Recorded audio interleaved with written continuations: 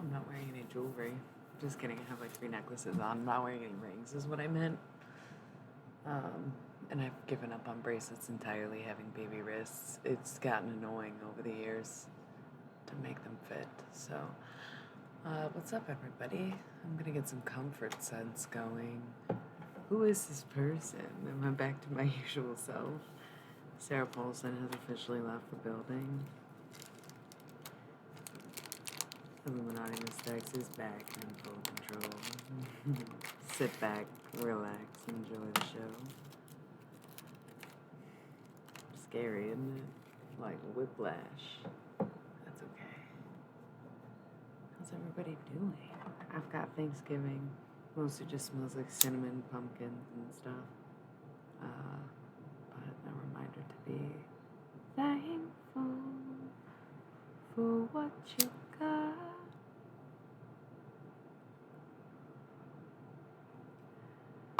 And be thankful that this ad is only going to be 60 seconds long.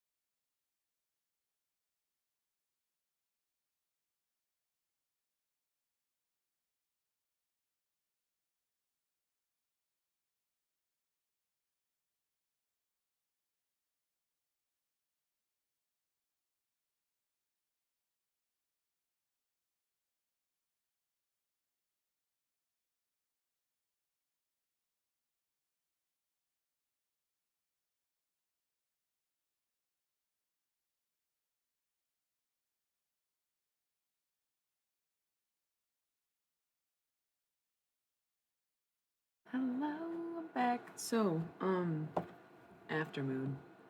Thought I was being clever. I thought aftermath of the full moon, if that wasn't completely obvious. No plan here, none whatsoever. Just like, can't stream tomorrow, gonna stream today. That's basically where we're at. Named it Stream of Consciousness, which is so ironic because I didn't name it that. I used it my link on Instagram. You can follow me at ILMistags, ILMistags, or you can follow my old account that I don't use anymore that I'll sometimes post on just to see some of my old tarot streams, illy-milly, as it is here. Inconsistency is kind of my thing. Yeah, no, that's not a brag. Let's start with a poem, shall we? Because okay, and then I do want to use the thought deck because I had pulled it out with the intention that I would do it last night, and I got a little too into the impromptu coven night that was happening with all the ladies in the room.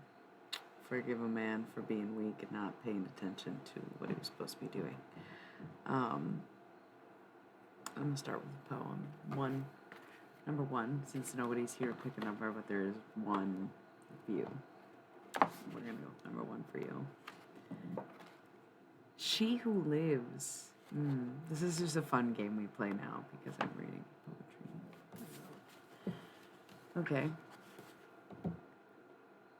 The farther we've come, the further we'll go.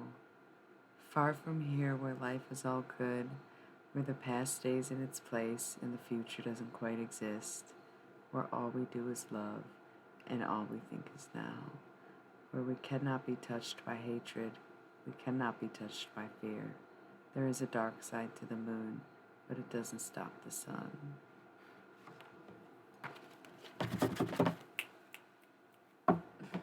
You know. So anyways,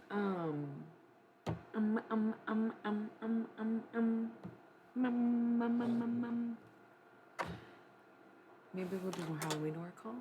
I was getting like not necessarily a message, but I had an inclination to to talk to Alan Watts yesterday. I never did because, once again, got a little distracted. It was so much fun, though, hanging out with the girlies. I couldn't even explain unless you were there, Queen. So, we'll see how the night goes. Seems like it might be quiet. It is a Sunday. Everybody's wrapping up for the weekend. Sucks for people who have to, like, work Monday morning. We get it. And we sympathize. So, maybe we'll just look at this as the week ahead. Or to say this past week. Okay. And the 2-ish weeks ahead, and as we complete Virgo season, which I feel was whack as fuck. I just think it was all, can't believe it's like over, nothing even happened. Shouldn't say that because so much could happen in like a day, let alone a week, let alone until the 22nd or whatever. But I'm over it. I'm moving on with my life. And it looks like that's going to pay off, right? Amazing. So let's just see what's going on, truly. I don't want to say behind the scenes, but I'm tempted to say the behind the scenes. God damn it. Of course I said that because the Magician is at the bottom of the deck. And to cut it, we've got the 7 of Wands, Valor. So put on your bravest fucking face. Put on your big boy pants. Shut the fuck up. And go talk about your feelings. Ooh, not there yet. The Magus. So at the top of the deck is the Magician. I'm sorry, at the bottom of the deck is the Magician. And at the top of the deck is the Magus. And of course, the only difference is not the number or the definition, but the fact that one is real and one is fake. So at the end of the day, at the core of your being, you know what you believe in, who you are, and blah, blah, blah, blah, blah. But on the surface, and what you're ready to show the world is just like a falsified version of yourself. That's whack-ass energy and kind of boring. Oh, what the fuck? Why waste so much of your energy, like, lying is beyond me. Beyond me. But that's basically what's happening, is you're faking it. You're like, you think it'll pay off if you just, I don't know, grit your teeth and work, or maybe you've already worked it out, 6 of Swords, where you're like, yeah, of course this is the best thing. Capricorn, you're not serious. You are not seriously. No. You're not a Capricorn, are you? Hello. Are you? I don't remember. You're new. You're Pisces too, right? They all are. No, Sagittarius. That's what it was. Correct? Incorrect? Am I thinking of the right person? Issues there. Addiction or possessiveness in general, lacking self-control in some capacity, not doing so well. Once again, the truth will set you free. I think that's been it. That's always been it. That's like more cliche than whatever the fuck I had going on the other day that I got called cliche for. We decided, no, it's a classic, not a cliche. This, though, a cliche. The truth will set you free. Man, that is so stupid. That is so stupid. Sometimes it's harder to be yourself, though, than to be this fake version of who you've created to be. Whatever that means. But man, such a weird energy. Such a weird energy.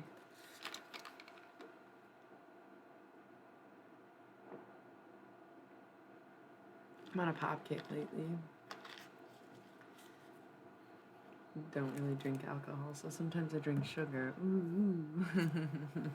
Sometimes I still drink alcohol. Who cares? It's all about the intention. Okay, so shit seems kind of messy. It could be under the influence, though. It could be kind of like seeing the devil. Yes, I got very accusatory that there was a Capricorn that was like listening and being called out for being fake as fuck. But aside from Capricorn energy, if you're not a Capricorn, then it would be more like just, I don't know. I don't want to say coming out of the closet or anything, but that'd be a really extreme way of explaining, like, the difference between the magician and the magus in terms of both of them simultaneously coming up at the beginning of this reading, where like it's like you're hiding in the closet, but you're not like trapped in there. You know what I'm saying? You're like, oh shit, You open the door and you're like, oh, fuck, I ain't coming out of here. No, I'm not even in the closet. You're like turning around to the open. Like, no, this isn't a closet. I promise you, this is not a closet. Because it's hard to think of how else you could apply that into your real life, even to see that you know who you are and you know what you want and you're manifesting something, but you're simultaneously sabotaging it because you fear being yourself. But that's weird. What does that even mean? That's exactly it. It's like I can't interpret that any other way. I think the closet metaphor is about as good as it's going to get. So, front and center, it wasn't on top, and it wasn't the last drawn, but somehow I just moved these enough to where front and center is this pile beginning with the unicursal hexagram. So here's the thing. Sure, I'm a romantic. I talk about it all the time. Yes, I'm in love always and get my heart broken every day. Who cares? When it comes to tarot, I'm really more into the esoteric, right? I'm more into the channeled messages and more into like talking to dead people or communicating with aliens or even fucking summoning demons. Who gives a shit? But I don't even want to say lately. It's periodically or once in a while. No rhyme or reason announced to me, the love readings do come out. It's like, this is not a love reading. There was no intention of it being a love reading. The thought deck is always very general and it's very situational, and it's whatever is most prevalent into your life. But the universal hexagram being here would indicate to me that the most prevalent or situational thing in your all six view, or whoever's rewatching it, right, in your life is your love life. So even though we weren't bringing it up and nobody asked for it, thanks, Jeff, we're getting a love reading out of this. So that being said, perhaps we will do a twin flame in depth with the mystery deck, or we can do classic pink deck romance love reading after this, because it's there, yo. The universal hexagram is the divine feminine and the divine masculine coming together in divine union, and that's what tipped me off. I also see the Two of Cups, which came out before but is placed after. So in this hand, okay, so here's the thing. This is what people are struggling with, and maybe this is how we make the magician and the magic make sense and tie this shit together. You absolutely know who you are supposed to be with and who means what to you and who you want to be in union with and blah-de-dee, fuckity-bye. This Ace of Wands, it's a sword. Ace of Swords paired with the universal hexagram is very much an indication that you are willing to fight for this. You are very certain in knowing this. You are putting in your efforts and cutting out all of the distractions even. Like, you're pretty much dedicated to the cause of this person. It could be someone you're already in a relationship with. It could be someone you're not in a relationship with. Hence this whack-ass magician versus magus energy, where it's like, you know, but you are, what? Lying, avoiding, pretending. Maybe you are entertaining someone else. When you know damn well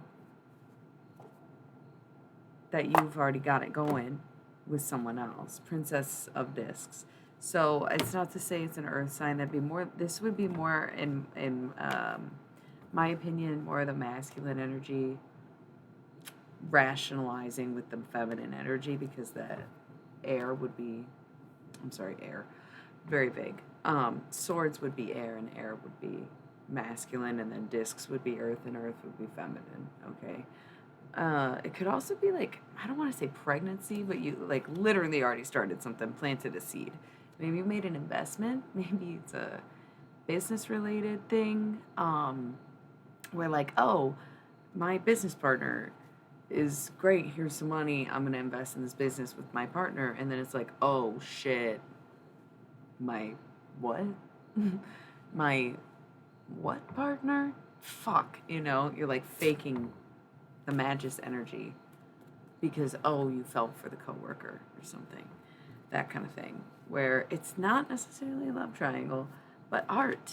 Sagittarius, fire energy in the back, which is also creation and I want to say fueling things, fueling the fire for some reason. And a reminder that it is temperance. And so sometimes sobriety can be the answer when you need to get more aligned back with your own magic, when you like have the magician energy. You know what you want, you know what you're working towards, but then you're doing stuff on the surface to like fuck it up or confuse the intentions, which is weird because it's like, why would you put an intention in and then try to confuse the entire world around you to not get that thing that you just asked for? Bro, saying that out loud, what? You hear it? Do you hear that? So figure it out.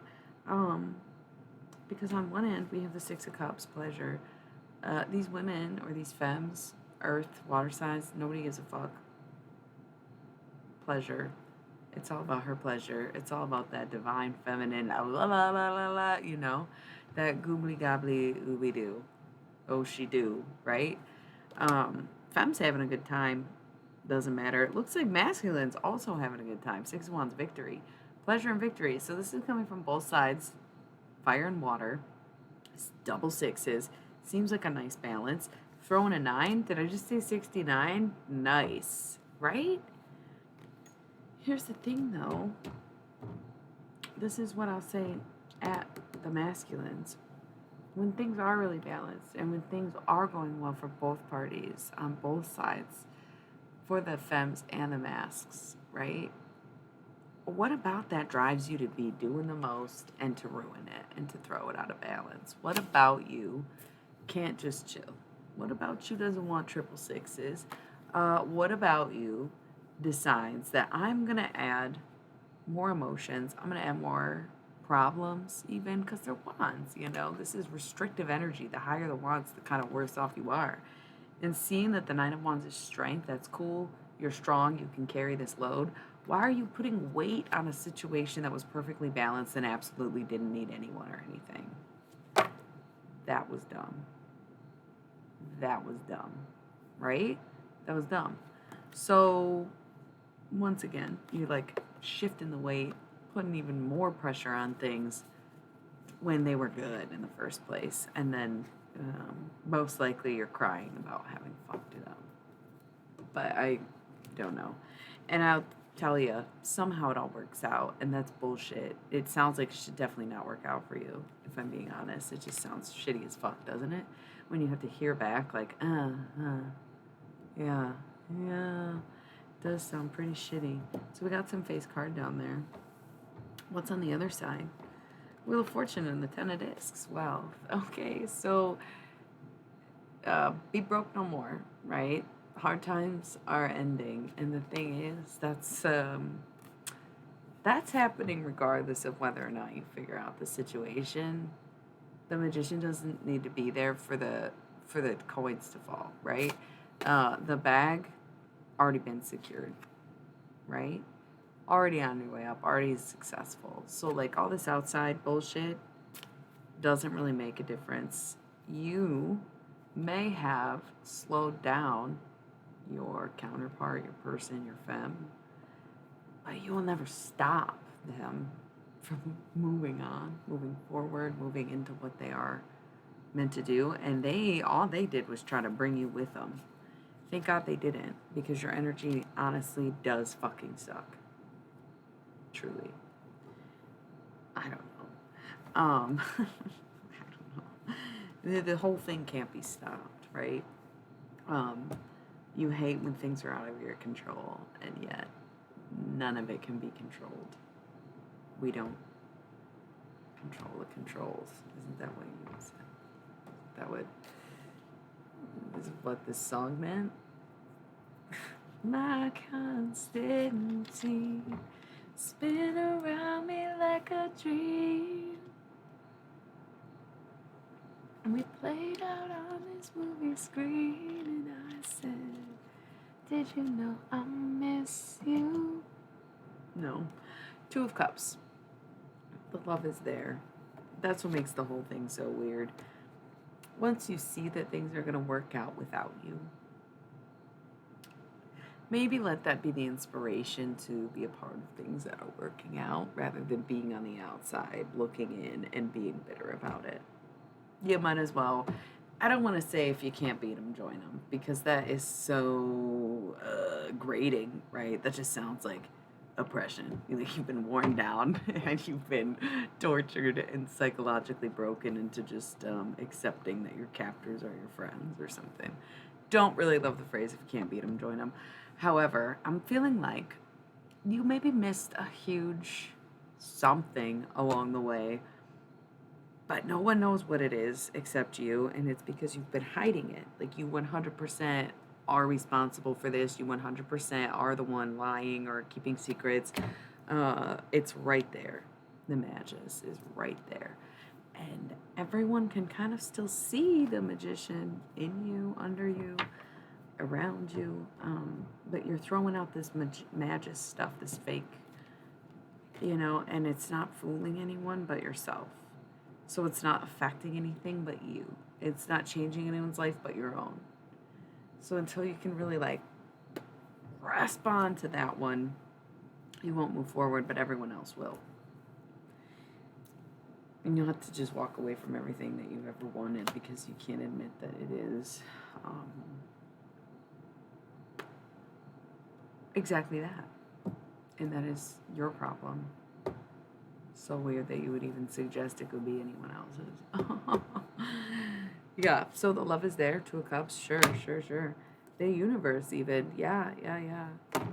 But the Knight of Discs, I mean, if you can't buck up and bring home that bacon, you can get the fuck on. Go have breakfast elsewhere. Nobody gives a shit. It's kind of done and over with. You're holding yourself back from everything you ever wanted. And as much as you feel that holding yourself back means everyone else will also be held back from it, they're actually just going to all do it without you kind of energy. But it's neither here nor there. Prince of Discs, right, because there's still some investment you already made where there might be a literal project where everyone's going to do it without you, but you already have put a stake in it, put a claim on it, or put money down into it. So at the end of the day, you know that even if you keep your hands out of it, you'll get paid. Okay, so there's that aspect of it. Sure, could be low key, someone's already pregnant and it's too late, and yeah, this person's gonna move on and blah blah blah and have the life that you wanted with them, but you now have it with someone else. I can't see it really being either anything else other than those two things, where it's you already either made a financial investment and the outcome is going to partially be yours regardless, or there's some kind of other outcome of well, you shouldn't have started then. You shouldn't have fucking done that then. I don't know. But the Princess of Discs and the Prince of Discs came up, so there is some kind of investment, some kind of seed that has been planted, and I don't want to think so literally for you, but it could be pregnancy, and could be money, but it also could be an idea where it's you keep going back to this principle of it was my idea in the first place or something, and that's why it's everyone will still carry on without you, and you can have your credit and it could be your idea, but if you bail on something that tons of people are working on, then it's not really up to you anymore. But sure, we'll let them know that it was your idea in the first place or whatever, But people are going to continue to do what they need to do, because part of the reason that you would even be paired up with or in tandem with anyone working side by side with these people is that your purpose was aligned with one another and you were supposed to be doing the same thing, right? It's not really about how else would you say that? It's not about who was there first. It's the fact that everybody showed up. And even if it wasn't at the same time, it's only because the journeys were different. Like, yeah, those who got there first or the fastest, probably it was the easiest. No shit. Like, no shit. Right? But, you know, being there first didn't make you the one who invented it. It was an ongoing project, so to speak. So, by all means, take that how you will, Dominion. Something to do with the home, something to do with the relationship, something about this reading has you going, oh, fuck, I probably did fuck up and I should probably stop doing this right now. Three of Swords. Some sorrow, some time to cut ties off where you're like, something with the domestic situation. So it could be a relationship, it could be an ex, considering the actual physical ex of these wands, but Dominion also indicating some kind of domestic partnership or situation. So severing ties with the home, severing ties with an ex, severing ties with someone you once shared a home with or wanted even to share a home with, and going on your gut instead, just basing your actions and feelings. Eight of Swords, Eight of Wands, swiftness.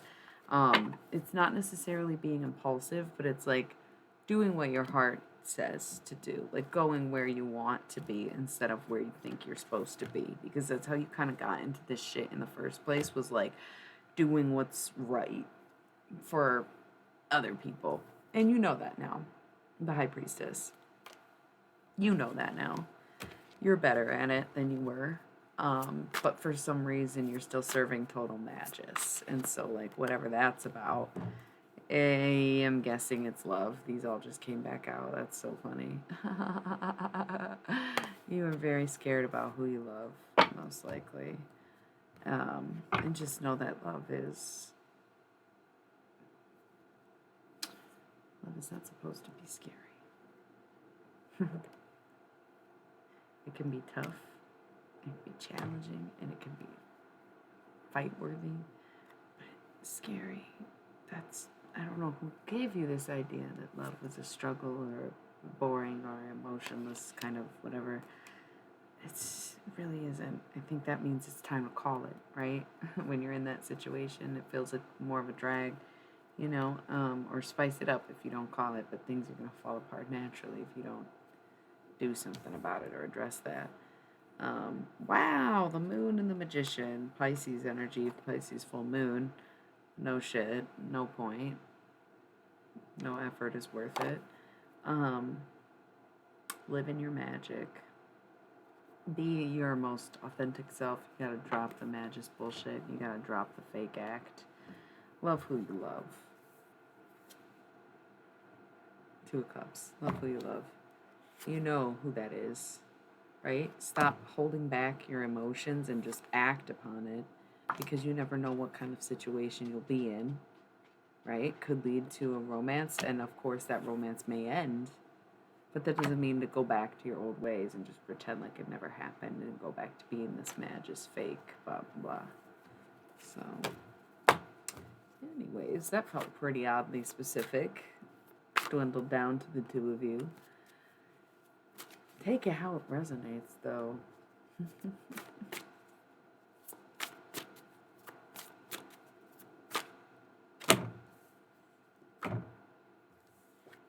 Doesn't matter how much you change the world around you, you will never satisfy yourself within if you cannot find emotional balance. That's a resounding message. The love is there. Whether or not you accept is way a different story. But it's your own fault for being an idiot, right? Okay. Be back.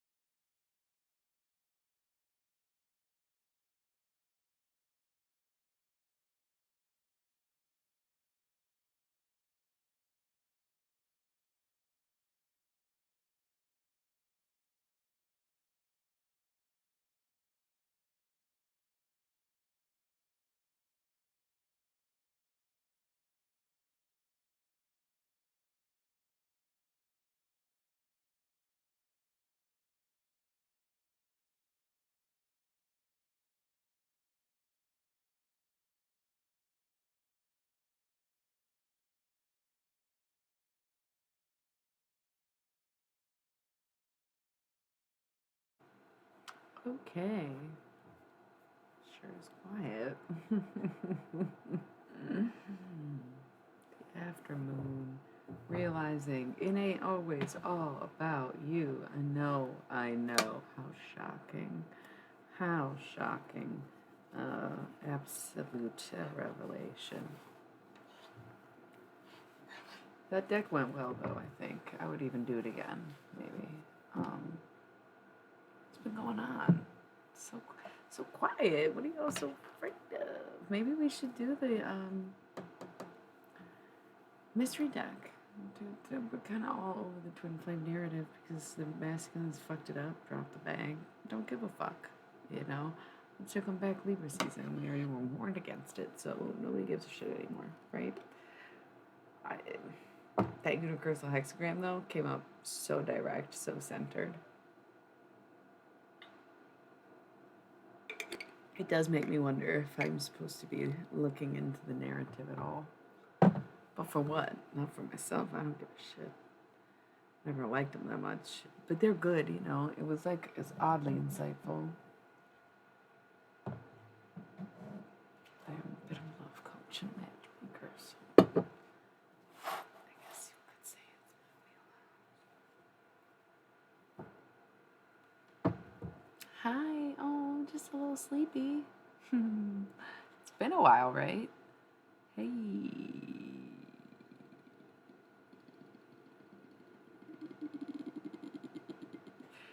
Quiet as night. Just rip some dudes apart, I'm pretty sure, in this first part of the reading. I was using the Thoth deck, and it was just like, bro, you can't be serious.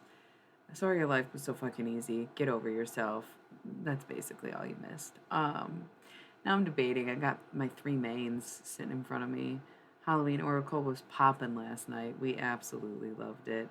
The Thoth deck was very centered around some kind of very divine connection, so it's pushing me to do a bit of a twin flame reading with my mystery deck, which is what I typically use to channel aliens. So any suggestions or a push to pull to anything, do let me know. Bye. Oh my god, the fucking lag is so funny. I've been doing okay. I'm good. I mean, everything is what it is all the time, and that's what you're gonna get, is whatever it is, right? So that's how I am. How are you? Just a little sleepy? I'm a dork. So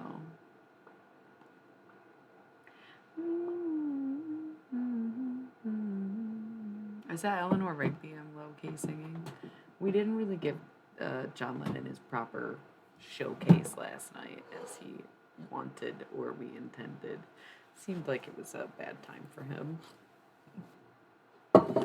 Eleanor Rigby goes to the stairs of the church where her wedding was in, but she's never been. Oh, look at all the lonely people. I really hated that little edit people had going on. I don't even want to go back to those dark, dark days of last summer. You are? See? You know what? That's probably where we're headed with all of this. I don't know where you fall on like the masculine or feminine aspects of the relationship, where you could be looking in a gender perspective or from like a sign perspective, but it's all these masculines' fault, basically. You can't blame it all on anyone, but they're being really dumb, and that's like what the whole reading was about. Thank you. It was my partner's grandpa's or something. I love this thing. Yeah, I'm feeling overly colorful today, and yet still so dark somehow.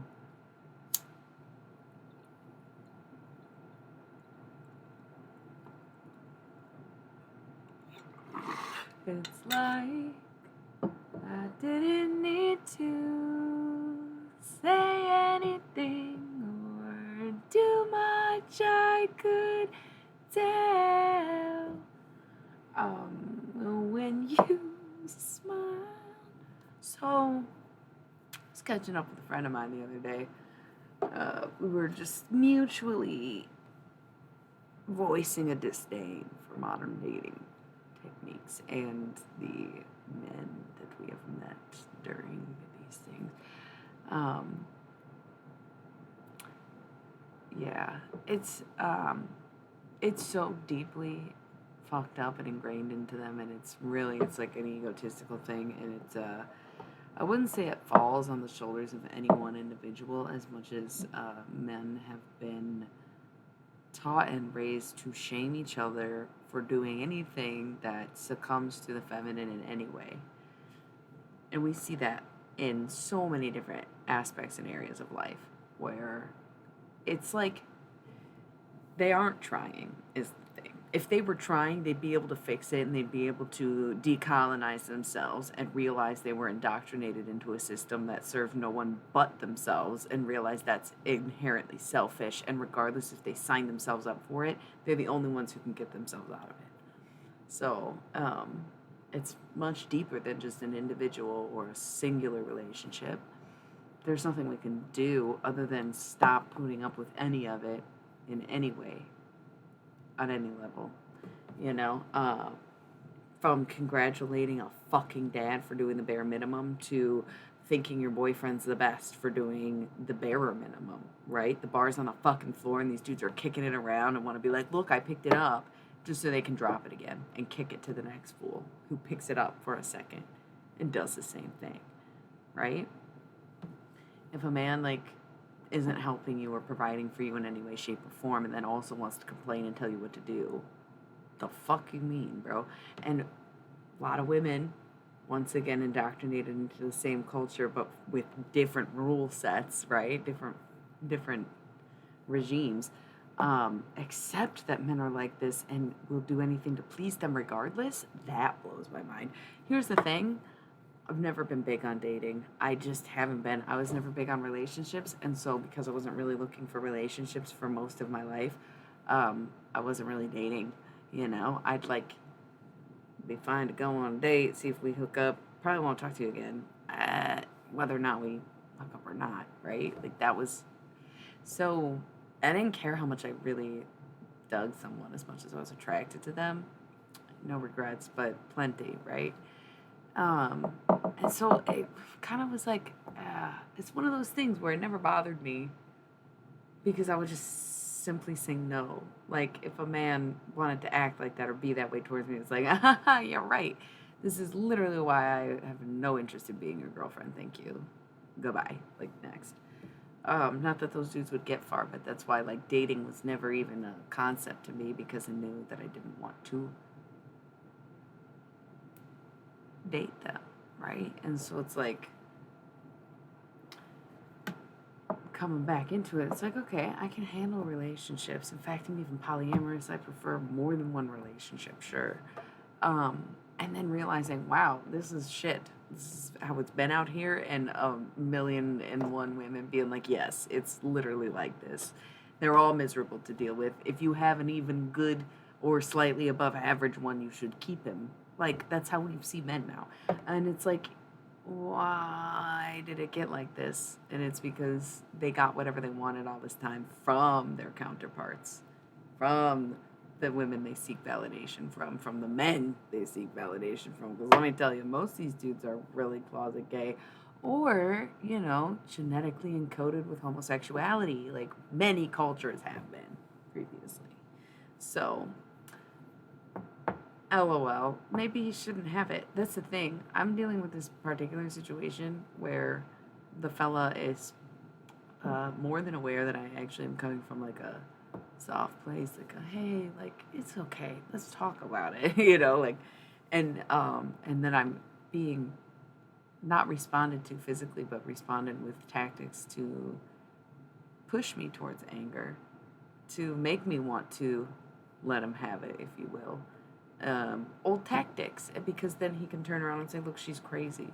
It's nope, not if I'm holding my own, not if I'm holding my tongue, not if I'm holding my shit together. You are trying to manipulate the situation into looking like someone else is at fault for your actions. Way to go. Right? So, don't let him have it. You shouldn't. I'll tell you right now, last night, it was me and the girlies, okay? we were asking the pendulum questions. We did it 6 times. We got 5 out of 6 of them were no, and the last one was like, it doesn't even matter what the answer is. There is no answer.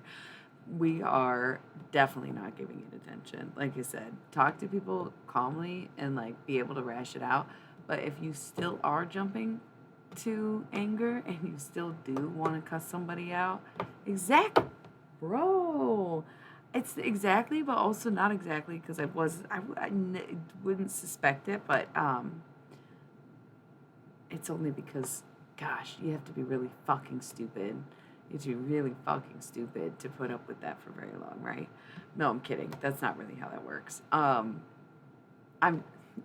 okay. I was making a statement to something I was thinking that I wasn't gonna share out loud, and really stupid to put up with that for so long. Was not about somebody putting up with a narcissist because that is very easy to be blindsided by them and blah blah blah blah blah.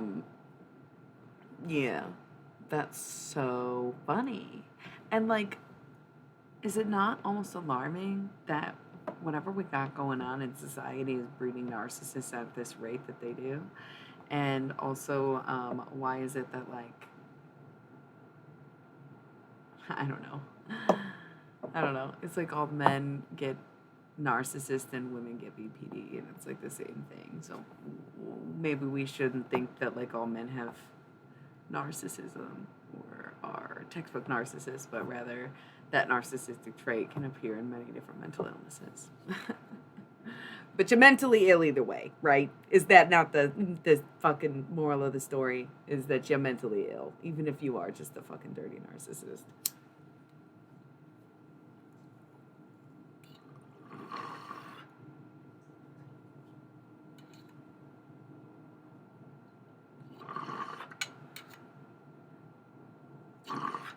Ooh, song came to mind. Really good one. Really suiting. I love it. I guess it's a cover too. You know, the Arctic Monkeys, and that dude who sings is in a super group band called the Last Shadow Puppets. And is this what you wanted to live in a house that is haunted by the ghost of you and me? Oh, is this what you wanted to live in a house that is haunted by the ghost of you and me?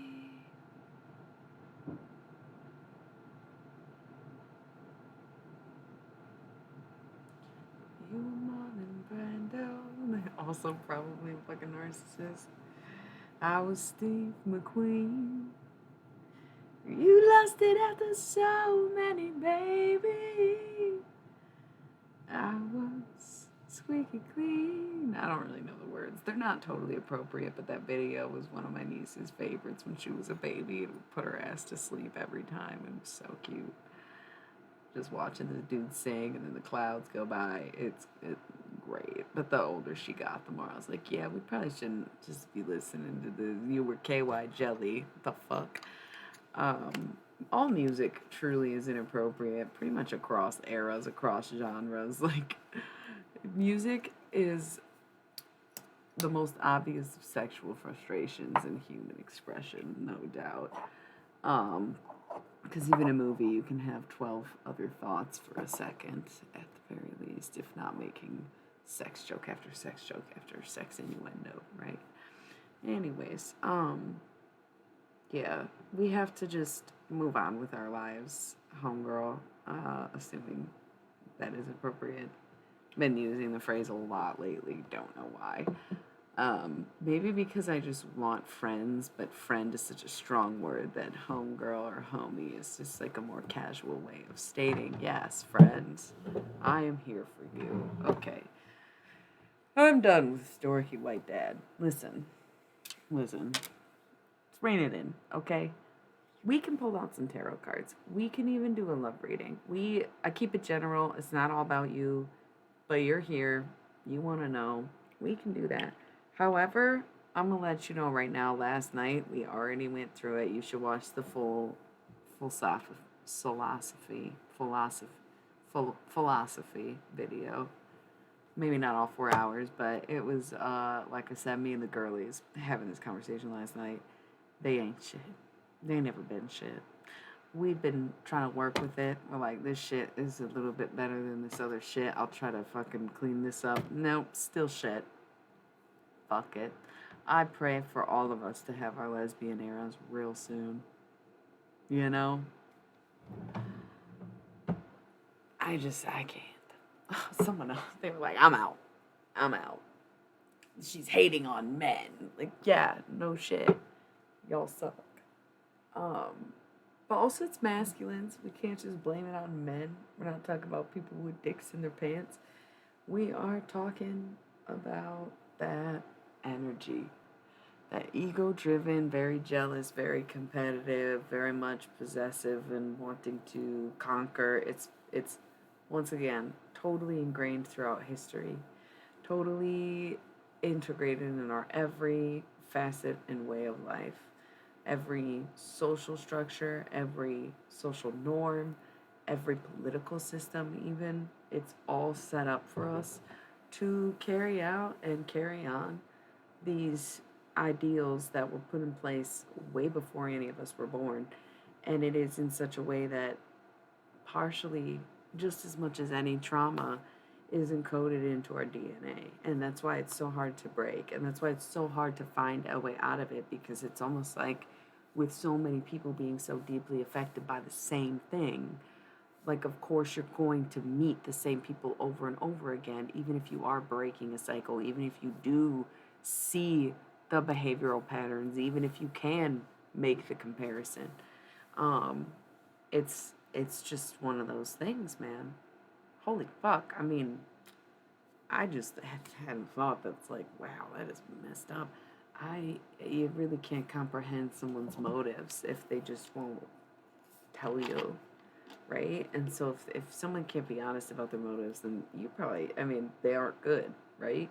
That person's probably ill-intended for you. I'm the only one you want ill-intended for you because I'm illy-milly, and that's how we do. Okay. So, on that note, let's just think about it. Like I said, I will pull some pink deck. I will pull some mystery deck.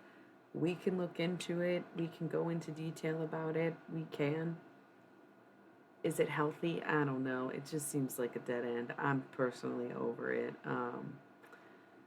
It's ridiculous, and until they have the realization or the nerve to do something different and realize that it's on them and take accountability and responsibility and change their actions, then nothing will come of it. So um, we could focus on work instead, pull some demons. We could do, no, I'm not even pulling the thought deck out until we choose something else.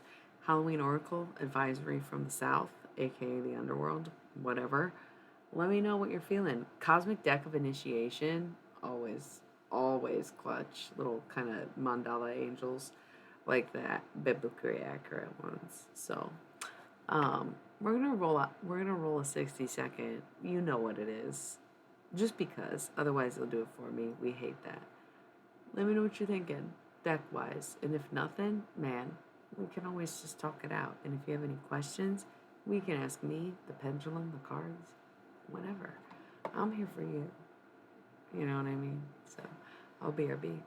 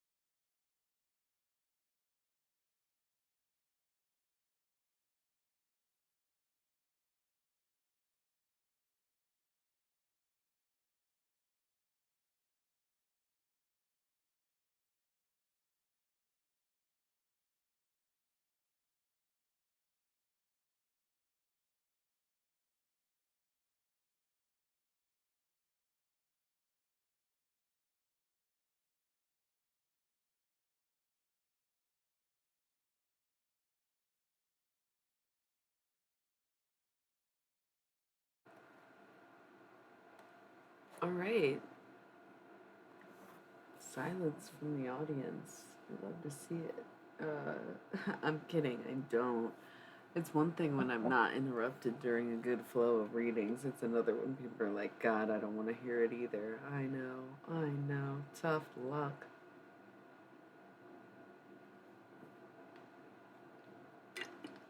Some people can turn their lives around, and some people just have to turn around. Turn around, every now and then I get a little nervous and it never come around. Turn around, every now and then I get a little bit tired cause you never come around. Turn around, bright eyes, every now and then I fall apart. And I need you now tonight, and I need you more than ever.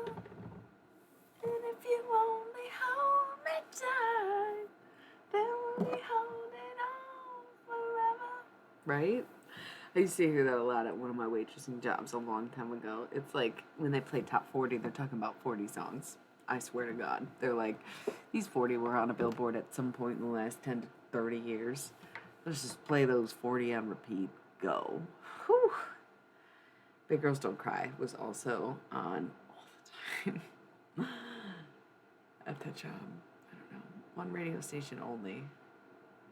I almost said Q95.5, but I don't think that is accurate for the timeline. Anyways, that's what we got going on, folks. I mean, I could always,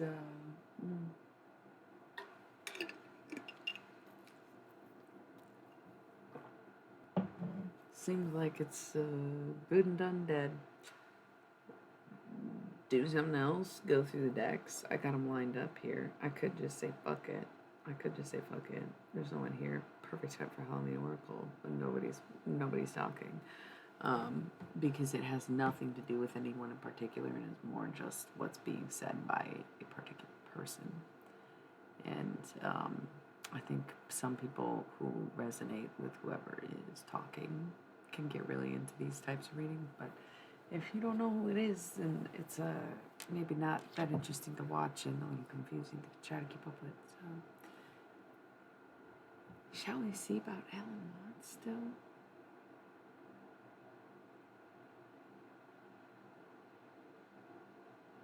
Hearing something about the life of a Shaolin monk.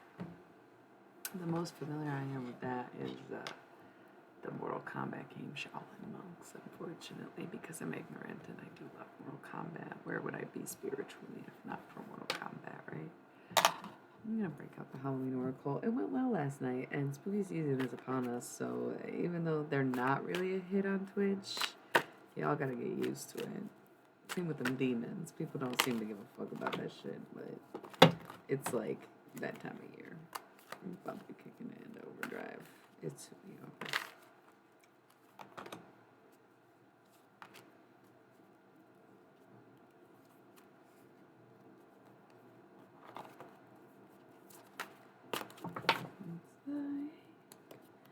I didn't need to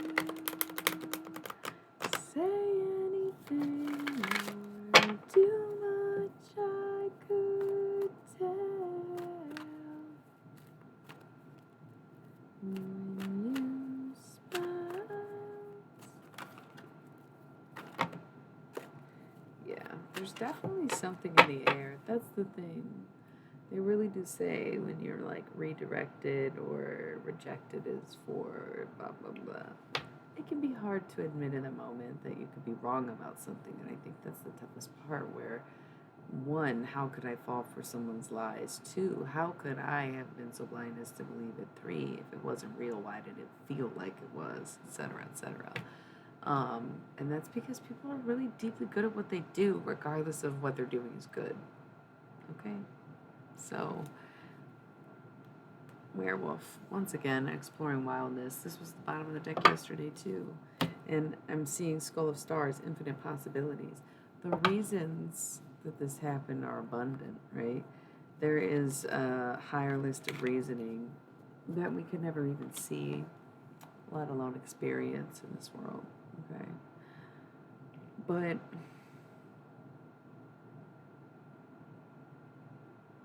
there's a new phase.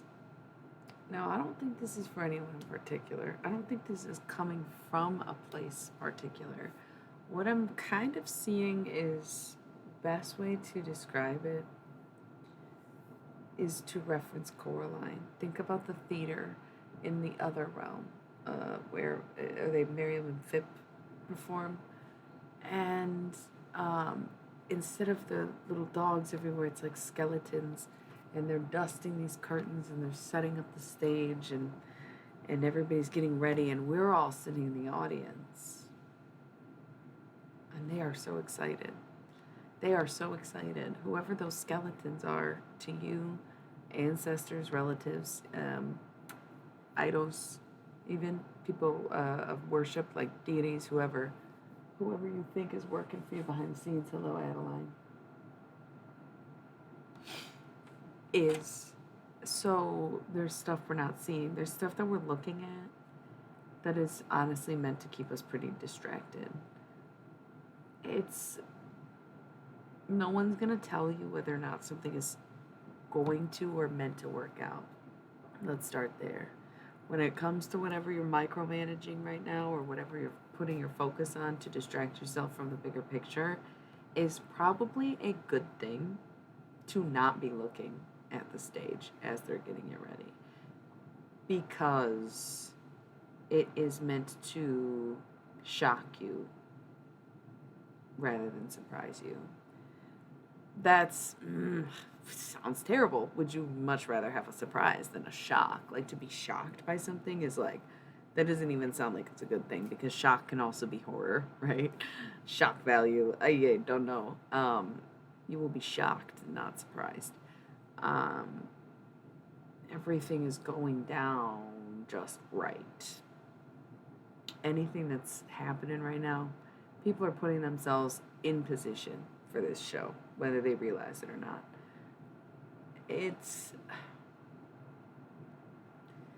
There is something that's so crazy. I usually do have a bit more of a specific person or focus when I do the Halloween Oracle, but this is very much showing me much imagery. It's almost like these like very ancient being skeletons walking around, kind of like Coco vibes mixed with Coraline. I don't know how else to explain it. I'm getting like these crazy visuals, and the stage is on this side, and I am also in the audience looking up at this production, and they're saying it's like not ready yet. It's not ready yet, and that's why like Libra season is kind of like, I don't want to call it opening day, but it's like the soft opening, right? Like a rehearsal dinner or scrimmage energy, where you might come in and see it, but it's not the full theater production. And so anybody who didn't already buy their tickets to the show, or didn't already make their investments, and didn't already show up, and didn't already support this, right? They come to the soft opening. They see you practice, and they're like, oh, I really want in on this. Like, this is really good and cool. And at that point, you have to say, I'm sorry, you're going to have to wait until opening day and buy your tickets at full price like everybody else, because you missed the pre-sale. You missed the time where we were still looking for investors. Thank you. And then we'll be sorely sought, right? And that's maybe a weird analogy, and it's hard to fit that into your daily life, I'm sure. But the point is that it is, a metaphor, the show thing, obviously, but maybe it wasn't obvious to everyone. The show can be anything that is going to reveal itself or play out in front of you. We are but spectators, regardless of whether or not we're the main characters.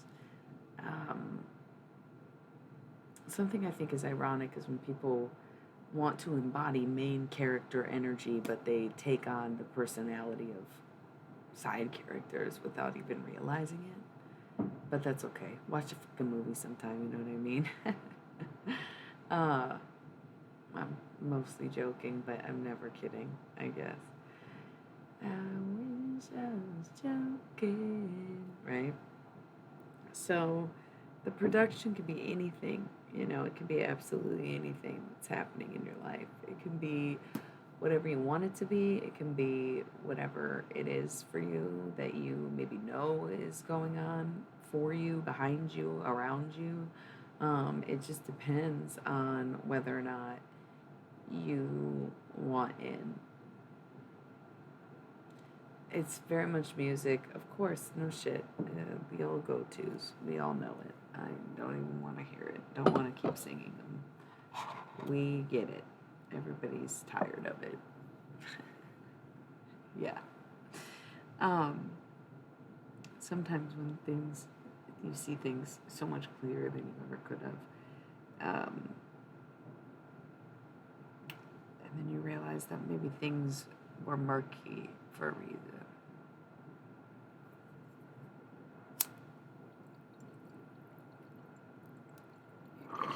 And you have to think to yourself, do you really want someone who intentionally murkies your waters? Do you really want to be with someone or want to chase someone who wants you to be confused and left in the dark and felt like you were going crazy because they were too scared to say something?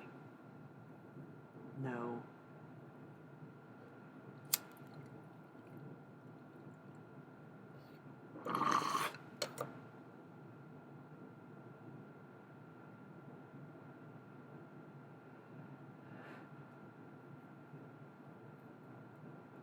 It's like I didn't need to. That shit keeps playing in my head. And I think part of the reason is because to me that's one of my favorite love songs is When You Smile. And the reason that it is because they never really say anything about love and they don't talk about physical stuff necessarily other than the smile. And it's more about knowing and an indication of love, a visceral reaction to it, and the way it feels almost on a scientific level within rather than how it's expressed without. And that's why it is, without a doubt, one of my favorite love songs. But most probably wouldn't even consider it a love song because it lacks the cliches, right? But I think that's why it's such a true and pure expression, is because it is not just off the beaten path, but the kind of confusion that you are trying to work through and get to a point with it, right? And that's very beautiful. And so that song keeps popping up, and that one I will sing because it is so darling. It is so darling to think about something like that, even if it means nothing, right? Um, Donovan comes to mind too, Season of the Witch, obviously, and the witch is here, the earthly weaver of the worlds. And I find that really interesting because Libra season's a bit quick for the season of the witch, but it's a long season, so we'll see. Yeah, the femmes really are counting down the days, and so their magic starts sparking up again. Truly, they have been holding tongues at this point. Spooky season is upon us, and Persephone made a damned coming out hopefully in 2023. Anyway, on that note, it's quiet enough. I'm rolling another ad. I think I am going to stick with the Halloween Oracle if you do want to continue to watch or peep in the replays. We're going to just keep going. Just because. Why not? So, BRB.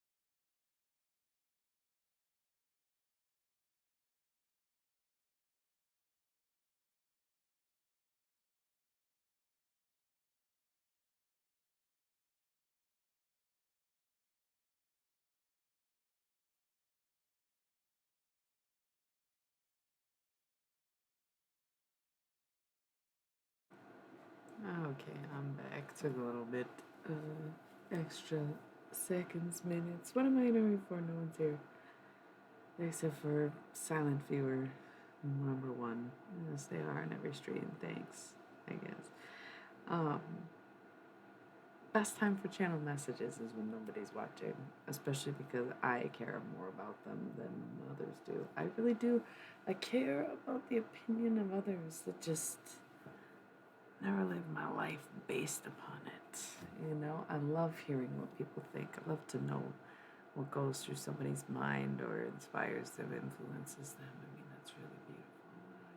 I'm thinking about Salvador Dali for some reason. We'll see who comes up. We're gonna do it organic. I've been using that word so much. White people in me is really coming out. Like duh, but also come on. We're gonna do it organic. Chill out, granola. So I get that everyone is real curious about their love life, but there's a spiritual war going on, and we have things to figure out inside, outside, upside, out space. All right. So at one point last night, we were talking about deep space and deep sea, and how we all see the correlating nature of the two.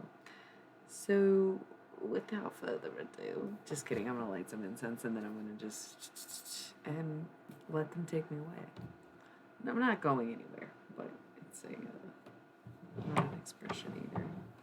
I'm gonna do some channel messages from deceased, and I'm not gonna ask anybody to show up. I'm not gonna expect anything. I'm just gonna say what comes to mind and who comes to mind and yada yada yada. You know.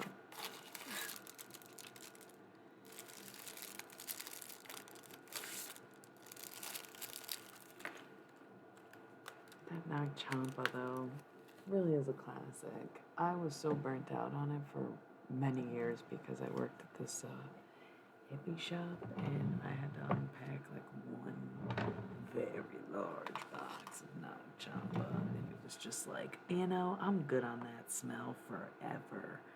But after many years of recovery, I love it once more.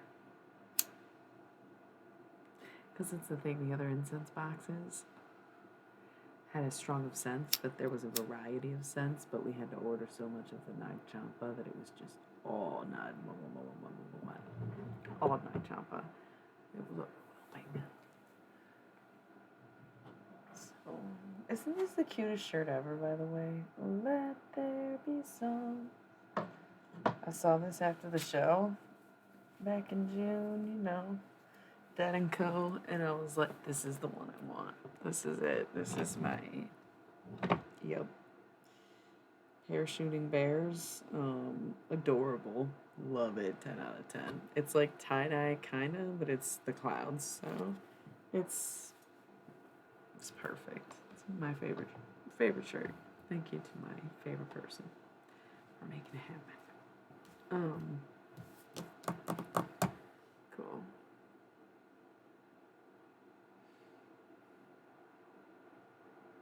Okay. Once again, so much easier sometimes to just talk with no audience, right? Especially if I have to talk about myself, because if there is one thing I hate in this world, it is fucking bragging. Shut the fuck up, man. I don't want to have to fucking tell you what I do all the time. Can you just pay attention if you like it? I don't want to remind people. But this is basically telling me to remind people.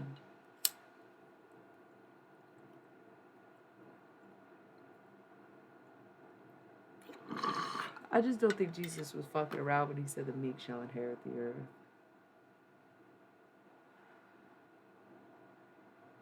The earth herself is a sentient being.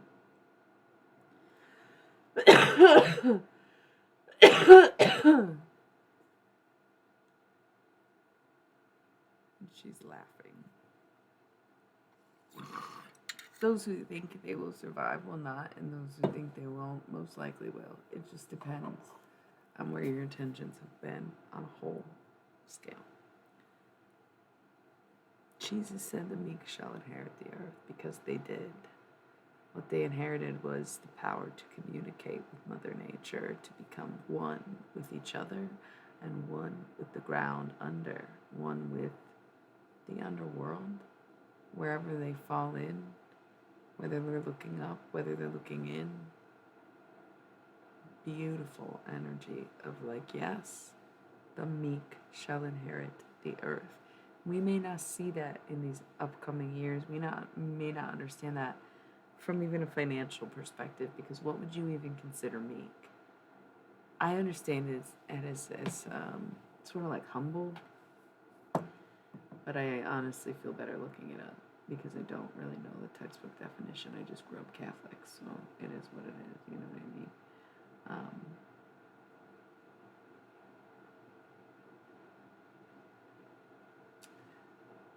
I just meek.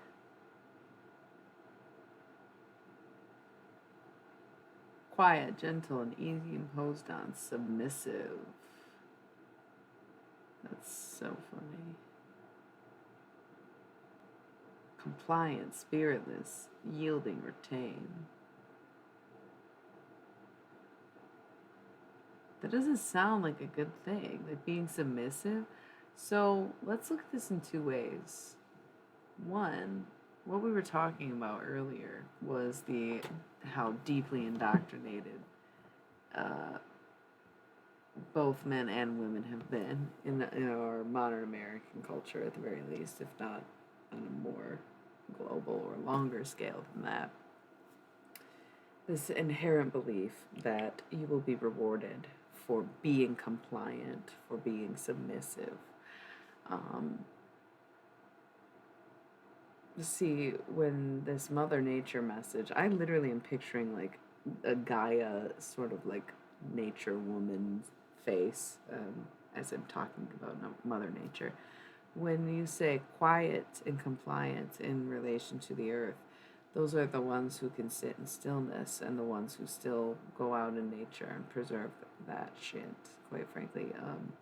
So meek in the sense of nature would be, yes, submissive to what is, what grows, and what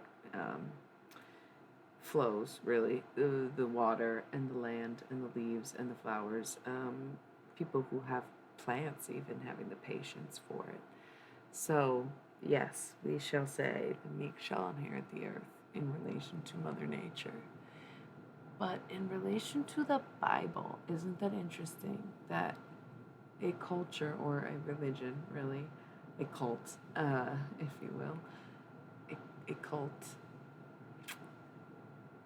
like Christianity would take something in the Bible and say, yeah, you will have everything you want in heaven if you just be a good girl now. You know, if you just sit there and be quiet and compliant and do what we say and be submissive to what we want and what we do and our rules, then you will be rewarded not by us but by God. What cop out. I mean, that's why we see so often all these like the conversation ended with classic narc behavior, and then they went and looking for other readings. It's nothing personal, I get it. You wanted a love reading, and I said, no, it's not even worth it. Like, we're avoiding that because what is the fucking point? Maybe at the end of the night we'll come back to it, whatever. I want to hear some real messages. I want to focus on real life and the matters at hand, and that is some cosmic space dust bullshit, juju, juicy, divine, undead, otherworldly, esoteric knowledge. That's real life to me. So fuck your menial human relationships that you have no idea how to sort. Fuck your inability to manage your feelings or admit to how you are. Fuck your irresponsibility, your unawakened self, and whatever kind of avoidant and unaware behaviors you have. Fuck all that. That's all these readings are. It's like, well, from their perspective, this is what they're going through, and from your perspective, this is what you're going through. And so you could just be nice to each other, and then one person's nice, the other one isn't. Classic narc behavior. But we see how far back that classic narc behavior goes when we hear something like the meek shall inherit the earth in terms of the Bible. You came in at a weird time, yeah, I admit. And I am definitely pretty much just talking to myself, so it's even weirder, right? Please don't go. I'm kidding. Leave now. Um, we see how deeply indoctrinated we are. If we're talking about this was 2,000 years ago and we're seeing this kind of behavior in the typical man and woman dynamic of a household or relationship, right?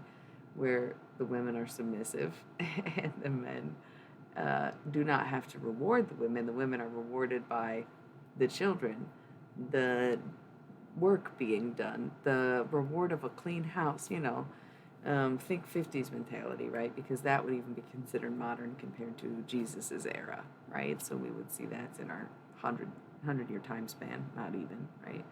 Getting close though, crazy. The 50s was almost 100 years ago. It's like 70 years ago, is that right? Um, Jesus was 2000. But we can see how heavily this influenced culture today, just like we look at the 50s as some kind of drastic difference from where we're at, but really it just looks different. And there are people who live outside the norm and deviate from that, but there are a whole lot of people who are still completely immersed and unaware that it's even problematic. And that's why we see these tendencies with people, and that's why it's like not necessarily runner chaser and not always gonna be narcissist and empath, right?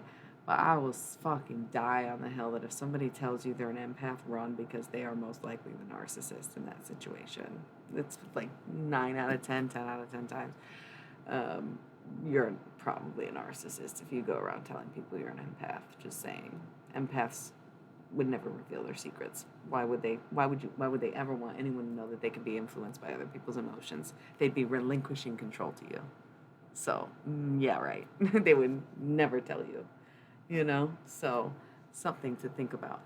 But I mean, of course, it's not going to change in one person in one day. Of course, like one experience or one connection out of dozens, hundreds, thousands, and over thousands of years is not going to be fixed overnight and not going to be fixed between two people.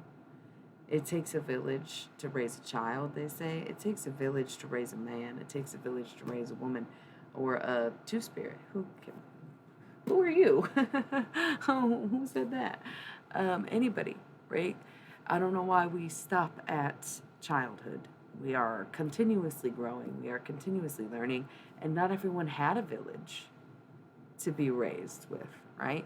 And so you meet people along the way who were maybe independent, feral, some inherent inherentness, like genetically, right? Back in the day. And so you see that repeated pattern in their future lifetimes to be independent, avoidant, blah, blah, blah. To not be able to connect with the village because the village was not there for them all these years ago. So you have like this overall narcissistic set of rules set by some dudes who created the Bible. I find that has little to do with Jesus. If you don't already know, I am a confirmed Catholic, so anything I say is not blasphemous. I spent all my life in church praying to Jesus. I don't want to hear shit about the devil because I know him too. And let me tell you, Jesus, at the end of the day, was most likely a drug dealing and gay alien who may or may not have been pimping these dudes out. Who knows? There is just no way you can literally look me in the face and be like, yeah, these 12 dudes left their wives, families, jobs to follow Jesus around and tell me that Jesus wasn't throwing down. What are you telling me was going on there? He must have been supplementing their money somehow. Where was he getting all them loaves and breads? Sounds like pushing. I'm just saying. I know these aren't popular opinions, but look, he's right there. He's like, yes, I was wilding out. That's why the Bible didn't include major parts of his life, and he had his, respawn, regen, change of heart in his 30s when he grew the fuck up. But also, yeah, some alien shit. Mary was the host. obviously. It's like, sure, she was a virgin because they just put a baby inside of her, and then they realized, yeah, okay, it was a big deal that we did that. We can't do that again. And that's why they just started breeding within.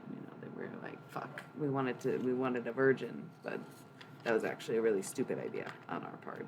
And you can never redo Jesus, right?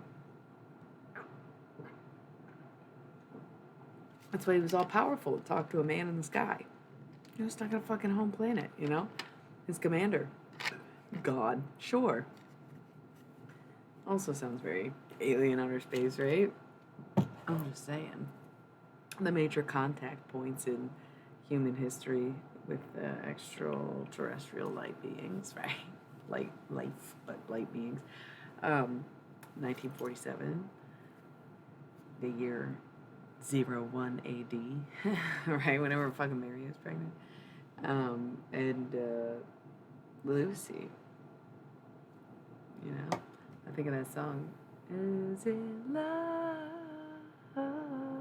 or is it Lucy? Some cool people in Singapore have a band. Can't even remember the name of the band. Space Days? Yeah. Really good song. I did get on a Jesus tangent. I'm wondering who was even trying to talk about that. There's way more stuff to discuss. It's kind of fun when it's just me and me talking to whoever, whatever we want. Fuck it, bring it on. So stay tuned. We'll just roll a quick one.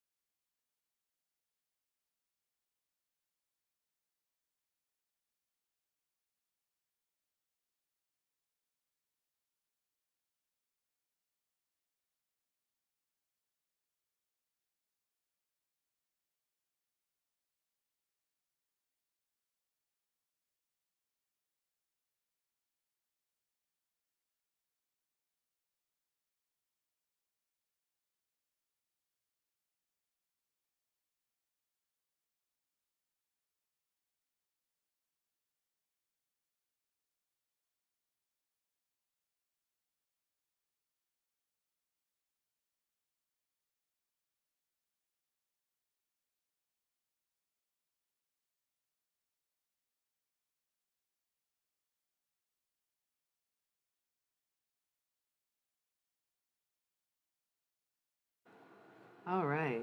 Hello. So I'm deep in this Halloween oracle. This is not tarot tonight. We're doing oracle messages. Tarot is tedious right now. Tarot is us looking at the very human aspects of what's going on in our lives, fixating on the 3D and essentially micromanaging what we've got going on in front of us as a means to distract us from the bigger picture, which we are not meant to look at this time. But rather than looking down at this little situation, we need to look up and look around us before we move upwards and see what's actually happening. There is a lot going on behind the scenes I've been hearing readers throw that around all summer essentially, and it's not that I protested it because I still have been doing readings and been saying literally the same shit. So obviously if we all connect to the same source, it is what it is. But I was myself kind of not buying into it. I was like, what the fuck is this load of crap? Nothing's coming. There ain't. It's just life is life, right? Losing hope and faith and everything. I think it's like a teen angst phase.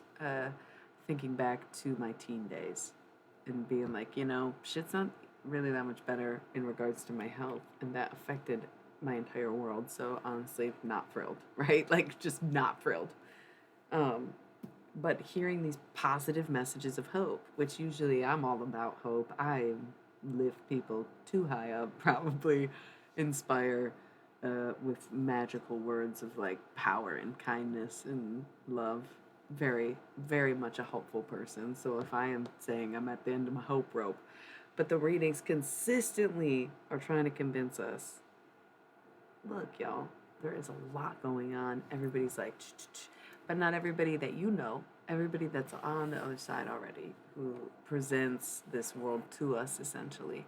They influence each little bit of what goes on, and in their own way, they have ways to control it. They have ways to move throughout our world or to move our world into place and influence people's minds with images or creations. It's so beautiful, right? And they have been working on something for ages, it seems. It's been an ongoing process where we might be talking thousands of years essentially. It's much like if you were to analyze the Wonderland loop and see that it's an infinite piece of time, and so there's no way to put a time frame on Alice's life, right? She was written in the 1800s, but she's taken in a modern world, and we still retell the story of Alice, and it never gets old to anybody. Who doesn't love Alice? Who hasn't made a version of Alice? Who has Alice not been, right? And so, while there is this ongoing loop of Wonderland, it has extended across such periods of time that this isn't necessarily the first time that this is happening or has happened, but it has been in the process for a long time where it's like, Alice, it's now. It's finally, you're back, right? Like through the looking glass, you're back to the other side. How do you feel? Like, what was it like? And you sit there and ask yourself or think back and you're like, I don't know if I'm done yet. I think there may be something left unfinished. And I guess most people would say rabbit holes are a bad thing. But once more, I think that's what life is discovery, knowledge, you know, looking into the depths of the self and seeing the depths of space and understanding the way that we simultaneously co-create an ever-expanding universe that is whatever we can perceive in our minds, but also what is projected to us at all times, right? And so you have to like understand that in a sense you have control while also relinquishing it. And everything seems like it's a hypocrite, but at the same time, there is a flow to it. There is a magic about it. And you can have your corner of the world be whatever you want it to be. And people who choose misery are just there for the sake of adversity to those who are living in their happiness or their bliss. Really beautiful messages that nobody wants to hear, and I love it. They're from me anyway, bitches. I'm Alice! No, I'm just kidding.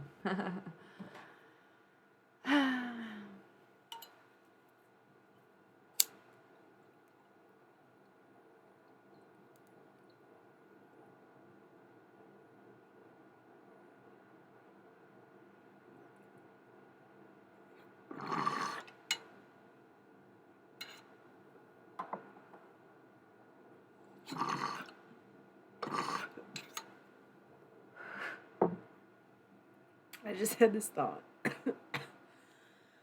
And I suppose I'm essentially asking myself, if you could only go back in time in your own life, in this moment, like you would never get the opportunity again, but there's things that you know haven't played out yet, would you take the opportunity to go back, or would you see how it ends? It's like a red or blue pill situation. You know, some people are like, oh, I'll give you $10 million to move forward 5 years or whatever. Or, you know, you go back and know everything that you do now. That was one that I posted probably like a year ago, but it made for interesting conversations, perspectives. And I'm thinking of that now. If you could go back in time right now in your own life, drop yourself off somewhere in time and sort of like be who you are now and go back and do it again, would you? Without knowing how this round has played out. And wow, that's deep, man. That's a really deep question. I wonder where that came from. I feel like it's philosophy week, man. I feel like we're going to get a whole bunch of dead philosophers coming through here because I'm all about it. I never really considered channeling people who were like ancient in a sense, or how that would work, especially with language barriers, but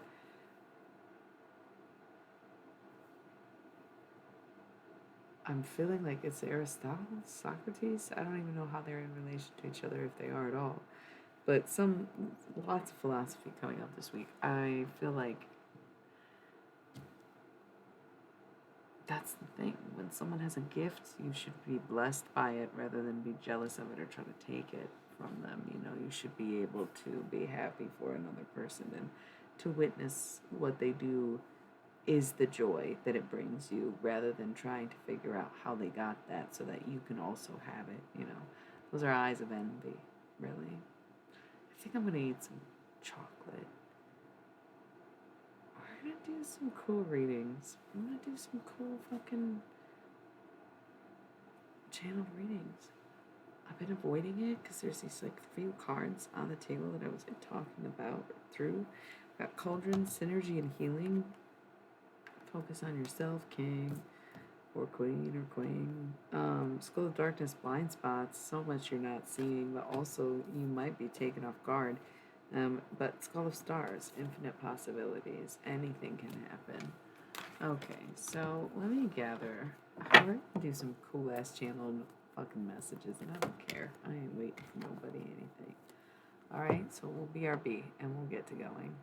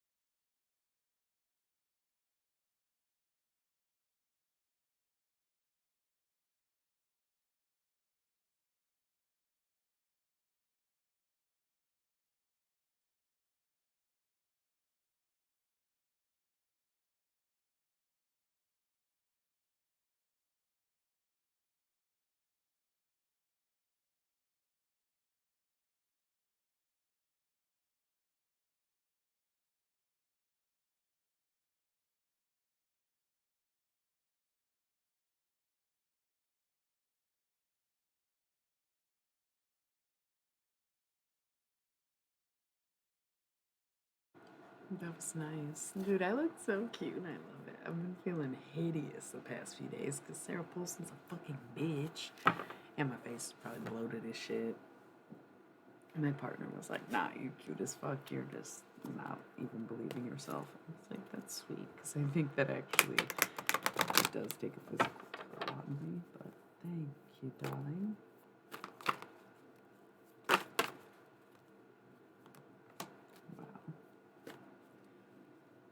It's like I didn't need to. That light is fucking me up, man. One of those colors is so bright. It's probably the green. Alright, what do we got going on with the Halloween Oracle?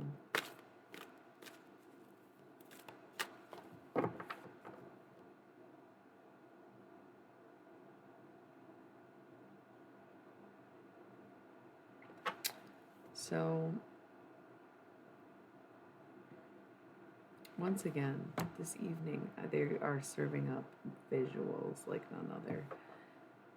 And so when I say, okay, any messages, check deep within.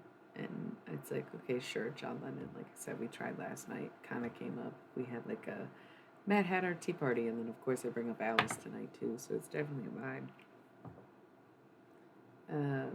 But it's him running in circles in an empty room, right? And insanity ensues.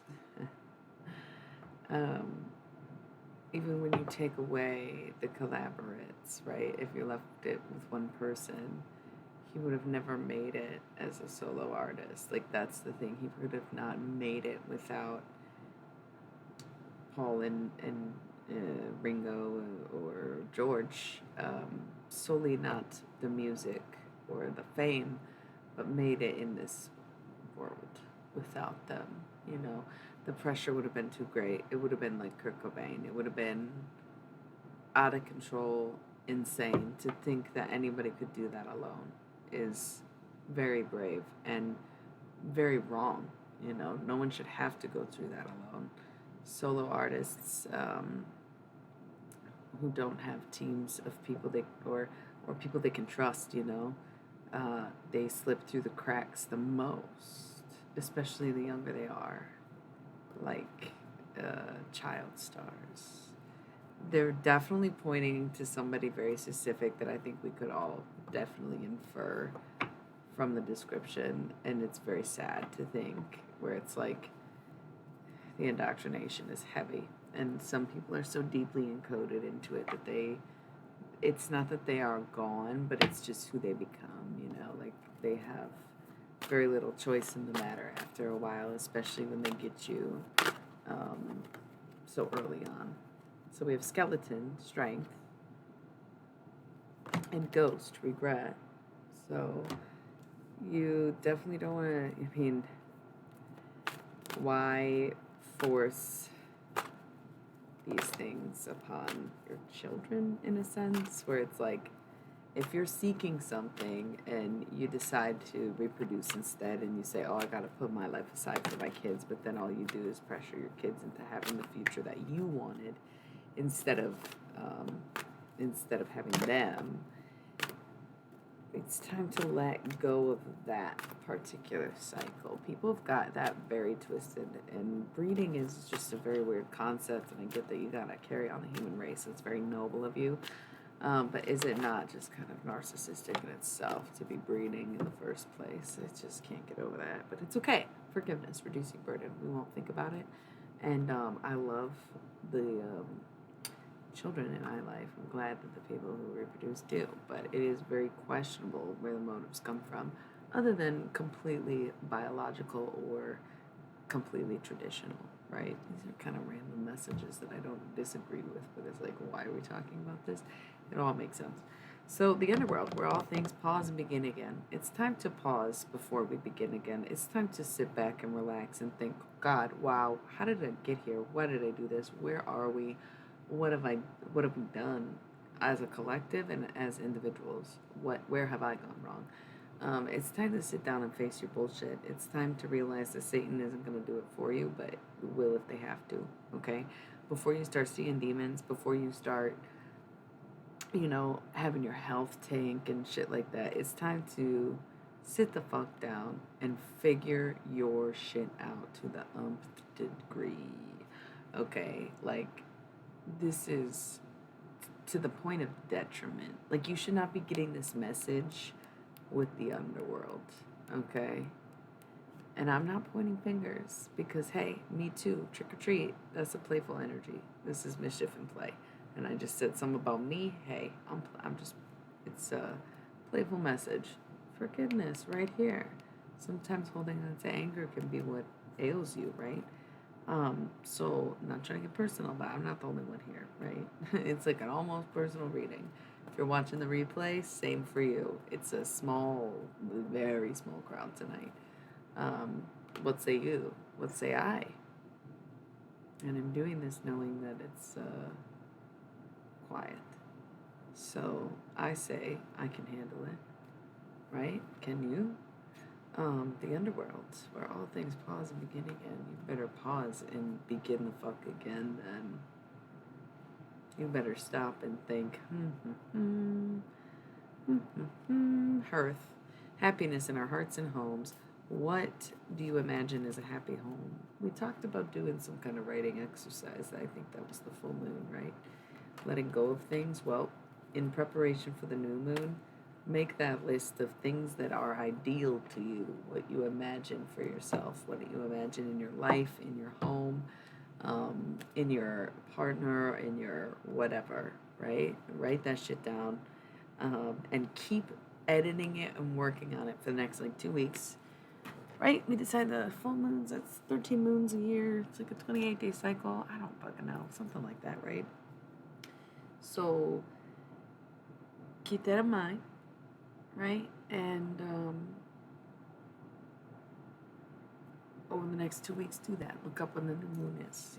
See what planet or sign it falls in. Spider, community, and web weaving. Asking people about astrology or even tarot, whatever. Being on this channel and speaking up a little, asking questions, being like, okay, yeah, you're right, I'm here all the time. Maybe I could say, maybe I don't need to be so shy. Maybe I don't need to be so scared of this stuff, right? It's nothing. It's not nothing, but it's nothing. It's all nothing. This isn't any extra than anything else, no different than going to church, right? That's an interesting, I know. Think about it as much as you want. We're not going to talk about it, but yeah. The veil, the future. So things becoming clearer and clearer. Who was murking your water? How were you not seeing it clearly? How was it not being conveyed clearly? Why wasn't it such a picture perfect message? Why did it come across like confusion and even denial or fear, right? What happened? Sometimes seeing the future is getting a better look at the past. Putting on your glasses and being like, well, look at that. Didn't see that. I did this just the other day. 2 days ago. I was reading this poetry book that I read so many times. Published it, I think, in 2000. I want to say I finished it in 2011, but I don't think it got published until 2012 or 13. I think everything was written by 2011. That couldn't be right. I must have been working on it until 2013. Did a tour with it, 2013-14. And so just recently noticed the influence, maybe, where the title in this was shared with something that was made by someone who had a copy of it. And I was like, why did I not catch that any sooner than this moment? This was years ago, right? But it does shine a light and a certain perspective. And once again, who's murking the waters? Who's doing this? Who's making it seem any other way than that? Why wasn't it more obvious to see such glaring correlations or coincidences? And why did no one have the courage to say anything about it? Right? So sometimes seeing the future means looking at the past more clearly. Sometimes seeing the future means understanding what's happening in the present. But most of all, time perseveres as the entity it is by all three existing at once. And to know what's coming and to know what is and to know what was hardly even matters. Because at any moment it could all get pulled. May death be what it is, but whoa, thank you, dynamite. It can all just stop at any given moment. So you gotta, do your best to keep going and never quit, despite the fact that you may not yet see it. That's been the big overall kind of message this evening, is that there is definitely a lot in operation, in the works, behind the scenes, whatever you gotta say. It's a lot going on. And it's a very meaningful, very powerful time that only happens every so often throughout history, right? That's where we're at right now, where you should definitely look at the past, even if it's just a quick glance, just to chart yourself, just to see where you're coming from, how far you've come. And I'm not going to say it's gaslighting, but people who are like, forget the past, what has happened, that's well, as much as I want you to be able to forget and let go of your traumas, it just seems like I don't think just ignoring all of it is really the solution. Like, I think we do need to kind of revisit the past and not necessarily focus on it, but learn how to handle it, talk about it, discuss it, and be accountable for it. Um, by integrating it into your present rather than leaving it in the past, letting it be the past and sulking in it as the past, but seeing it for what it is, the past, and making your present situation one that can accommodate to handling whatever has already happened. For example, my name is Earl, okay? He's like, my past, sordid, shady, hurtful even. My present, a list of terrible things I did that I am going to personally ask people how I can make it up to them that I didn't with this random money I got. Cool. My name is Earl. I don't have random money I got. I'm just really trying to make it up in the best ways I can without even asking some of the time because, hey, not everybody wants to talk to you, right? Gotta make peace with that too. So, this whole idea of like, forget the past is, I think, part of that long time, deeply indoctrinated, socially normal narcissism that has been integrated into every aspect of our lives a little bit. Like, come on, we can't just pretend nothing happened. It's something I also notice a lot of times with, like, I don't want to say born again Christians because I think that's like a specific religious sect, but I notice with people who get religious after a sordid, shady, and sometimes hurtful past, they'll just say that wasn't me or I've changed, so like forget that ever happened kind of mentality. And it's like, bitch, that's not really how this works. You can't just say you're a better person and do nothing to prove that you are actually a better person. And granted, you don't have to prove anything to anyone, right? Once again, is this not like classic narcissistic behavior that we've just completely accepted as cultural normal phenomena? Wow. You know? When you sit back and see it in a certain way, especially knowing that it just comes from like, conquistador keeps coming up in these readings. It's been a very similar theme of like breaking down social barriers to get to genetic history of how our spiritual battles are spoken through song and dance, basically. Beautiful, beautiful energy. But it's some people may consider it heavy, or it's like, how else would you say, not dark. I don't like the concept of dark being bad. I think that's such bullshit. Darkness is everything, you know what I mean? Vacuums of space, the creation in the womb, everything stems from darkness, including God, who apparently had nothing here but himself and created out of that. So, no matter how you slice it, darkness is no way to equate with evil, and is absence of nothing because nothing has no absence, right? There's nothing to be absent in nothing. So, I'm hearing kind of a chant. And at first I thought it was just random chanting, but then it quickly became a song because I could immediately hear Only Us. I don't know what he's saying. Not only that, not only that, only us, only that, right?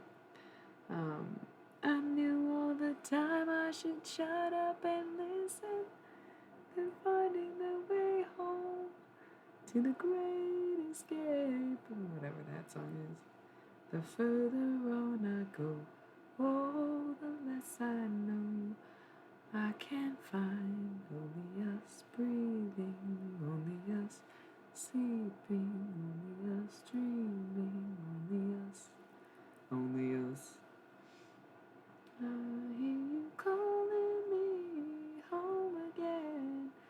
So,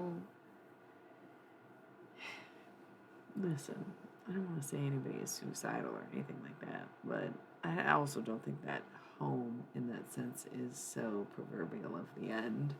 Seems more like a personal romantic. I feel like that's most Peter Gabriel songs seem like very human, interactive. He expresses his emotions through song because he's an Aquarius and would never have the audacity to actually say that in words to anyone, by God.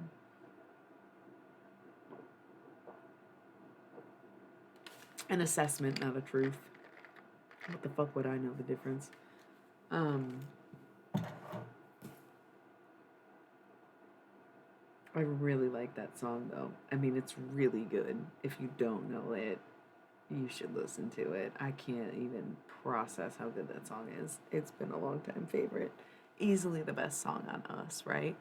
But there are a lot of hits on that. I think Steam is on that album, right? So for me to say Only Us is the best, man, I got weird taste in music for sure. But for a Peter Gabriel song, whew, top tier. Only Us. One of the best songs, I think. His best, my fave, whatever it is. Great song. Takes me back to a certain place of whenever I'd visit rock bottom in my life, even if I recognized it as such, even if it got worse from there, even if I was at the very brink of danger, in any way, I remained quite hopeful that things would look up eventually. I have just always been that way. I'm not even sure where I get it from other than like Jesus. You know, hardcore religious background, having gone to Catholic school and having to go to church multiple times a week for years, you know what I mean? Where Jesus was like suffering and getting his ass beat. And God and his followers were like, it'll get better, Jesus. Don't even worry about it. Like, the suffering shall end soon. Like, how fucked up is that when you really think about it? I love that the conversation stopped at classic narc behavior, because it's like, yep, that's literally what it all comes back to, is dealing with that kind of behavior where it's like, don't want to be held accountable, don't want to admit to anything, just want to say, I don't remember, I don't know what you're talking about, I don't think that really happened, blah, blah, blah, blah, whoa, whoa, whoa, whoa, fuck. Really crazy to just see how we've integrated it as a system into our religious upbringings or political schemes, right? And so to break that habit is more than a habit to break, and that's what we need to realize, is that not everything is going to change with therapy sessions. It's such a weak kind of approach to something that is clearly so glaringly obviously bigger than one person or one relationship, where it's like we have to sit and ask ourselves how we turned out so many of them. We have to understand why we are living in this era. It's not any one individual. Like, there's clearly some shit we're doing wrong or some shit that's getting fucked up, and realizing exactly where it's coming from. And that is places like the Bible that you don't expect it to be, but is, right? Just adding controls to the control. And for what? For these narcissistic asshole personality types to just get whatever they want in this life, and for you to suffer, and for them to never have to pay you back or even admit to it, because your salvation comes with death when they're off the hook and yours gets started. They promise something will happen. How would they know? They haven't died yet. How the fuck would they know? Why are you believing that shit, you know? Obviously, if you're on this channel, you're probably not really believing that shit, but honestly, if you're like one of those religious kids who's being bad and watching like the absolute worst terror video, you could totally get caught watching, even though my content is set to be mature and you shouldn't be watching this at all. One of those things where you're curious about leaving the church, you absolutely, probably, definitely should. Confirmed Catholic over here. Come on, you gotta like see it for what it is and realize that these are all just fucking control tactics, really. That being said, we're getting back on the religious shit. That is so interesting. I do feel like someone's gonna come across this video who's like really contemplating their faith. That's so interesting. Yeah.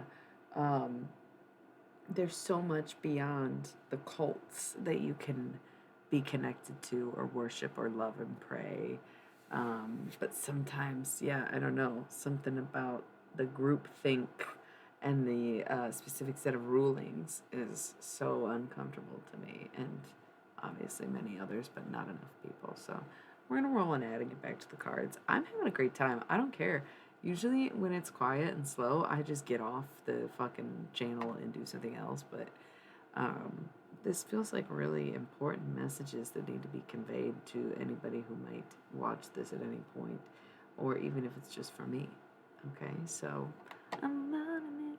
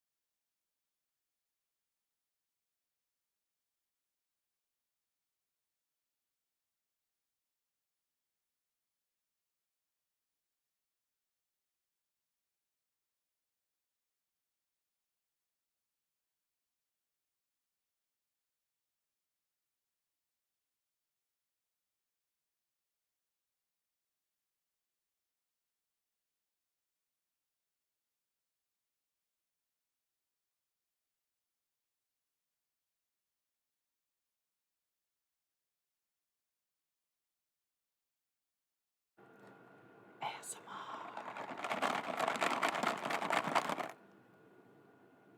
Nobody gets to watch me eat for free, so I wasn't done snacking by the time the ad was over.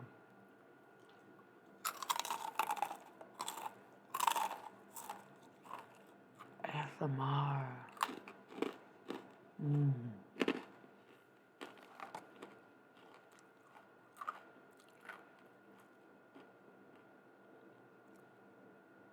They're wasabi peas. Spicy, crunchy, delicious. ASMR. Okay, yeah, I'm done.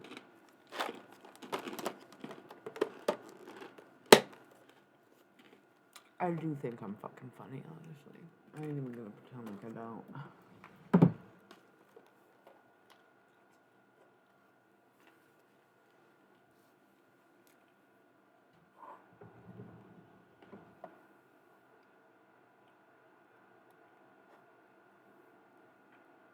What up?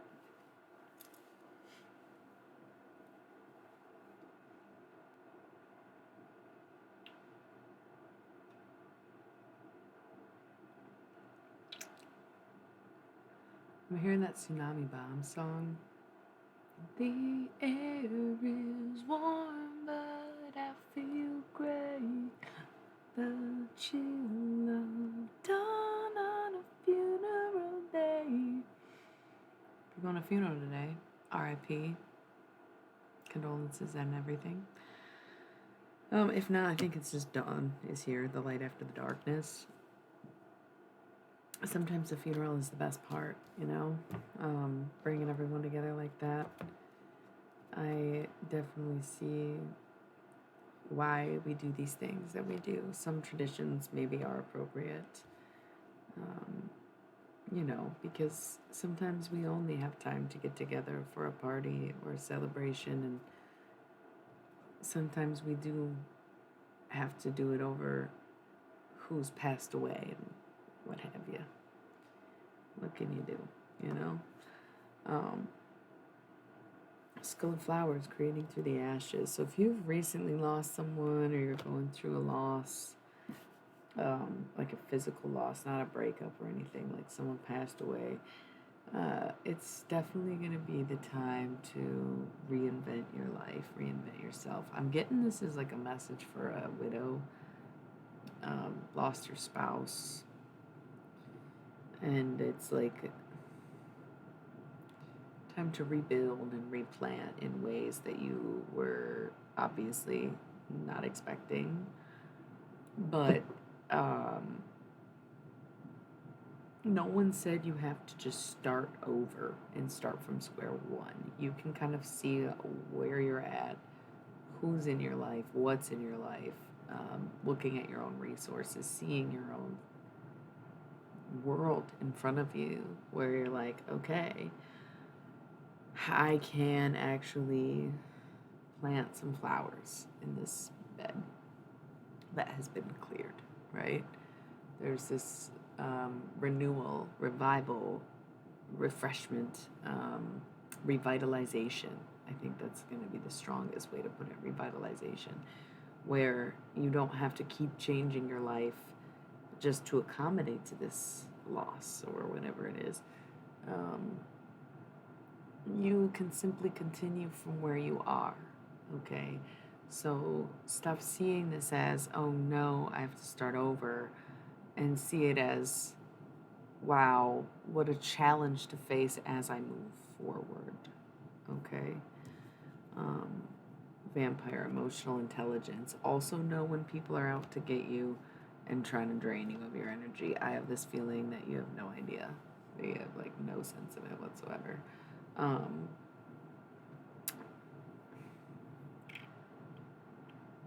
The thing is, if there are people in your life that sort of trigger you, agitate you, make you irritable, and then you're like not sure why, because it's not anything they said or did, you're like, oh, it's just me, I'm sorry, I'm in like a weird mood, I'm just anxious, blah blah blah.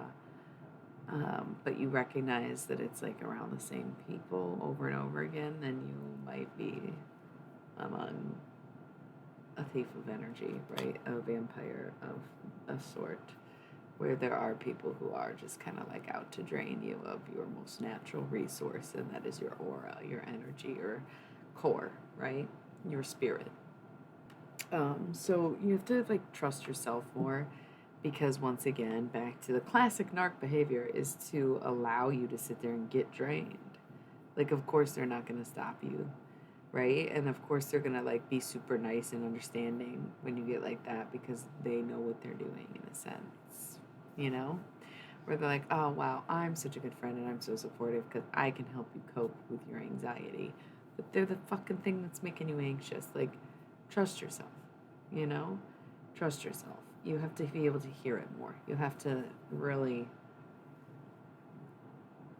Emotional intelligence, right? Just being able to discern when you are just tired and in a bad mood or cranky or anxious, and when you are noticing a continuous pattern that every time you talk to this person you get like that. So it's a fair warning, especially if you're a widow. So sorry.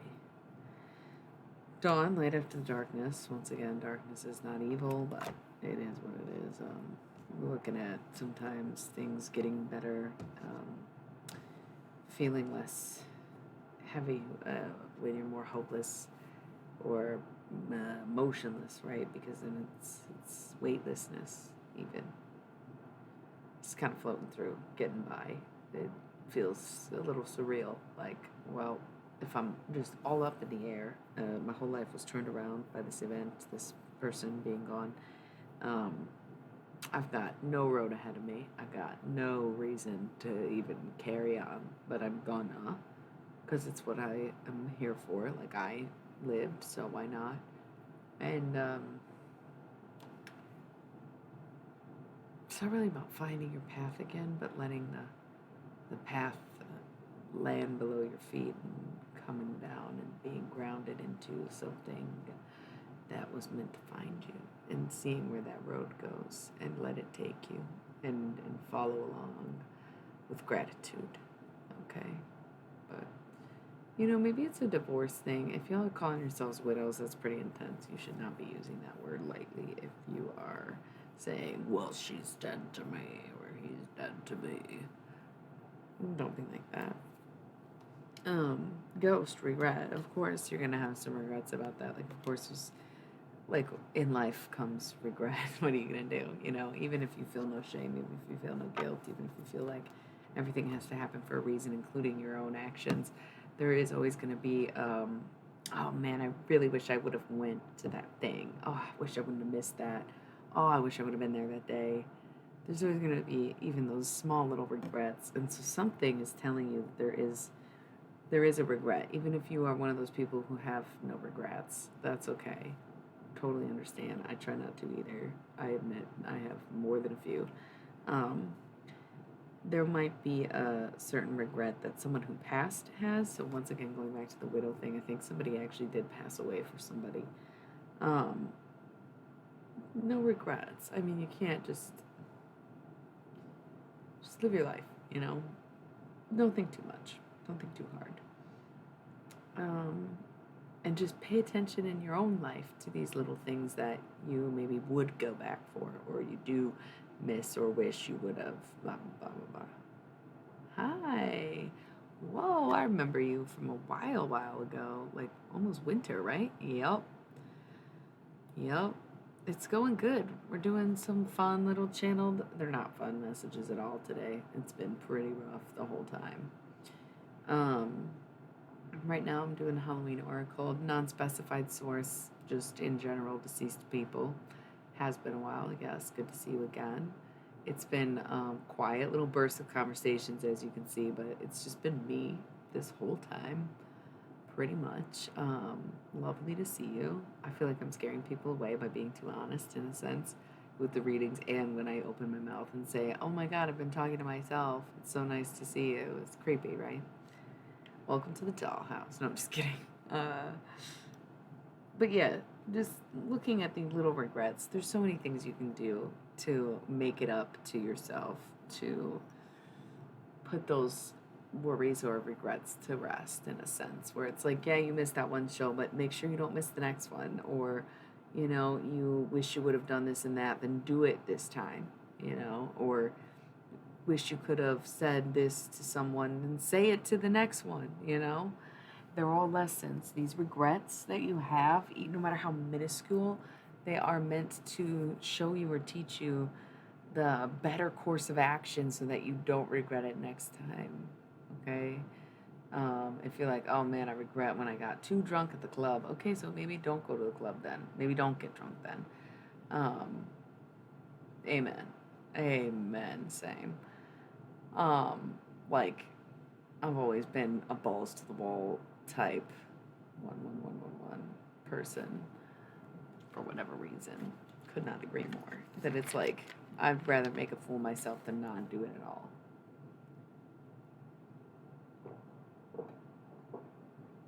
And some people want you to feel foolish because they're actually just jealous anyways.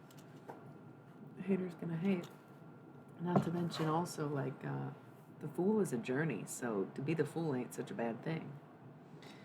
So yeah, if there are those little regrets, let it guide you on how to live your life in the present, and how to not make those same mistakes, and how to move forward and do the things that you wish that you would have already done, or that someone else wishes they would have done before they passed on, and live in terms of vicariously for them or for yourself, for your past self, and for your future self to reflect back on, even if you've got to think about it like that. We have Skeleton, which is strength, and in tarot, strength is the Leo card. But this is an oracle deck. It's not tarot, so there's only, I think, Scorpio and Leo are the only ones in this deck. But we are big fixed energy over here. But we don't seem to be getting along with Aquarius. It's mostly Taurus, Scorpio, or Leo for the fixed signs on my channel. But we love them all. We love fixed energy. I like mutable energy the most, probably, but I fucks with some fixed energy because I'm triple fixed too. But yeah, so Skeleton is here.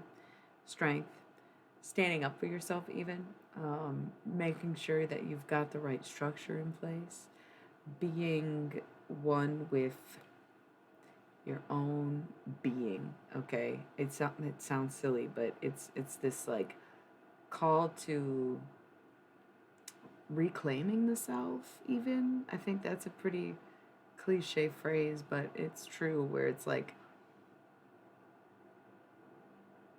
regaining power in your situation and reclaiming your space, or coming back for whatever you lost or fighting for what you've been taken from and so on.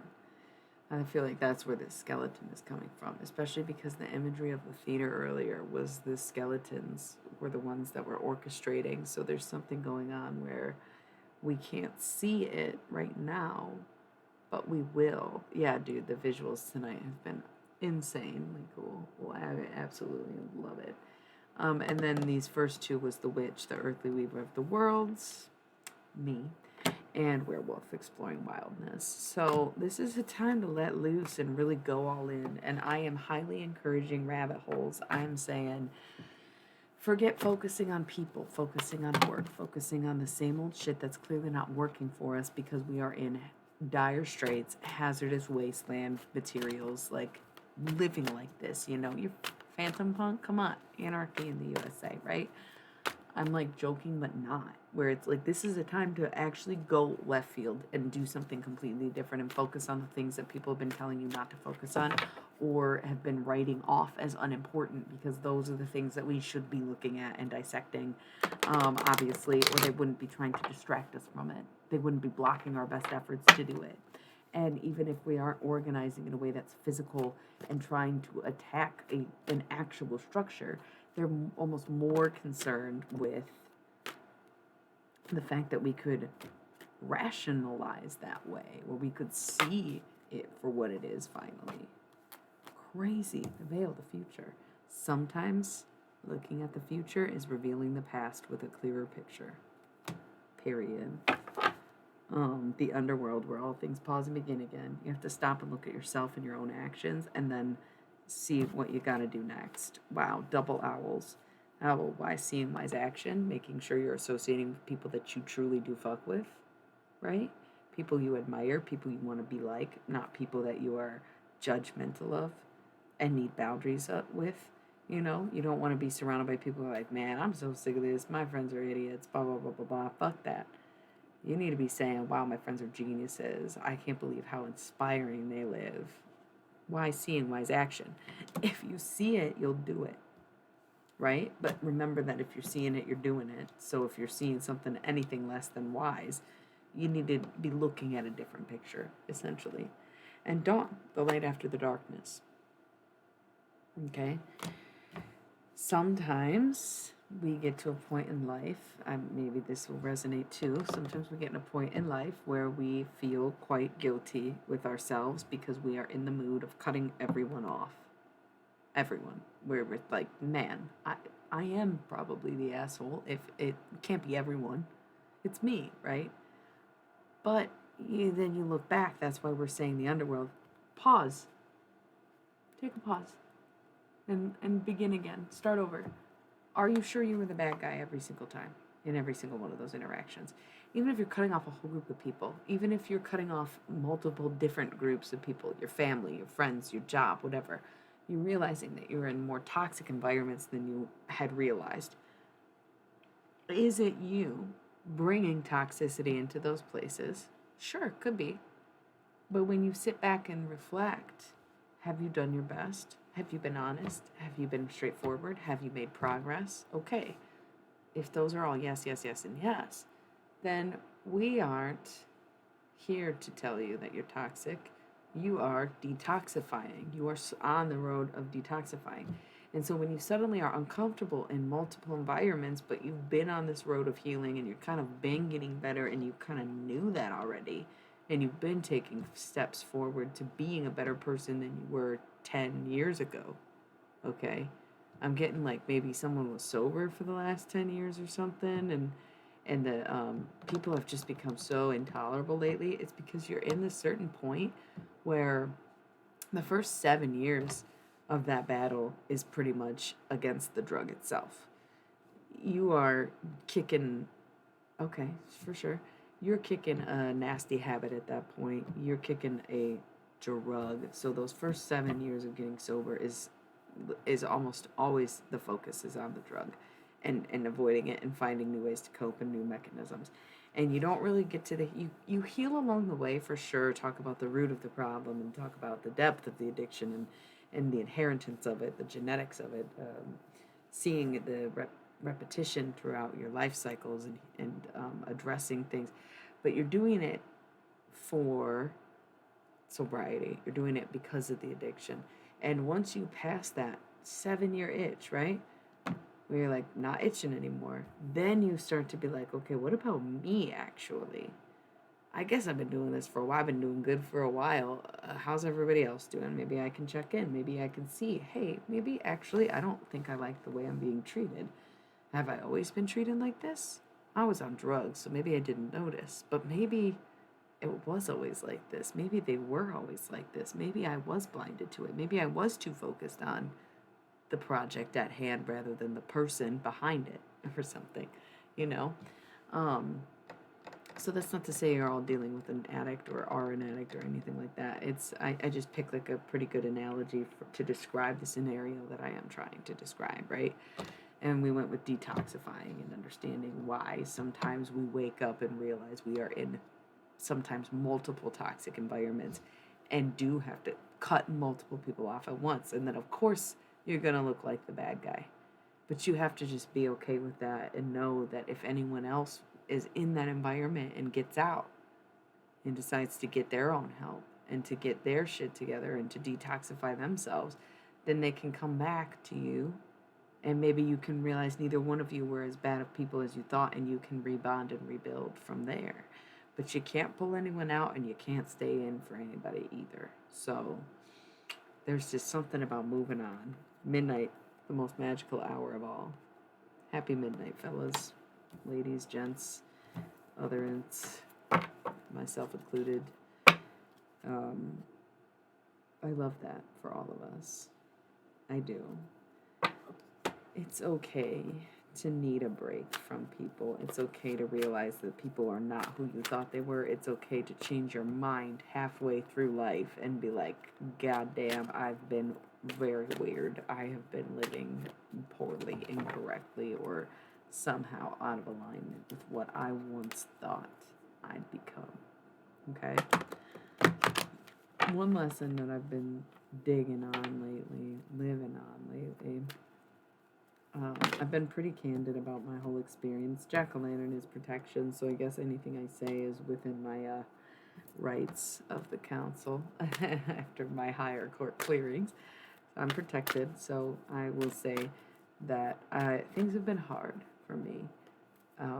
I want to say always, but lately. And I'm not saying hard for me specifically or harder than everybody else. Mummy, change. There's been so many changes, drastic strides, but I've always dealt with something that,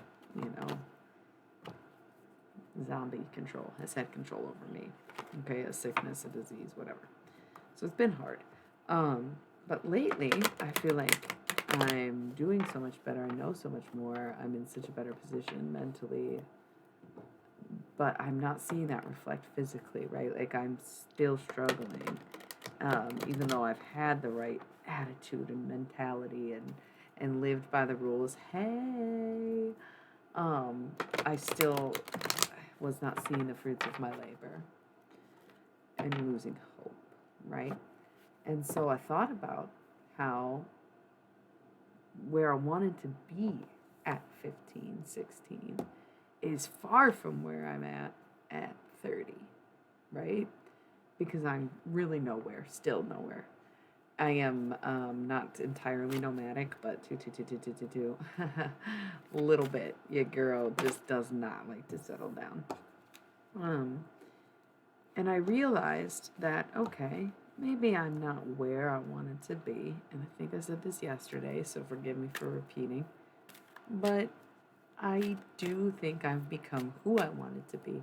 I wanted to dress myself the way that I wanted to dress. I wanted to wear sparkles on my face, and I wanted to have a cool job and talk to spirits or what I maybe at the time thought was Jesus, 7, 8 years old, same person. Wanted to wear sparkles and be a diva and a pop star, but also was hanging out, talking to sentient beings in the woods. So, something, I wanted to be a nun for a while. So, anything in a physical way perhaps I'm still far from. But when it comes to the look or the spirit or the attitude and perspective I've had on life, I am who I am or wanted to become, and I can take a great solace in that because many people will get to where they want to be and realize they left an entire path of destruction and were acting completely out of character to get there or to get it entirely. And regrets came up, like that was one of the cards that came up is like, okay, so everyone's going to have their regrets. What are your regrets going to be? My regrets might be maybe not taking my health seriously, maybe not taking every opportunity that was presented to me, maybe not figuring out what was wrong with me sooner is a huge regret. I don't know how it would have even been possible other than if I would have tried harder or kept going to different doctors, and that's tedious. Can't blame myself for that to an extent, but also I can hold myself accountable for the behavior that ensued without that, right? So to look back at yourself, did you sacrifice who you are to get to where you want to be? Did you step on a lot of heads? Did you stab people in the back? Did you lie your whole way up or your whole way up, right? And then you get up there and it's like, damn, I don't even know who I am anymore. Ghost, regrets. I was literally just talking about how this card came up and it was on the top of the deck. Where it's like, yeah, I'm not where I want to be. My life is pretty much shambles and shit. Who cares? I mean, I am very happy with who I am as a person because I make very cool art and I say very beautiful words and I love people to the ends of the earth and into other worlds themselves. And, when I sleep, I travel dimensions, and when I'm awake, I travel time. And when I do this, sometimes I rhyme. I'm having a great time. I'm having a great time. So, where are you at? What is your crossroads?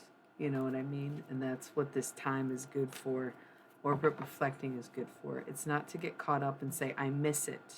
I want to go back. I want to redo it. It's to say, how did I measure up? What did I think then versus what I think now? How much have I changed? How much has life changed? How much have I grown, or how much more growing do I need to do, or what did I forget about in this time? Ooh, Lady de los Muertos, somebody owes me a tip. But you know what we can do is watch an ad and raise money for this bitch, okay? So we'll be right back because Lady said so, yeah?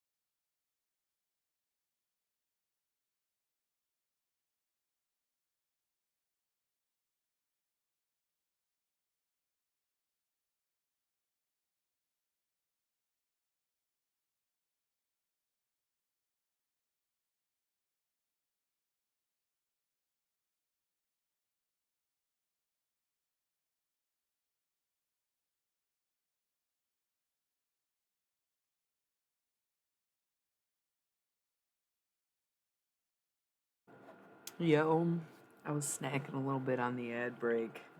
Nobody watches me eat for free. And for some reason, I feel like I have to say that every time. But I guess it's to suggest that you could pay to watch me eat, right? the, anyway. I have 3 face down cards here from the Halloween Oracle, and I would like to reveal them. I almost wonder, I'm not going to use the pendulum, but you can think of 3 different categories, 3 different people, 3 different questions, 3 different aspects. As you probably already know, don't say anything in the comments. I don't need to know what it is.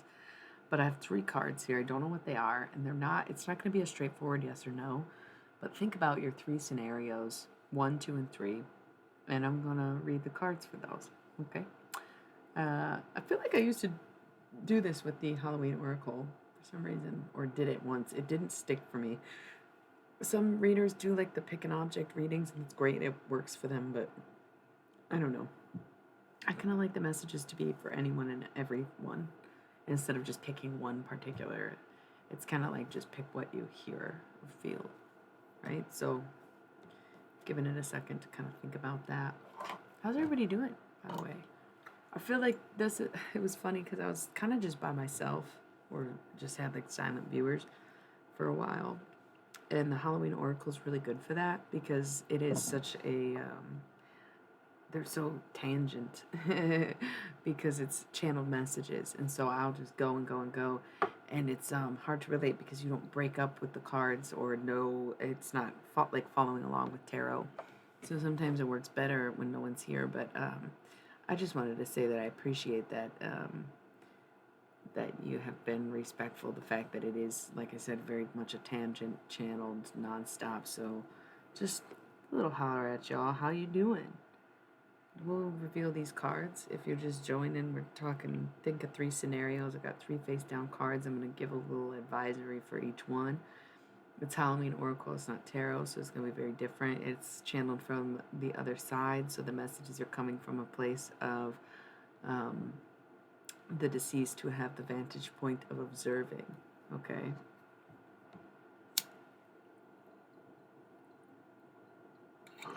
So I'm giving it a minute for everyone to kind of think of their 3 scenarios. Pick 1, 2, and 3. 1, 2, and 3. And I'm going to reveal these.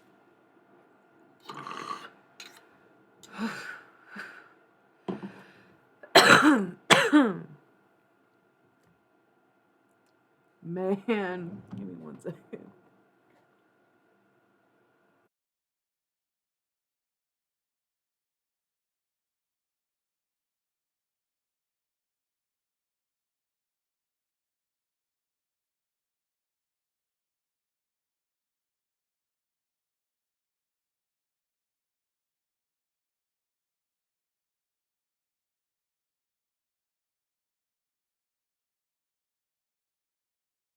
Okay. Yeah, that was nasty. I'm getting over this cough, and bong is probably not the best thing for it, but I love it, and I took like a week off. So I'm like, oh, my. All right. So, 1, 2, and 3. You got your scenarios. You're ready to go. We're going to reveal the cards. Give a little word of wisdom. Number 1. The veil, the future. This card has come up several times today. In regards to whatever this number 1 scenario is, you need to look at the past in order to receive the future. You need to reanalyze your role, their role, see what played out, why it played out. I'm not going to say look for hints, but if you've been getting hints about the past lately, it's because there's something that's being revealed to you or that you weren't seeing clearly before that you're seeing clearly now, and that's why your future or your visions of the future will start to make more sense as you see better from the past perspective. Okay. I'm getting something about a pair of pants too. Like, I don't know if there's a certain pair of pants. Somebody took your pants, something weird like that. Ripped your pants. Could be a SpongeBob reference. I don't fucking know. Something about pants. So, yeah. The whole message earlier when this card came up was like, seeing the past with clear vision, but knowing that meant somebody made it murky back then. there was a reason you weren't seeing things clearly, as somebody was making it hard to see and making it impossible to communicate or connect or whatever it was. Like, I don't want to say there was magic involved or like hexing or anything, but somebody really was like pushing you out, and you didn't even realize it was going on because you weren't even trying to push in. You weren't trying to get in anywhere. So it's like, why? How are you pushing me out of something I'm not even in?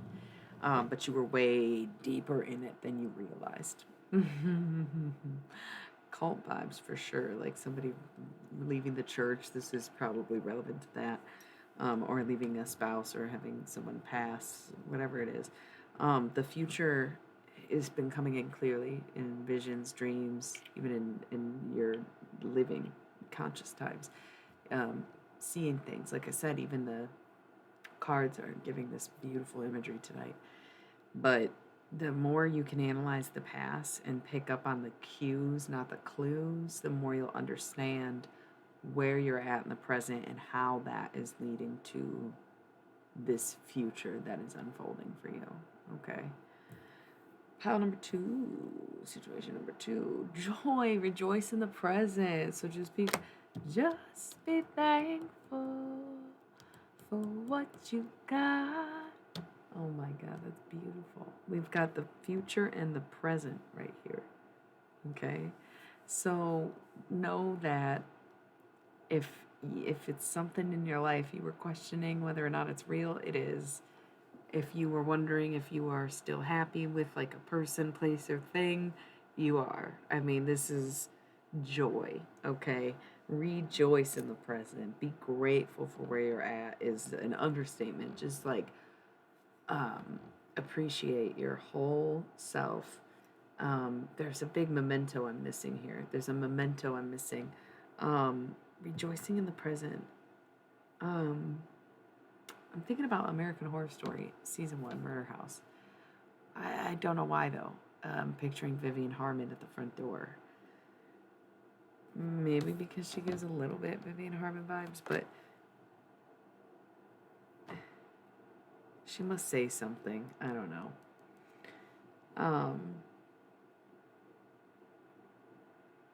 It's happiness. I mean, it's real. It's not ignorance is bliss. It's joyous. It's like, it's true. The rumors are true. Everything is happening for you. Like, it's as happy as it seems it is. This isn't a rubber band moment. This isn't a Band-Aid thing. This is like the real deal, I guess. Like, that's, yeah. Hell yeah. Okay, rejoice in whatever is happening in the present because it is what it is meant to be.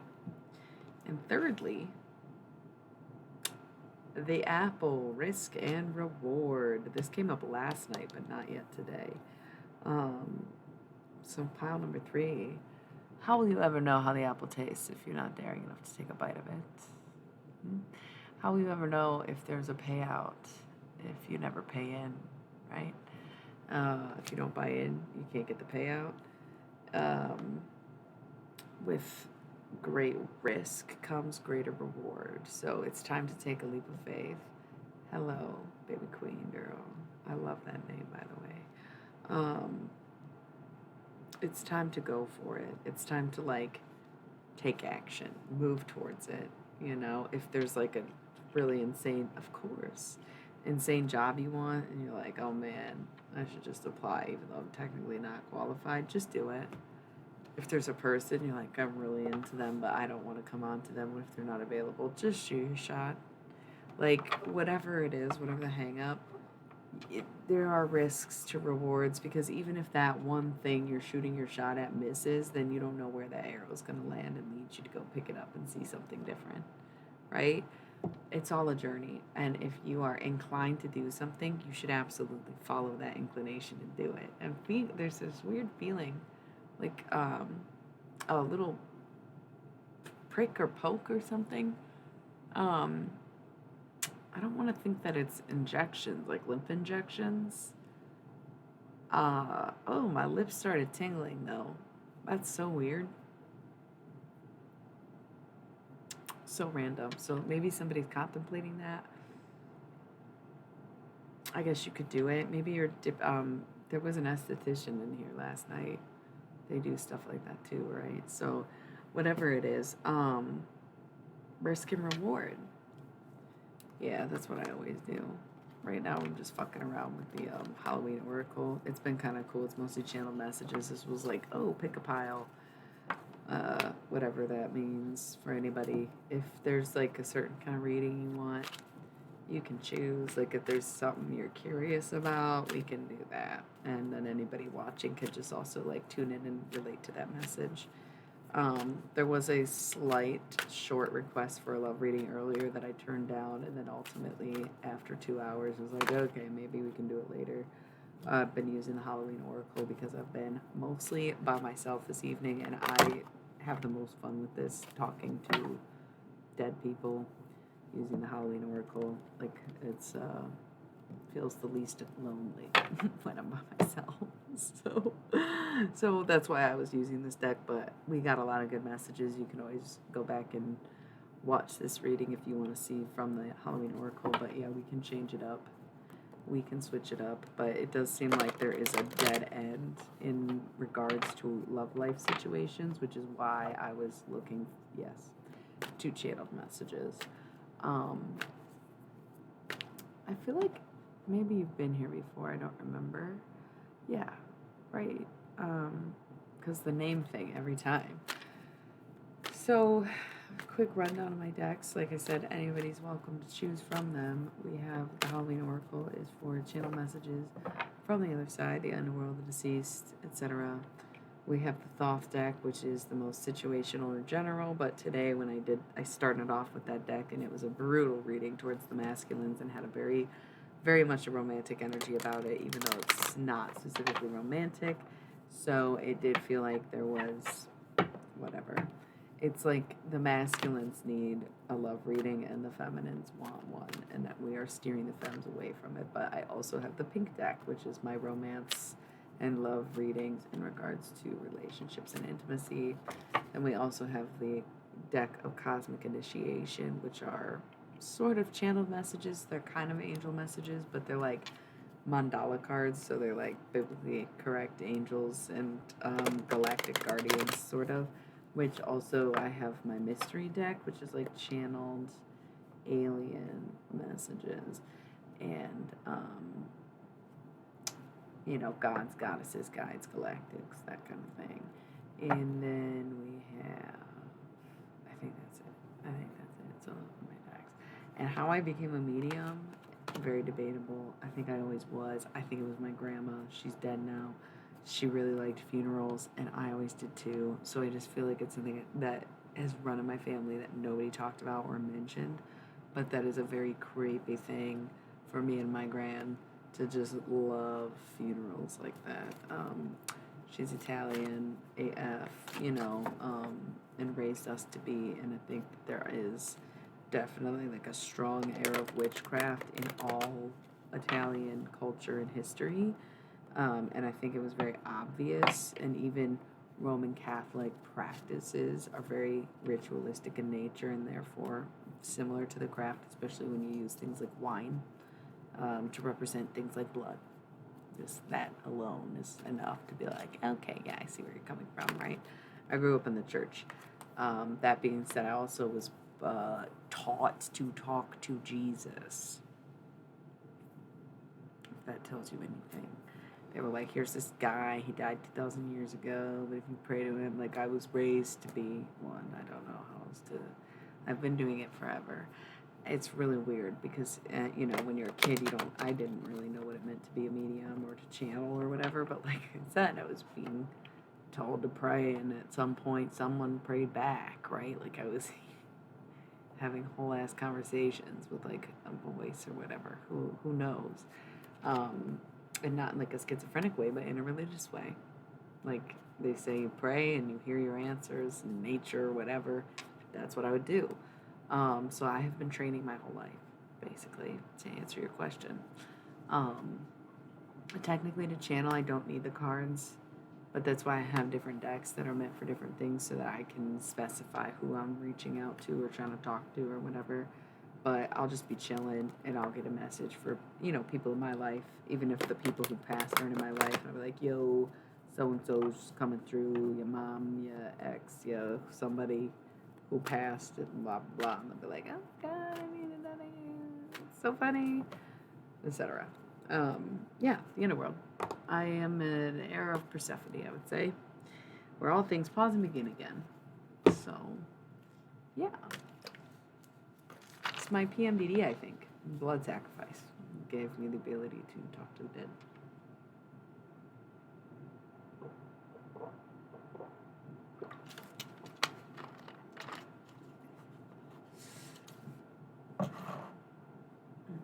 And to answer the question more directly, after giving my entire life story on this subject, I don't think you become one.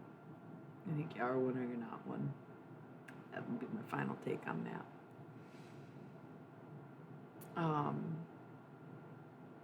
Very cool. Very cool. But if I had to guess, religious upbringing would be my first go-to.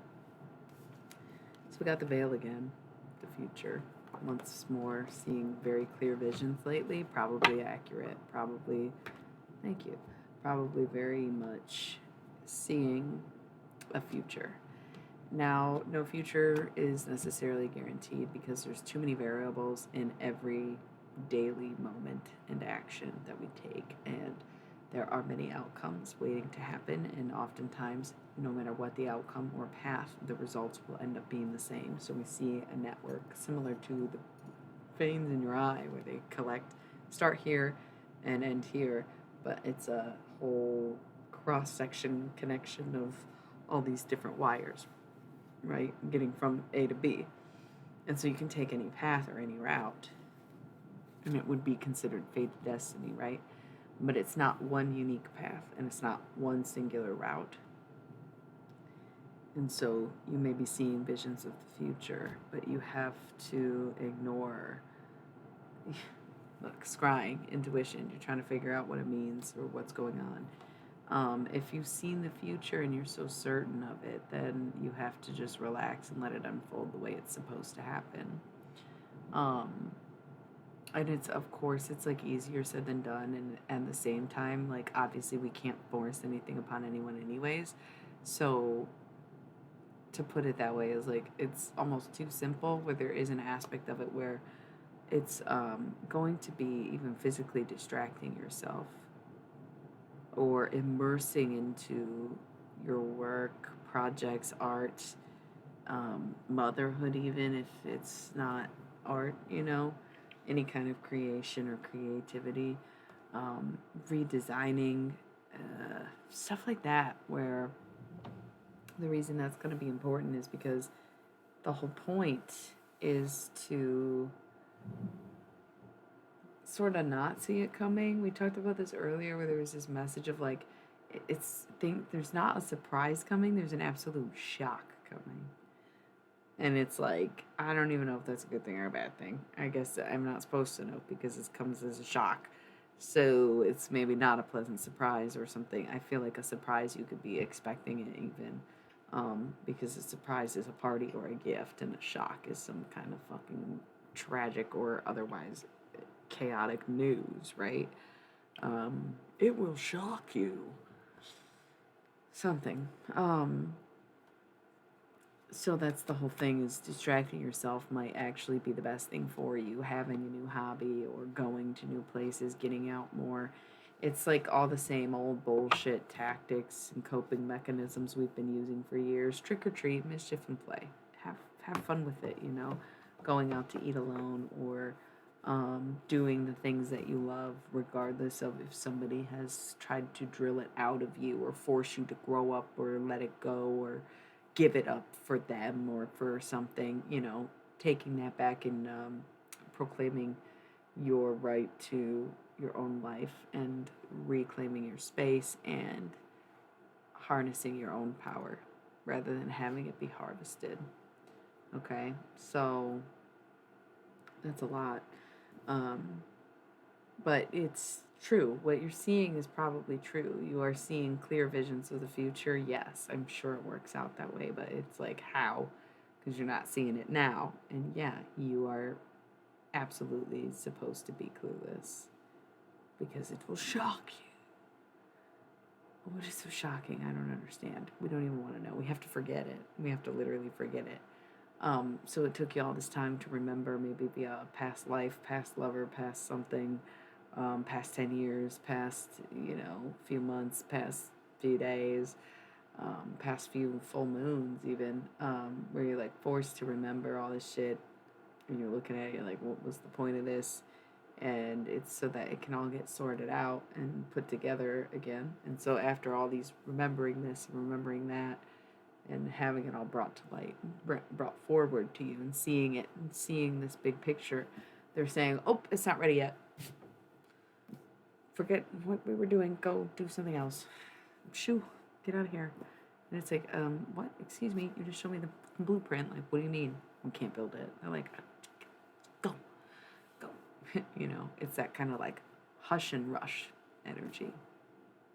So winter, the sacredness of pausing.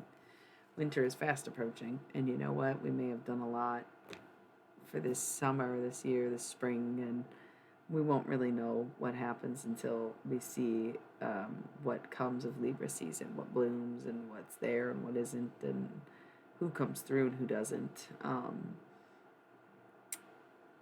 But it might be a slow winter. It might be a deep period of reflection once again and seeing where your life's at and where you're headed and where things are going, in the sense that it's not always what you think. I just heard, I was thinking it's everywhere, but then I just immediately started singing that song. What is it? And you're everywhere to me. And when I close my eyes, it's you I see. You're everything I know that makes me believe I'm not alone. I'm not alone. I think it's Michelle Branch. And I wouldn't say that that's like a healthy obsession or you should like be thinking about someone to that degree.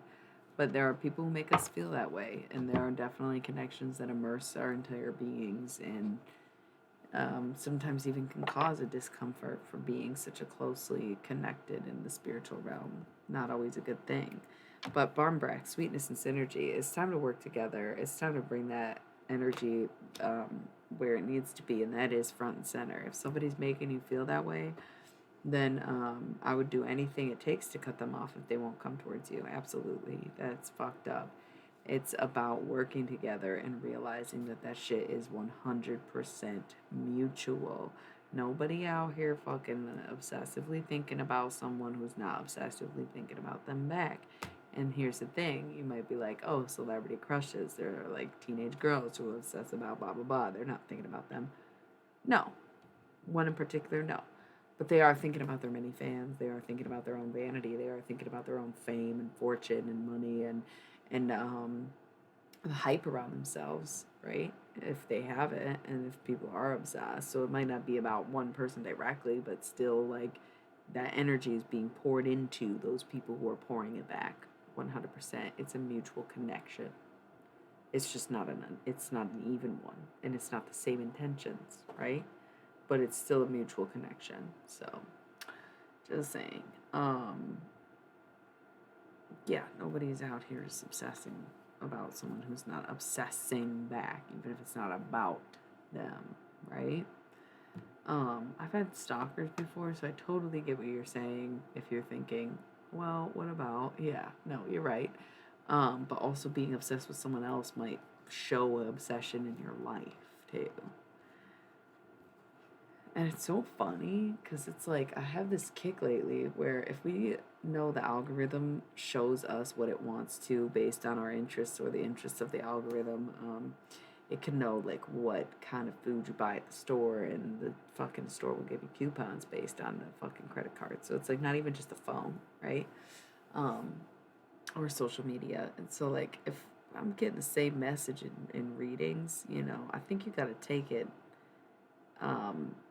for more than a grain of salt, where if you're seeing the same fucking patterns and messages, like your network knows who you're dealing with, and they know where their phone is and what they're looking at. And so it's like, no, yeah. If you're getting the same repeated message, like stalker came up, and I thought about how someone's literally spying on you. And it comes up, it's been coming up a lot lately. It happened last summer, goes away, and then back to this once again, where it's like someone's definitely like keeping an eye on you, spying on you. Well, yeah, I guess the algorithm would definitely take notice of that. Thank you, Hang. If that were the case, right? Because it sends pings, like no shit. It knows who I am, it knows who I'm talking about or dealing with or who's around me. So it would definitely know if those things were true. And so it would feed me that information, and it would have credible resources to back the claims, right? So sometimes you gotta trust it. If you're coming out here and you're like, what the fuck is she talking about? I'm talking about your message in these messages. 100% led here for a reason. We all are in the way of algorithms, but still, there is science to it at the end of the day. And they got that network thing down. So it's like, yeah, it's like maybe a little bit more tailor made to us. Hey, um, than we think it is. And that's why I don't even need to do personal messages. You're going to hear exactly what you need to hear when you need to hear it, because that's where your push is being led, right? That's where your feed is being fed, is to be in this moment with me. And that's sort of how life has always been, even before the internet, where it's just a journey and you go, Bob attracts your tribe, general rule of thumb. Um, Although rule of thumb is not a very good phrase. And that was about beating your wife back in the day. Anyway, hearth, happiness in our hearts and homes. Make sure that you're happy and comfortable where you are. If you feel like you have no control over your life, take control over your room. Redecorate, reorganize, clean up, rearrange, anything. Even if it's just a vacuum. Make sure that your space feels like a safe space and a good space for you. We have spider, community, and web weaving kind of going along with the network and the algorithm thing. 100. It's always a network of people and a team of people that get anything done. You don't feel good. Good. Well, I was going to say that's good, but feeling pushed maybe doesn't feel like a good thing all the time. And what I say, I don't know what is not feeling good. Definitely feel free to go into detail. It's a slower night. Also, feel free to not go into detail, because that's part of the fun about being psychic or whatever, is not knowing details. Definitely chill.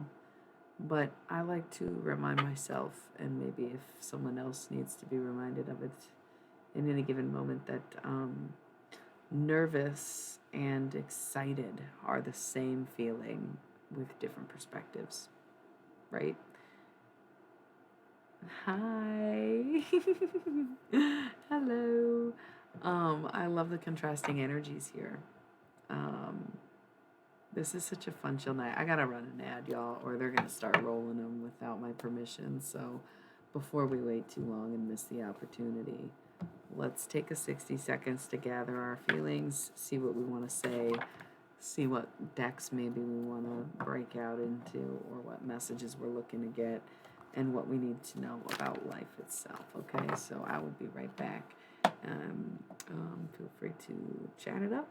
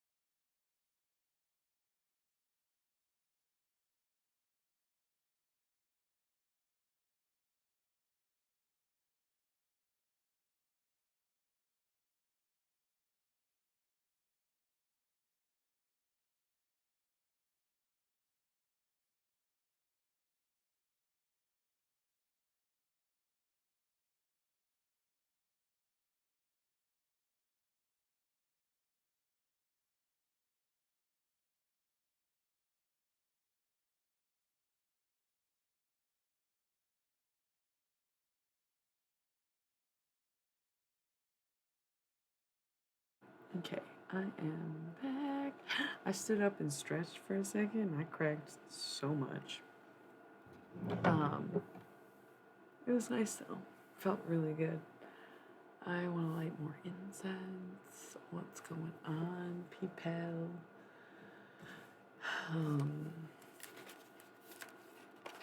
Yeah. So, man, I just gotta be spitting all the damn time. I know I just got back and I'm about to BRB. It won't be an ad. I just gotta. Disgusting, but human. The most disgusting things about us bind us as one. So, hear me.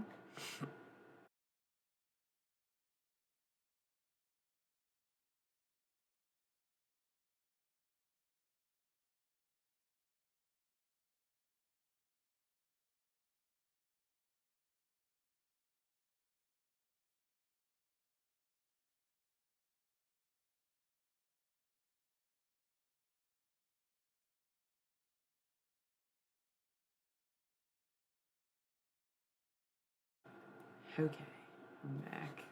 I literally had to spit. I'm so sorry. Um, what's up? Yeah, so lighting this incense, little dragon's blood for us, and let's talk about it. You know, these past few days, Cancer Sun, Leo Moon, Sagittarius Rising. Oh, what a lovely chart. I honestly am not a huge fan of Cancer Suns always. I feel like more of the feminine type Cancer than masculine type Cancer energy for sure. But not even that close with any. However, all those other placements are like so great. Love a Leo moon and a Sagittarius. My nieces, one is Leo moon, the other is Sagittarius rising. Plus, I think Leo moon, the way I would describe it is like a Leo sun is kind of like clap for me, but a Leo moon is like clap for you, you know? And Sagittarius rising, super fun, super cute energy. I love Geminis, so a good Gemini placement just has me, you know, in chokehold. Venus and Mars in Gemini. Talk to me and me like a Gemini. No, fight me like a Gemini. Yeah. Mind games. Sounds like you're really into mind games. And Leo and Mercury. Probably pretty honest, but you may come across as more self-centered than you think you are. I could see that. Didn't mean to like make that a roast or anything. You shared all of it, so I was like, fuck it, let's go in, let's dissect it. Overall, I would say like pretty good. I give you like a 5 out of what? I don't know. Pretty good chart though. I like a lot of those placements. But I can see where the hang up is. I think the aspect of having I don't know anything about the houses. I'm not an astrologer, to be honest. You went over my head with that one. I could see the Cancer Sun and the Mars in Gemini being very problematic for you. Like I said, it screams mind games to me. But you make it fun with the other fire placements that you have. It's like fun for you, I guess, in your own emotional torture chamber. I could see that. I think Sagittariuses are pretty fucking honest in the most brutal way a lot of the time, so it makes sense that you would feel that you can tell when someone's lying because it's something that, like, I don't think fire signs make very good liars. Like, it's pretty obvious when they're lying. It's kind of funny. Whereas air signs are extremely good liars, so look out for your Gemini placements.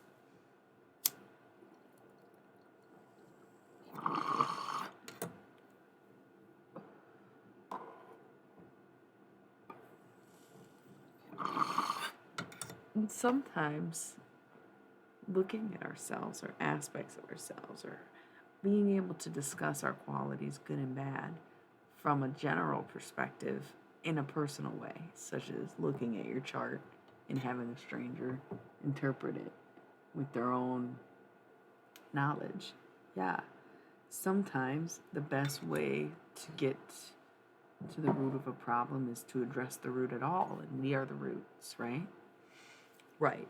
No, I get that. And it's so funny because I really am not quite feeling that way, but I feel like that's so me. Retrogrades make more sense to me because I am very much a backwards ass person where I am very influenced by the past and believe in time travel and shit like that. I don't know. Venus in retrograde fucked me up, but the other retrogrades not so much. I rarely lock my doors, theoretically speaking. You know, people are like, close that door and lock it up and never go back. I'm more like, it's open, come on in, kind of energy throughout my life. I'm always willing to give people a second chance, so I guess retrogrades don't bother me as much, even though revisiting things don't always serve a greater purpose or benefit me in any way.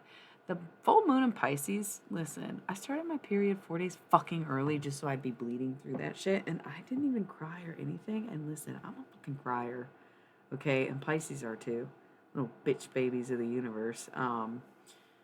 I can't, I'm sorry, there's always so many goddamn Pisces. I bet you're so fucking stoked that I just called Pisces the crybabies instead of Cancer, because you probably get that a lot. I didn't even really get that emotional to this full moon. I mean, that's how you know that I am fed up. Where, like I said, I'm not going to shut you out, lock the door, and never see you again, but, like, my feelings will definitely change.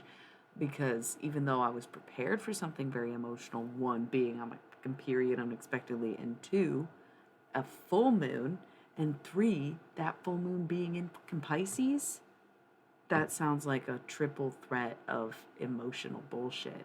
And I handled it well, and that's how I know I was really moving on and moving forward and getting things done and doing what I want, what I need, and what it takes to be me and be free. And to just be. I'm a poet. Pick a number 1 through 22, but you can't pick 1, 4, or 22, and we can read, or 11, or 7. We already read all those. It's been a fun game. We don't have to read poetry right now. I'm just saying, if we ever have a lull, sometimes I just pull that shit out. Anyways, that's the thing. Oh, you want to? Let's see what number 16 is. I'm like, I'll take any opportunity to talk about myself. I'm kidding, but sometimes it's fun because it's a poetry book I wrote a long time ago. Some of these are like poems I wrote in high school, but I published it a few years after high school, and it's been a trip lately. I just got evidence of the past. This is where a lot of this is all stemming from, actually, but yeah, so let's see what number 16 is. Sunshine. Okay, this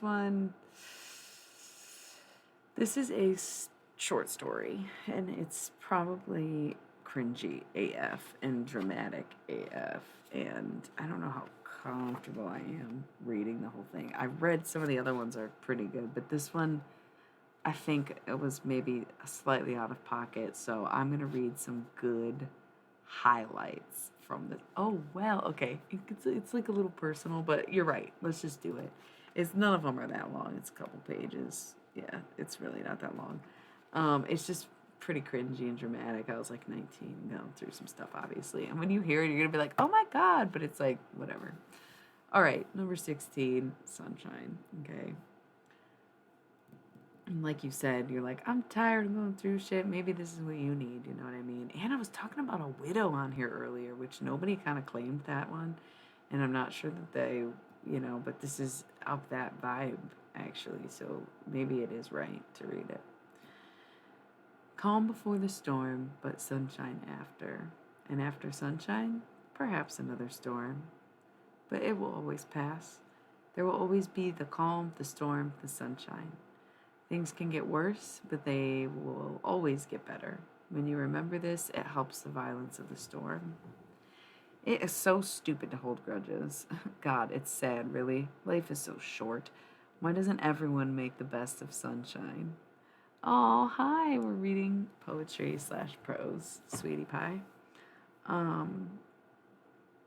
held a grudge once over money, of all things money, fiat, meaningless money.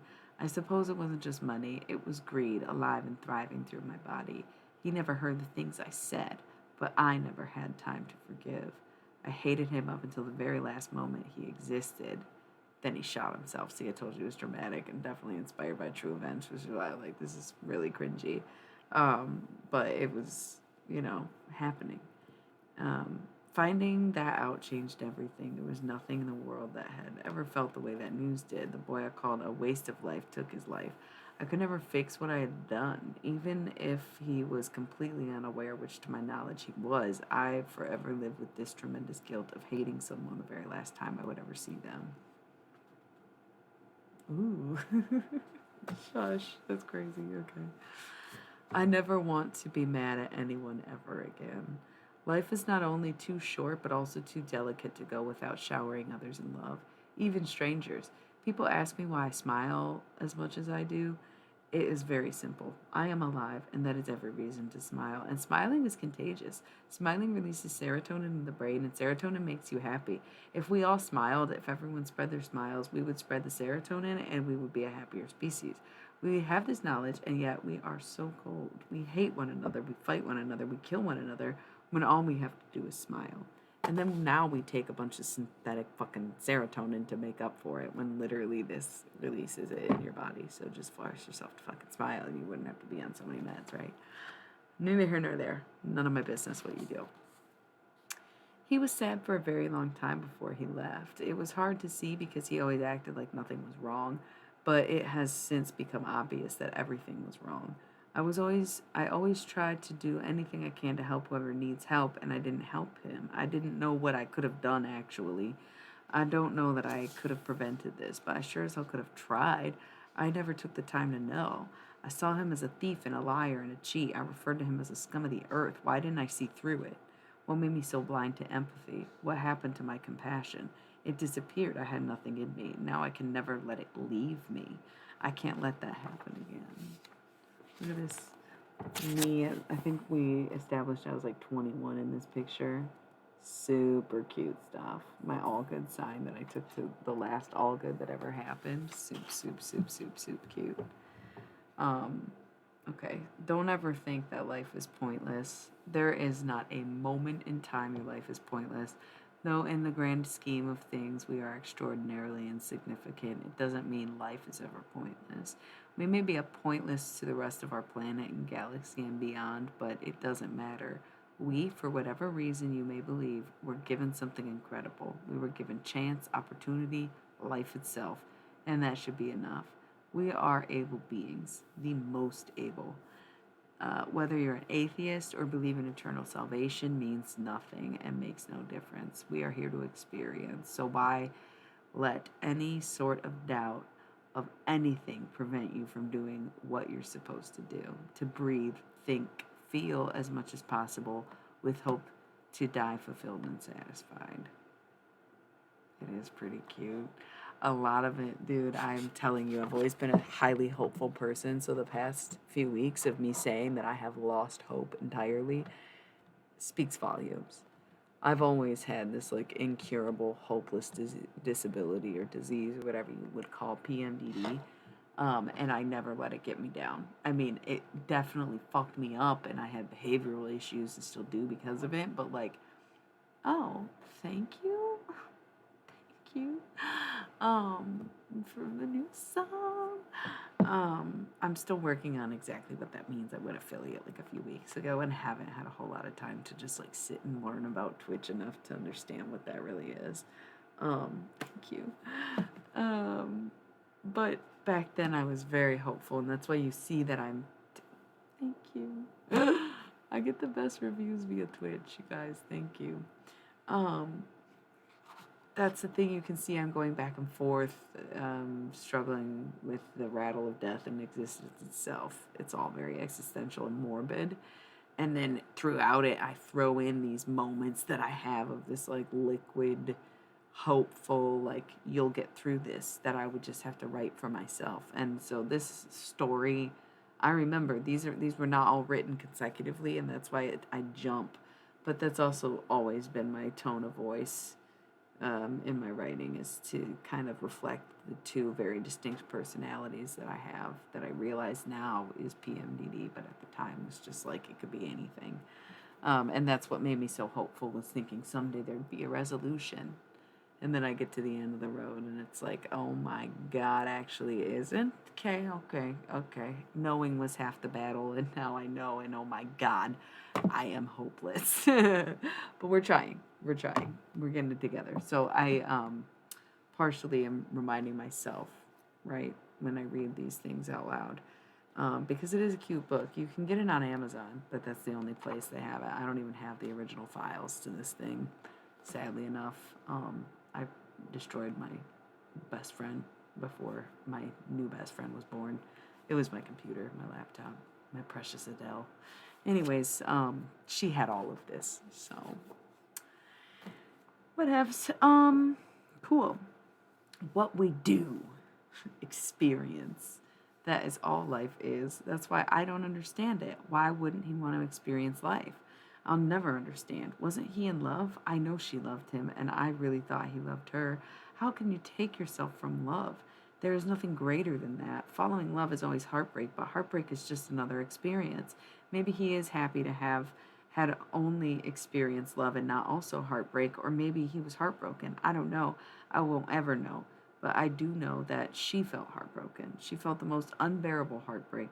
He left her forever without a second chance. He abandoned her in the midst of love. She denied it for a time, and then she was depressed. Her heart was broken. She did her wondering, her wandering. She even got very angry. She couldn't understand it. He left in the midst. She was still there, and she was angry that he could just leave her like that. But finally, I mean, she had to forgive and accept, continue, you know. Nothing can stop life from happening. There was no way to change what happened, so she had to keep living. She didn't want to be his anymore. He clearly didn't want to be hers, she realized.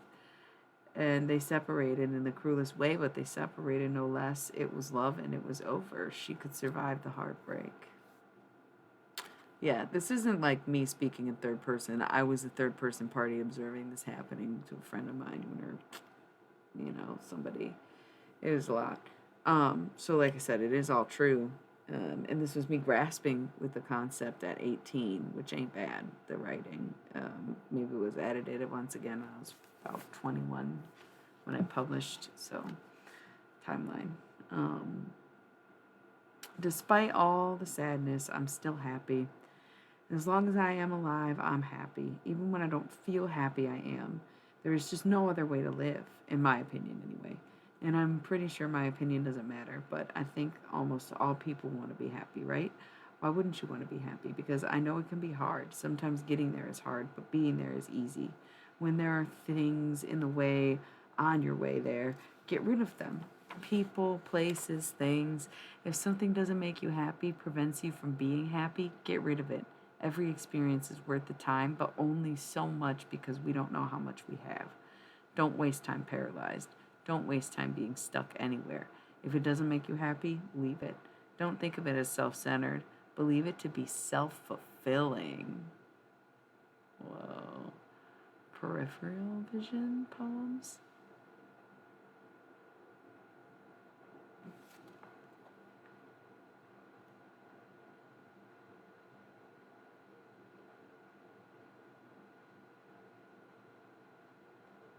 Your dad's boyfriend is high, and your boyfriend's terrible. Strong.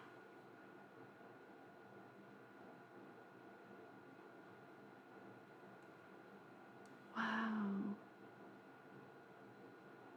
Wow, that's where we're all at. Like I said, I've thrown in the towel. I have rejected hope and faith in anything lately. And to see that I was so ignorantly just going off of absolutely fucking nothing at this point. Some of these being written during a time where I was coming off of drugs, like not even influenced by drugs, but being influenced by the actual pain of withdrawal and sobriety, right?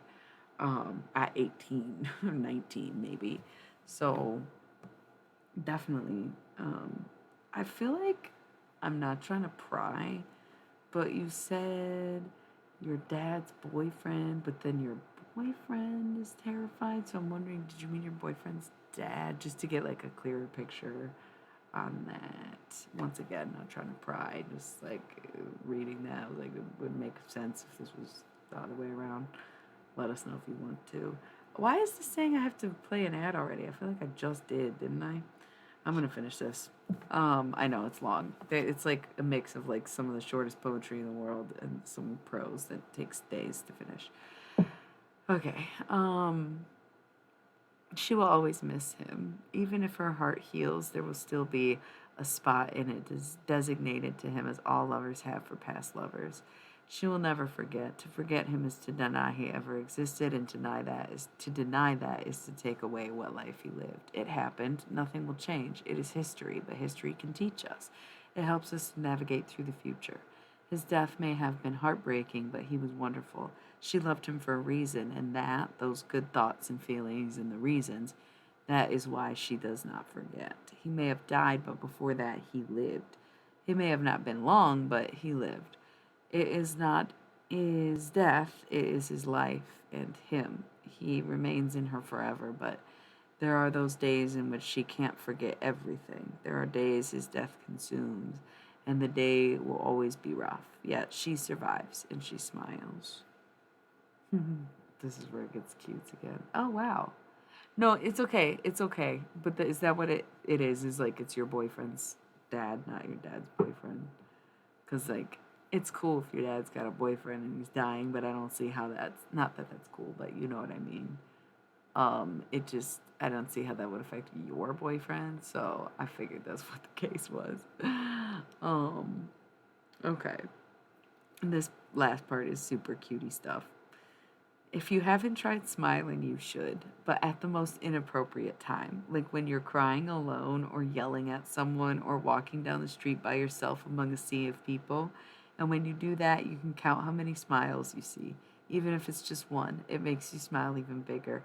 And maybe your extra big smile will cause another, perhaps another, and even if it doesn't work, it is an effortless motion, not to mention the serotonin in your head.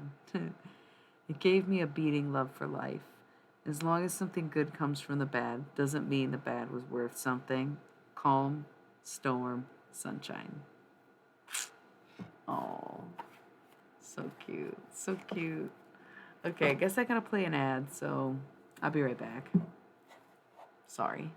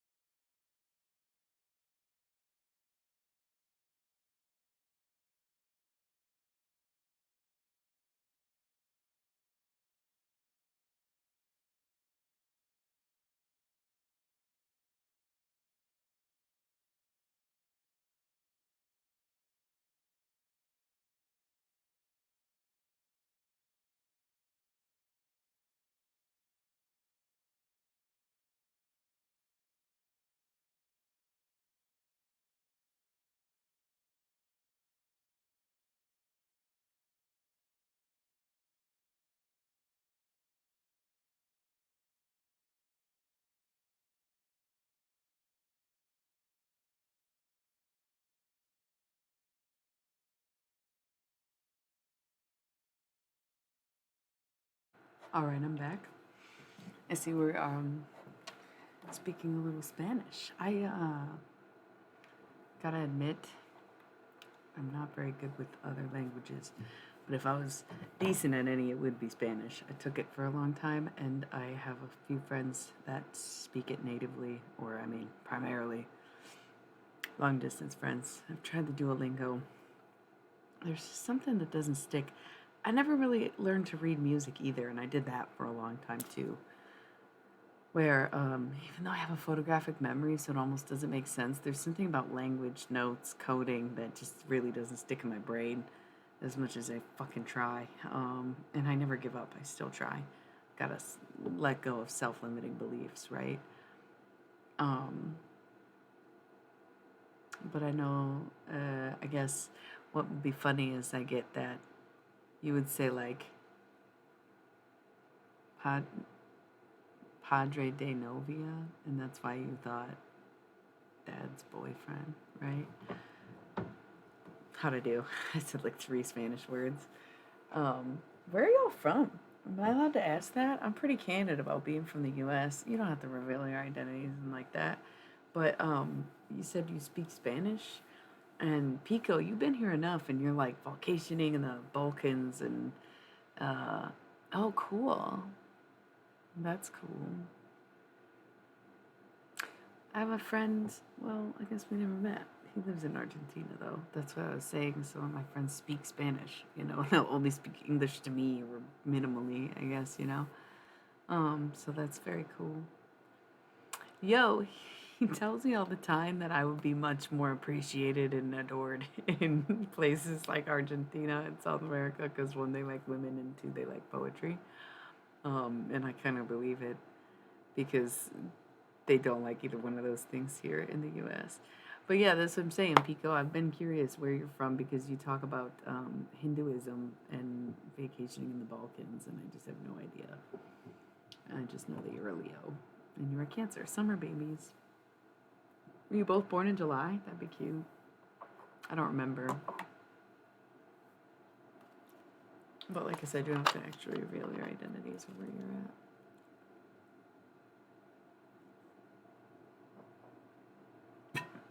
Going crazy tonight. Drink a whole cola. Suck it.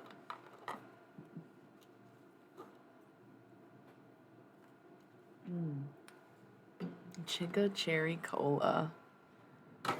You know what it is. Anyway, hello. Good evening. Welcome to The Room. I've not seen that movie. Didn't know what else to call it. Feel free to pick a number if you want to hear some poetry. Otherwise, we're doing tarot cards. I got the Halloween Oracle out, and I'm open to other suggestions of what decks or themes of readings that you want to hear about. We're working with the Halloween Oracle right now. I do use that deck for channel messages from the other side, the underworld, the deceased, etc.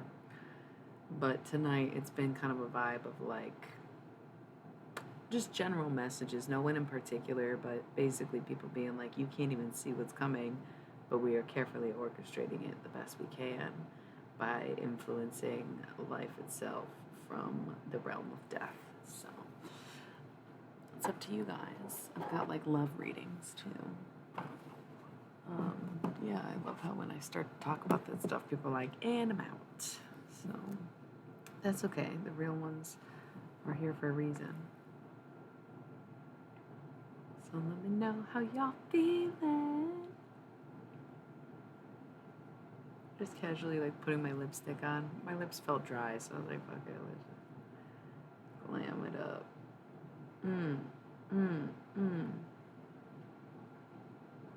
Yeah.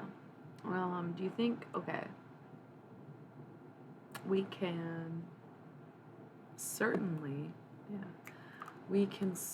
continue to use the Halloween Oracle, because if we are dealing with the prospect of death, sometimes the best advice will come from death itself.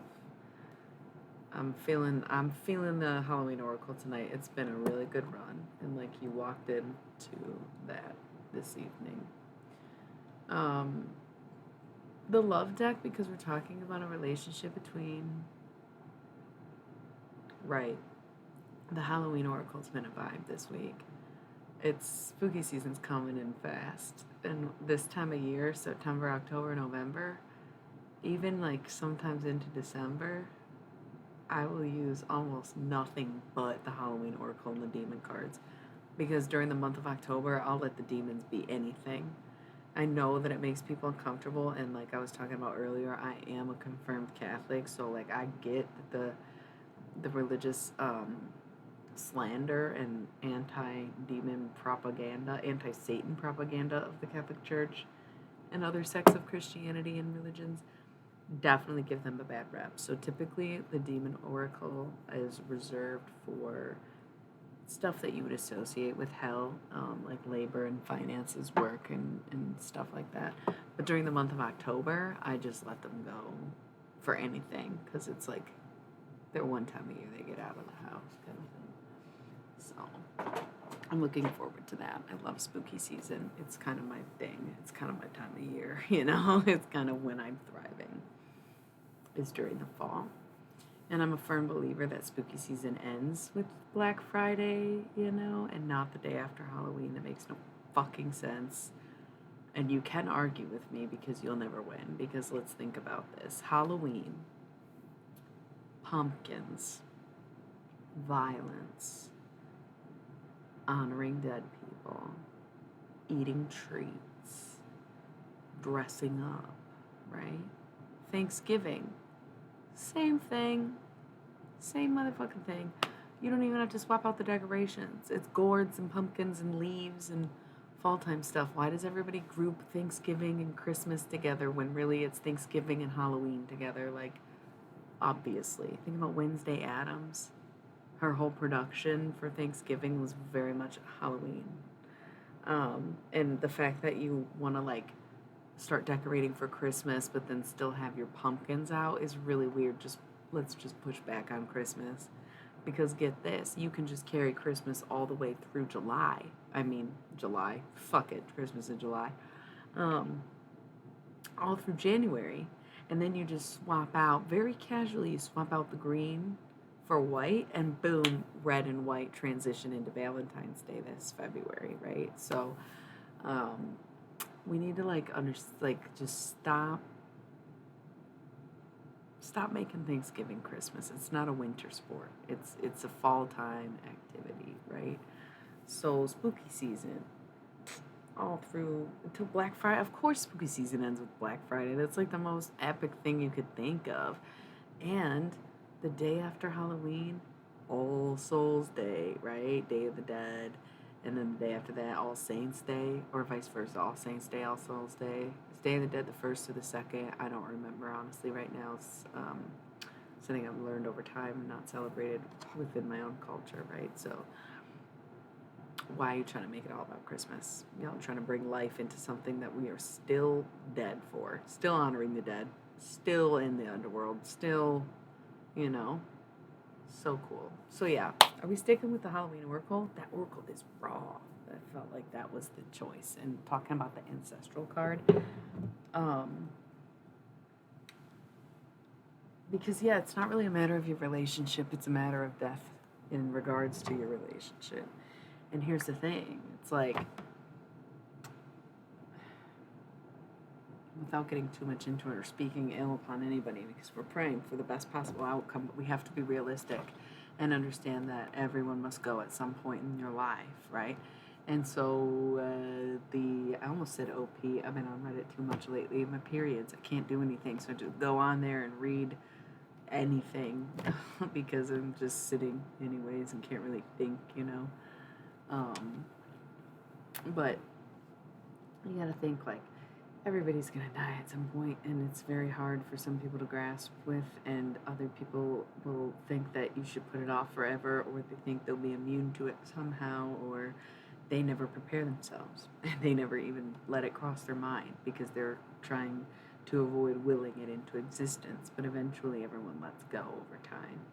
And the thing is, we have to embrace that fact and see the little things as a blessing, like, okay, well, at least it's my dad sick and not me, and my dad having to go through letting me go instead of me having to let him go.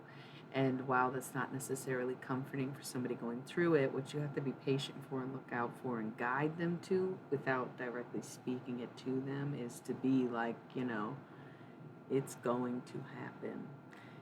Maybe not now, maybe not in this realm of time. Maybe there's an extended few months or this and that, and whatever. Maybe it is going to happen sudden. But that's the thing too, is getting to say goodbye is such a underrated blessing, because a lot of times death is random and comes at any given moment. And if you get too caught up in someone's dying, you miss the life that you have with the living. I mean, you think too much about death or when it's going to come or who you've lost. Even when you dwell on people who have already passed, it's that same kind of energy of, right, there is. And honestly, every time we say goodbye could be the time we say goodbye.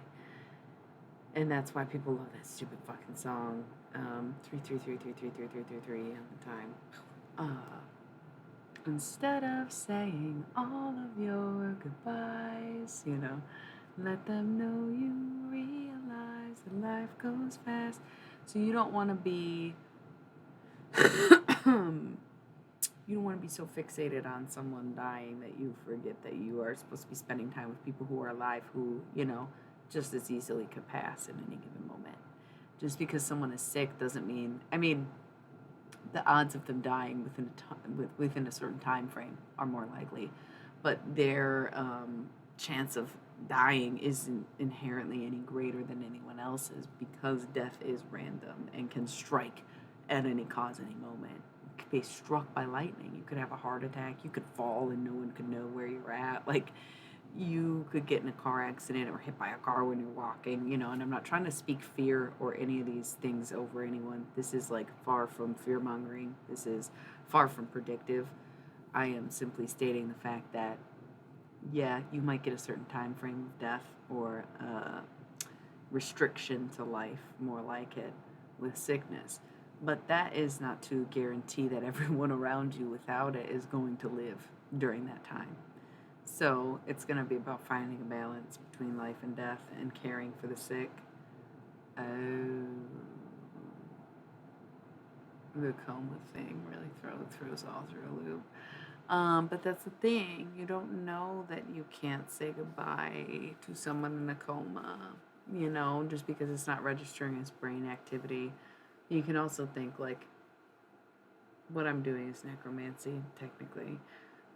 You can always book a personal reading once he passes. I know that sounds morbid, but if I can sit here and say that I can communicate with the dead, that means the dead can obviously hear my will to communicate with them, right? And so if you're talking to someone who's theoretically or even physically on their deathbed, someone in a coma who's in a half-conscious and half-unconscious state, who is to say they can't receive those messages even from a spiritual plane rather than the physical one? You'll notice when I'm channeling or having these kind of messages where you see I'm circling my elbow. Earlier I was tapping the chair, so when you start to see the repetitious movements in my hands, then you know that I'm getting a channeled message. So there's some kind of relevant information that breaches beyond human knowledge or living consciousness, so to speak. Just the delivery of that message being, yeah, maybe you can say goodbye. Midnight, the most magical hour of them all. Could be his final hours coming up there, though. And yeah, so to go through that loss, of course, but once again, it's like, man, would have sucked if it was the other way around. And every parent would probably agree with that statement, except for some deeply evil, narcissistic ones, right?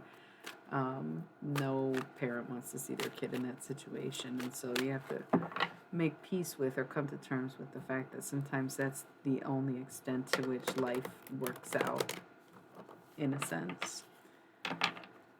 Wow. Deep. Dark. It's been morbid. I mean, I shouldn't have pulled out that poetry book a couple days ago if I didn't want to get like that, because those poems are fucking dark as shit, and I didn't even realize when I was writing them that they were like that. But I also didn't know much about necromancy or the ways of channeling back then either, so it's very interesting to see that connection to death has always been very present in me. Apple, risk and reward again, and the witch, the earth, the weaver of the worlds. There's only 36 cards in this deck, so obviously you're going to get repeats, but tonight it feels like I'm seeing the same 10-ish cards 3 or 4 times rather than seeing 30 cards once or twice, right? So it does seem like there's a specific group of cards that keep coming up. The spider, definitely one of them. Community and web weaving. So um, there is a network of people that you can definitely lean on. Sometimes that's the thing. That's what we were talking about. I don't even think you had mentioned it yet, but I was talking about funerals maybe sometimes being the best part of death and not the sad thing that people make them out to be, but the part where we all come together and feed each other and rely on each other, lean on each other, and tell these stories and honor somebody, and even meet people or reconnect with people or put things to rest and put things aside, even. So sometimes it's about just leaning on the people around you and knowing that you are not the sole supporter of any one person, especially in a scenario in which one person's affected by something, the other person is significantly less affected but involved, right? They need to be supported by the people going through what they're going through with them rather than someone on the outside trying to get them through it. That's going to be super crucial. It's always a crucial part of healing because the less you can understand, the less you can relate, the more distant they'll grow to be. And so it's very important to connect to people who are grieving the same loss as you because then it takes a lot longer or it can be a lot harder to get over it. I learned that the hard way last summer. A friend of mine passed away, and I tried to connect with our mutual friends and family, and I want to just admit, completely rejected. And I wasn't sure why, other than, okay, my personality type, sure, whatever. If you want to hold the past against me, go for it. It just seemed like I was at all the other ones and wasn't there for this one that actually affected me. And that can be really, really hard for people. But it was very hard to be around people who didn't know him or didn't go through a loss like that. Someone young, unexpected, shocking ways, you know? So sometimes you need people who can relate. You need people who are grieving that loss or a support group of people who had to watch this terminally ill or, even through media, art. Lion in a Coma came to mind. Maybe that's like a poor taste, but it did come to mind. It's a great song. It's sometimes I'm well to do, but I'm not well to do. I don't know. Sometimes I'm aware, but sometimes I'm not aware. I don't know. It's a cute song by Animal Collective. Vampire emotional intelligence. Wow, so you can relate, and that's like okay. So that's a great start. Maybe that's why he definitely does want to lean on you, but also needs to lean on people who are also grieving the loss of his father. You know? But yeah, be aware when somebody's draining you. You can't be doing too much, especially if it can be a trigger point for you where it's like, I had to go through this before, and now I'm reminded of when I went through this with my grandma. Maybe I can't be the person you lean on entirely, and that's okay too. You got to know when to balance it out, and when somebody is draining you, not that your partner would do that, your boyfriend would do that on purpose, but grief can be very exhausting, and so people try to pass the buck, but it's buck that can't be passed. And mummy change. Yeah. Some people need a near-death experience, but some people need to be near-death to experience, right? To be close to death can put us on the edge of life and inspire people in ways that we didn't see coming at all and didn't see unfolding before us. Yeah, it totally is. Completely is fucked up. And sometimes, well, that's the thing. You come out of it and you pull yourself out of it and you're like, okay, how can I help? Finding, like I said, outside support groups or people who knew someone or even a foundation if you've got that kind of thing going on. Or thinking, I guess it could have been something like COVID or, imagining what it would have been life would be like in a coma, right? Like, there are certain TV shows who have episodes of the dreamlike states, and maybe that's tacky for me to bring up right now, but also being imaginative can sometimes be your saving grace. right? And to think what a peaceful existence to sleep and slip into death, right? Mm. Listen, if there is a character that fits a role, you know how it's casted, not me. I can't see your life, so if you think that's who it is, then I believe you. Um, because if there's pressure that, if you understand where your boyfriend's coming from and like you're okay with him leaning on you and whatnot, listen, that is not honey bunny. We are talking about cancer. She is a cancer dealing with family who has cancer. My sweet Pico. That's not what that was about. Yeah, so I think it's okay. I think, listen, you know, it's okay. Yeah, it's confusing because we are usually talking about astrology and not disease, and we understand that. Very confusing. It's okay. It's okay. I know. I know. Listen, y'all, we're recovering from it. It happens. We're here to cry it out.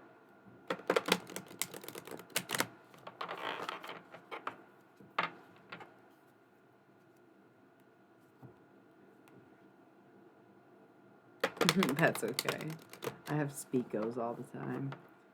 Just like mixing things up so bad or stuttering and shit.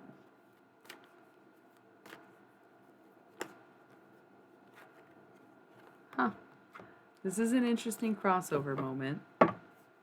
I love it because it's so you and so random but true. And like I don't agree or disagree, but also they say that people with cancer can see things. And it's like hallucinations, but some people believe you're like seeing the other side and can see spirits and stuff because you're on the verge of death. I would never call it a blessing, you know, like let's not go that far because that could just be hurtful. But the underworld, where all things pause and begin again. So being able to sit back and see life for what it is and be like, damn, I guess I could have, and maybe I shouldn't have, and blah, blah, blah. But having the time to make peace with it before you go. Because once again, there's no guarantee that anybody not afflicted with disease is going to live longer than the person with disease because life is random and accidents happen, right?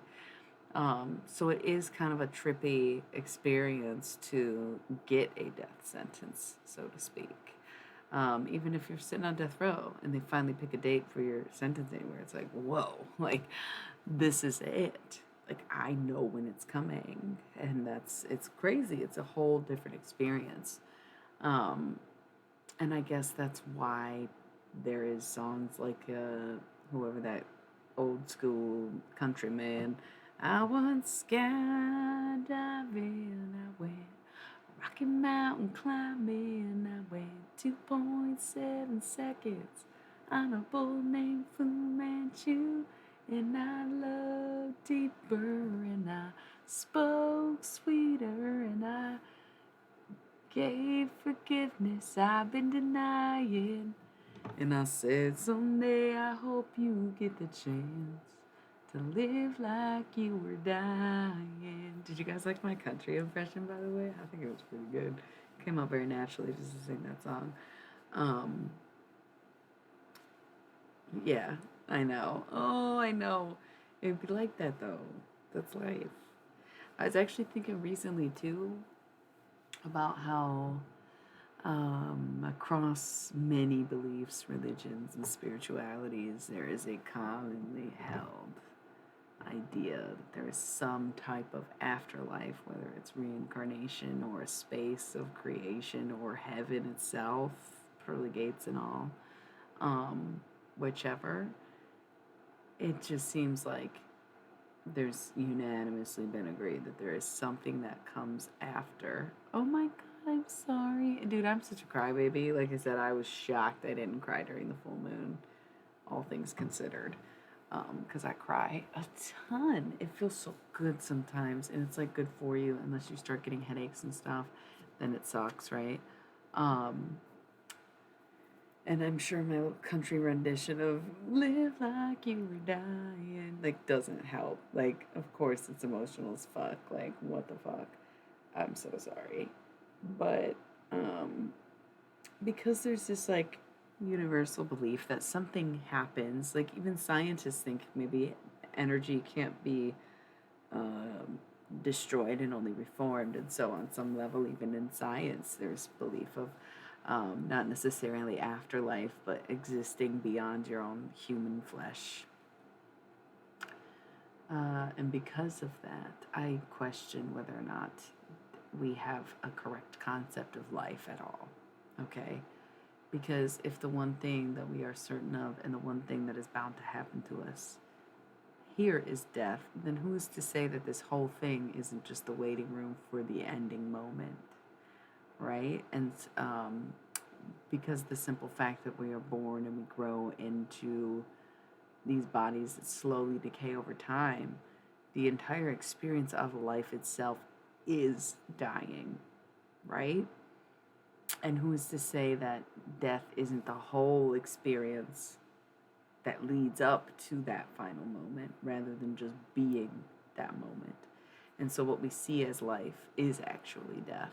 And once we die is when life or eternal life begins. Because once again, it's a very commonly held belief across multiple religions and other belief systems that there is something that happens when we leave here. And it's a painless world, and it's of no human form and beyond our understanding, and that's really what life is. So this whole experience is built for you to cope with and understand what you're going through and facing it in the way that, yes, everyone will and everyone does. And if you've ever been in that moment, the bargaining system, it's crazy, right? I will get into my own experience, my own near-death experience come November.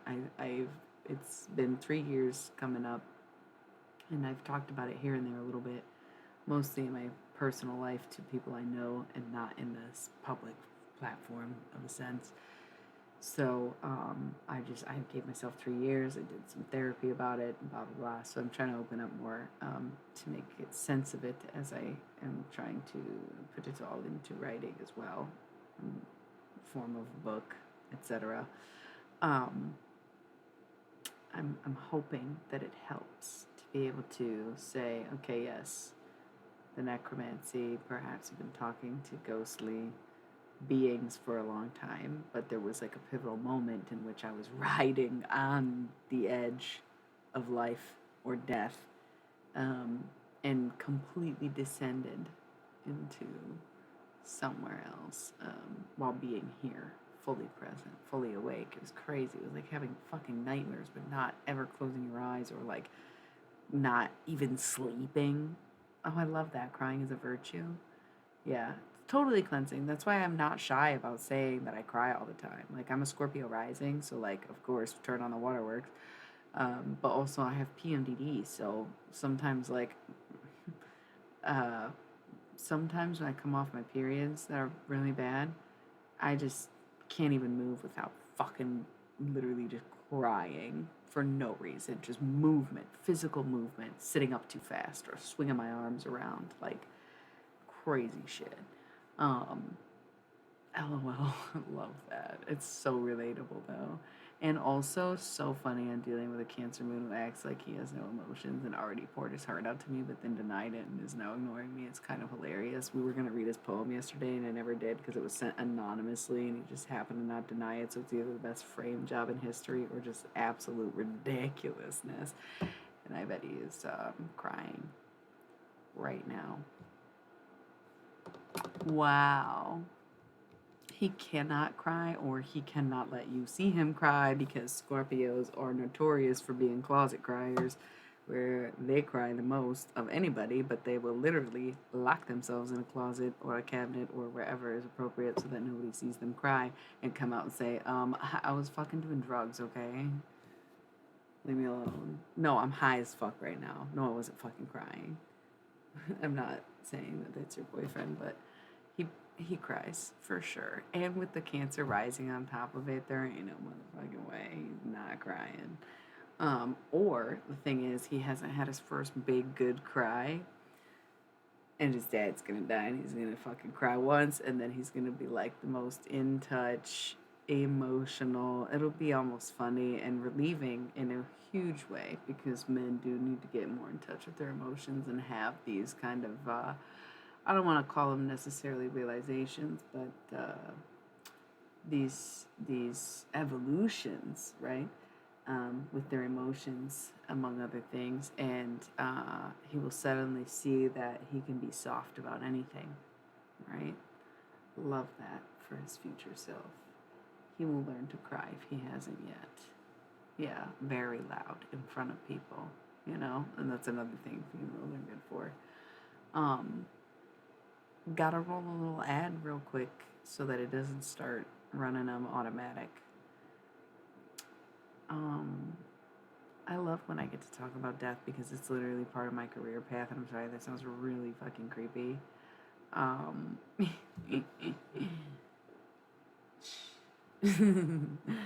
um, but yeah, okay, I'll be right back.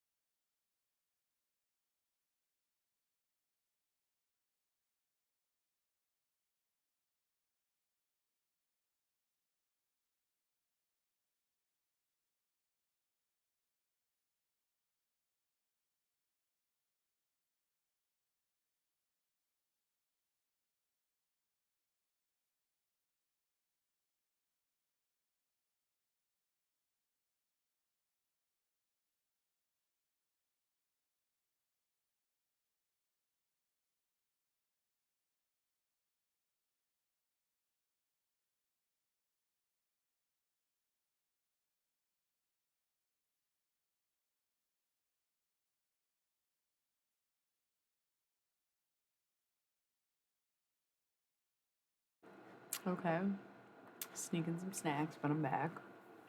All right. Still talking about crying, which, once again, I love. No shame in it.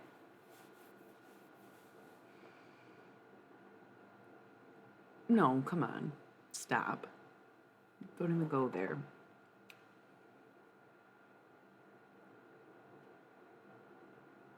I have been at funerals where I'm like thinking about sad shit or people that I've lost and not the person that's being honored, and I feel like a dick where it's like, yeah, it is emotional to like see other people cry or think about when you were this sad and blah blah blah blah blah. And I totally get what you mean. What? Bro, you gotta relax, man. We're talking about a very sensitive subject that she was very weary about opening up on in the first place. Relax. We're talking about some heavy ass subjects. I know, and Scorpio's also the death card in the tarot, which is just kind of ironic. But, yeah.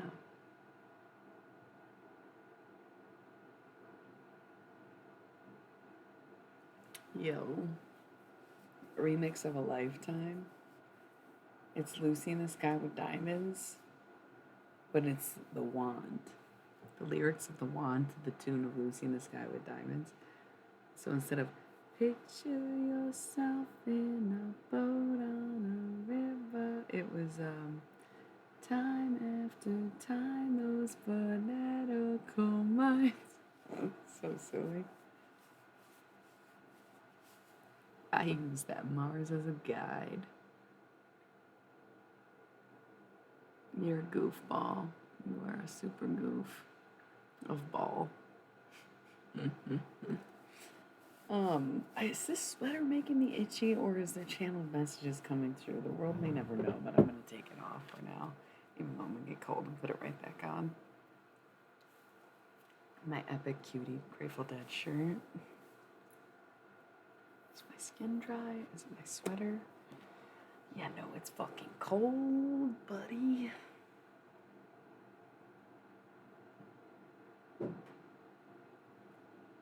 But what's up? I'm gonna play with my hair for a little bit because we're not really talking about anything. It got a little awkward. Sometimes the death conversation can be hard. No offense, Peaks. Not saying you made it awkward, but maybe a little.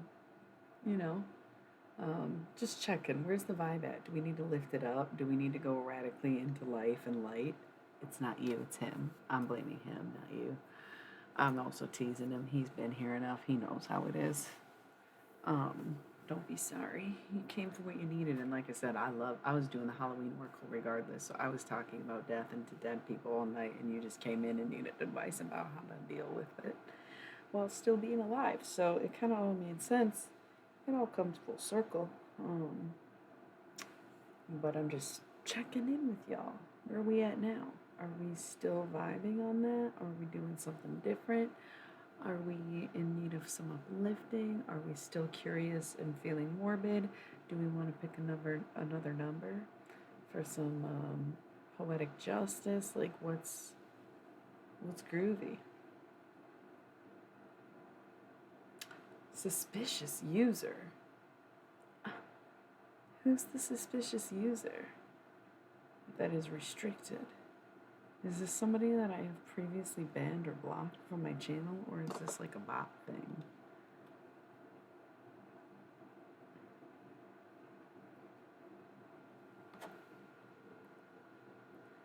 No information, just like randomly says that. I'm okay, whatever.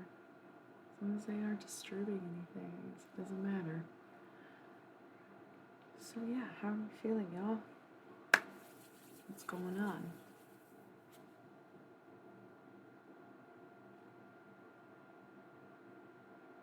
That's why I feel like let's send it off on a good note. Yeah? Pull a few light cards before we go to sleep so we aren't up all night thinking about death and whatnot.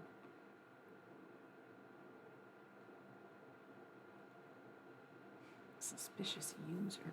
Conducting reading.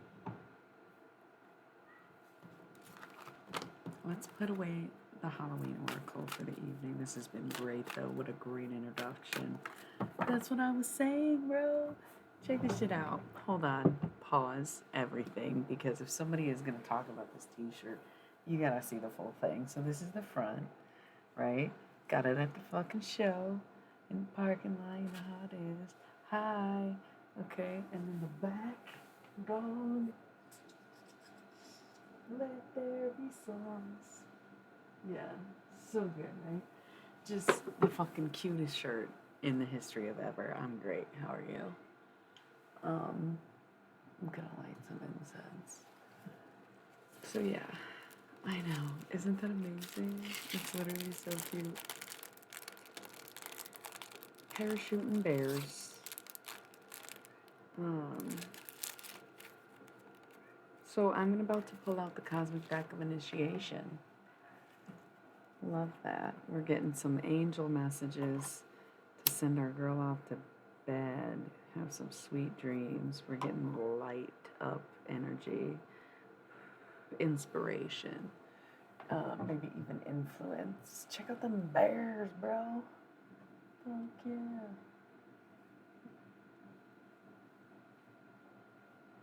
Dancing bears. Okay, good.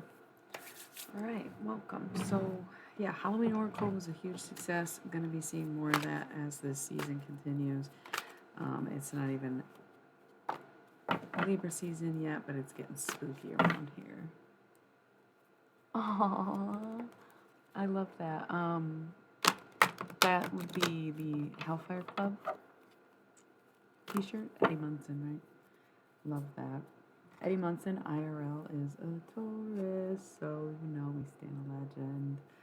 We love him. He cried in an interview. It was so cute. I don't know what happened. People were being dickwads to him, I guess, at some convention. And then the next day, some lady was like, you were really, really nice to us. You made our day. We literally came here to see you. And he just like starts crying. And it's like, oh my God, we love a soft king. Like, vulnerability at its finest in a public space, being someone of notoriety and fame. And he was just like, fuck it, I'm gonna break down and cry with these people who have shown support and love for me in ways that I never expected or imagined for myself, right?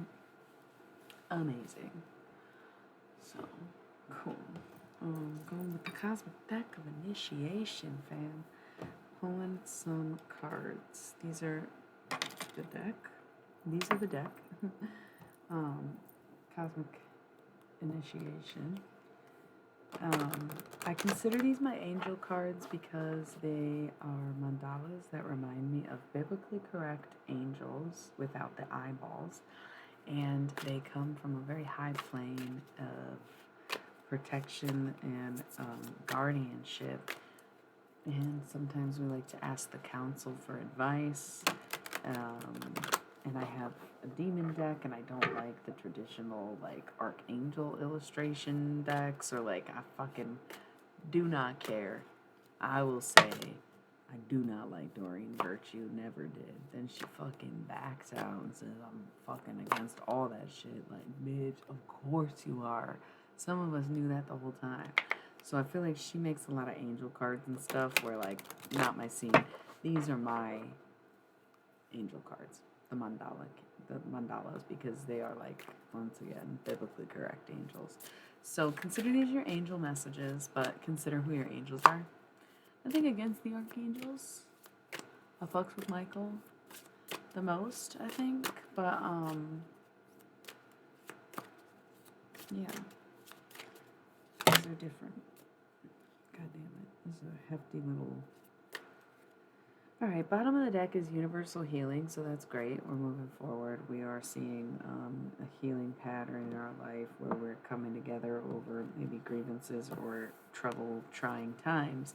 But for the sake of moving along and moving into something better, breaking the cycles, leaving it behind. So the fact that the full moon was in Pisces right before Libra season is very telling of what's going on right now, because Libra season is harvest season.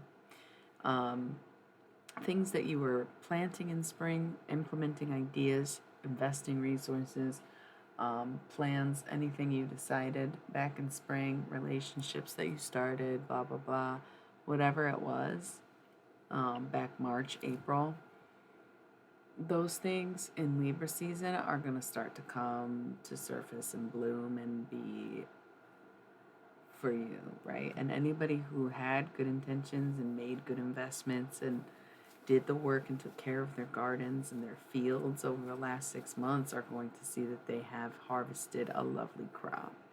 But those who have not are going to see a bit more of a desolate energy during Libra season. And that's why there's been a lot of advisory about accepting people in your life who approach you during Libra season. If it's someone from the past, if it's someone new, it's like questionable whether or not you can trust them. Definitely keep them in question if you're meeting them during Libra season. But if it's someone from your past who comes back during Libra season, it's a hell no. You better just be done. You can entertain it if you want to know why they're there. But if there's one thing, it's that they've got the wrong idea here. They're trying to see. They're like, my crops were a bit more dusty than their crops. I'm gonna go see what they got going on. See if they got extra. Hey, how you doing? You know, someone from your past like that. No. Pisces being the final zodiac sign, the number 12, and completing and ending the year, and the fact that this full moon was right before harvest season in Pisces, would indicate to me that we are closing out a major cycle before the year is ending, before we see the fruits of our labor, before we know, right? We're letting people show themselves out. We're letting people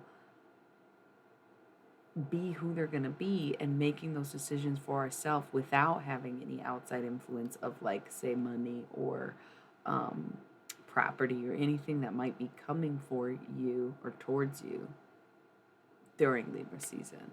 Like, whoever is here for you now is a real one, because they are there 10 toes down. They don't need to know the benefits. They don't need to know how they're going to get paid back or paid off. Like, they're there for you. They're there to support you because they're there right now. Through the thin. This is the thin, the thick, if you will, even. But anybody who approaches you, once you start doing good, you make the money, you get the raise, you get the attention, you get the spotlight, limelight, whatever it is, and they're like, oh, hey, how you doing? No, that's just such disgenuine energy, right? If they wait till that cooling off period of, like, getting all the way to late October, Scorpio season, sure, maybe you can talk to them. Maybe they, like, respected your space and they wanted to come towards you and say, hey, you seem to be doing better and blah, blah, blah. A lot more genuine the longer they wait, in a sense. But if they come in as soon as things start popping off for you, then goddamn, they were really just waiting, and not in a good way. Pisces at the top. I'm getting kind of clowny energy from that Pisces card. Like, man, y'all fucked it up.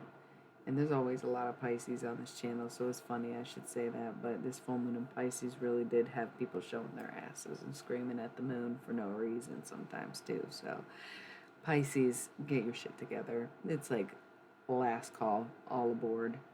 Get on the train or miss it, because don't come around sniffing, see what we got going on when you had the chance and could have and didn't. Finish this shit out. Close these cycles. Stop repeating these mistakes. Like, it is time to just, universal abundance. That's what I'm saying. Harvest season is upon us, bro. I'm so excited for Libra season, even though I can't wait to fuck with these hoes who think they're going to come at me and get something from me after giving me nothing at all, right?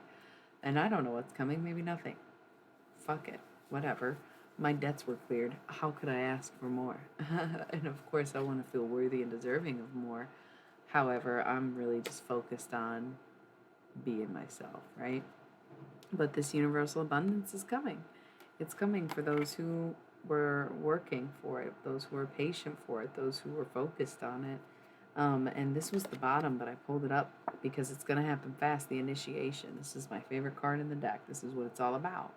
You're being initiated into, congratulations, you made it, to being your final form, kind of. Congratulations, you're promoted, graduated, upgraded in some way. The initiation process has begun, even earlier maybe than we thought it would, right? Where you're already in your field, or you're already, whatever it is. It's sometimes even an upgrade from within, like a spiritual upgrade, ascending to not necessarily becoming a master, but becoming a master. Not being a master, but becoming, being initiated into the process, being initiated into the game or the race, if you will, or being initiated into a certain position that you knew that you were going to take over. Once again, we're seeing very clear visions of the future. Even if you don't feel psychic, maybe you don't spend a lot of time on this channel of mine or in general, but you started looking into tarot because you were having weird dreams, visions, things where maybe you're awake and you're seeing stuff and you're like, man, I know this person, I've seen that place, but that's never happened. This isn't a memory. You are seeing the future. It's being, same, right? So it's like that too.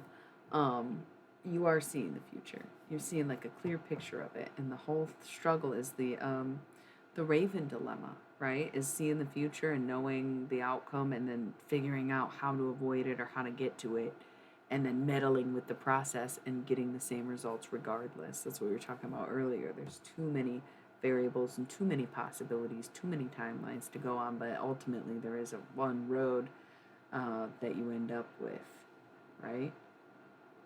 Oh, yeah. So something might happen in 5 days, but you don't want to stress too much and be like, something's going to happen.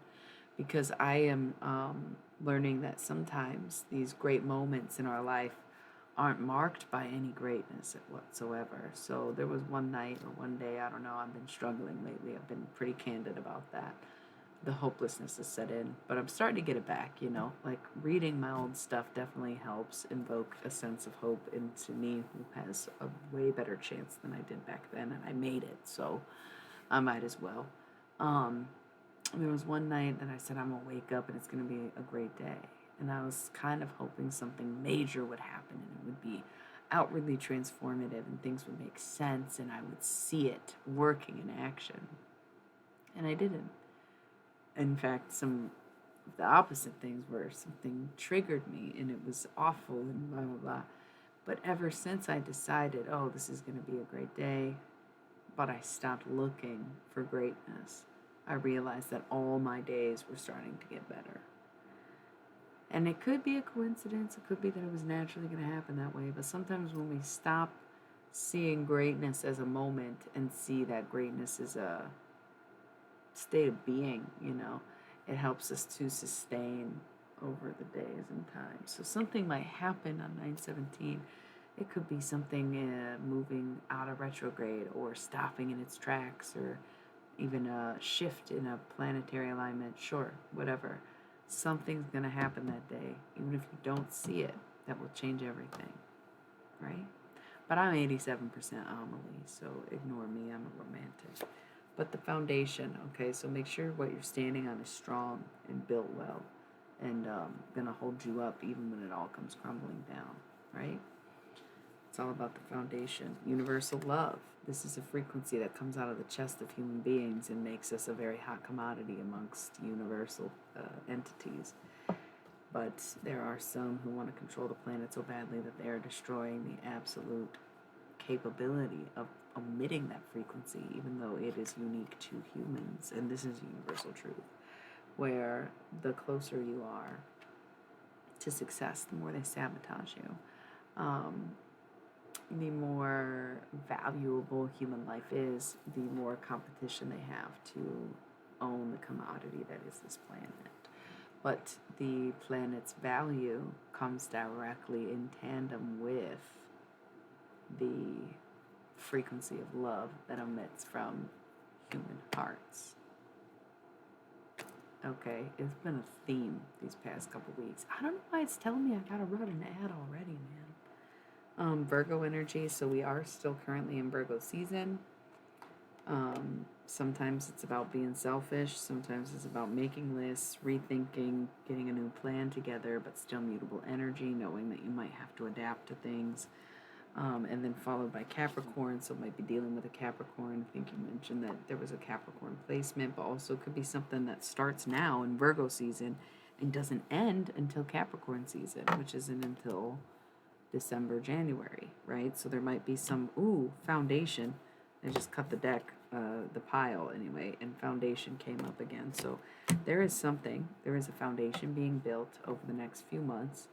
And in this course of time, there will be many major transitions and major turning points, 9/17 being one of them, where something's going to happen that's going to lead in the direction, because that's still Virgo season. Something really pivotal is happening in these next couple weeks, whether or not we see it or not. There's a lot going on behind the scenes, and it'll make more sense, and it's going to unfold over these next few months. And by Capricorn season, we'll see the evolution in full effect. We will see that this initiation process that started has been solidified or even finished by then. And we can keep going. Guardian angel, absolutely fucking blessed, absolutely walking this earth with protection, being told and guided and for a reason, being chosen, really. It's like high and holy. Sagittarius, so it could be Sagittarius energy, so it's Sag rising.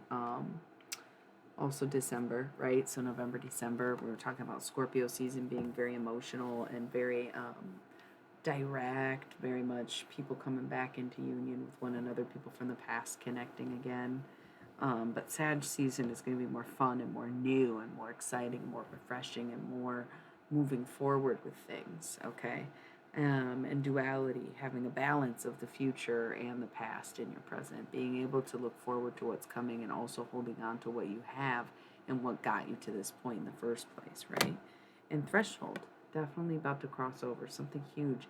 It's been coming up a lot, especially threshold. It's been the last card in every cosmic initiation deck I've done, every cosmic initiation reading I've done in the past 2 weeks. I think it's been like the last card that's pulled this threshold, because we are crossing over into something amazing, really big stuff. It's crazy because I want to believe that. I want to apply it to my own life. I'm not shy about the fact that I've been struggling. So it's like I can only hope, and all I've ever done is hope and not seen much from it, right? So, law of cause and effect. The more hope you put in, the more hope you get back, right? So, I'll play that ad that they're begging me for. It'll be 4 hours and 20 minutes on the clock when I come back, so perfect time to get high with me. So, pack one, roll one, whatever it is. I'll BRB.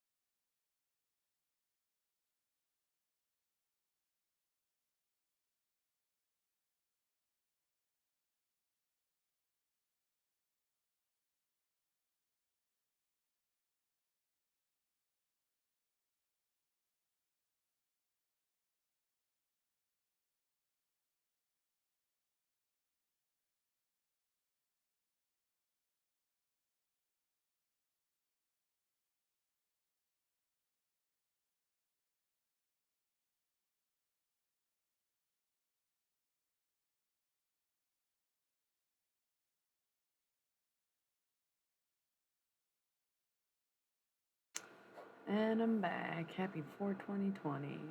It's not the time, it's just the time. Ooh, see? That's great. You should sleep if you're feeling sleepy. I'm pretty much done with that reading. Um the cosmic initiation. I've got about an hour before my partner wakes up, and then I'll usually take a break while he gets ready and leaves for the morning.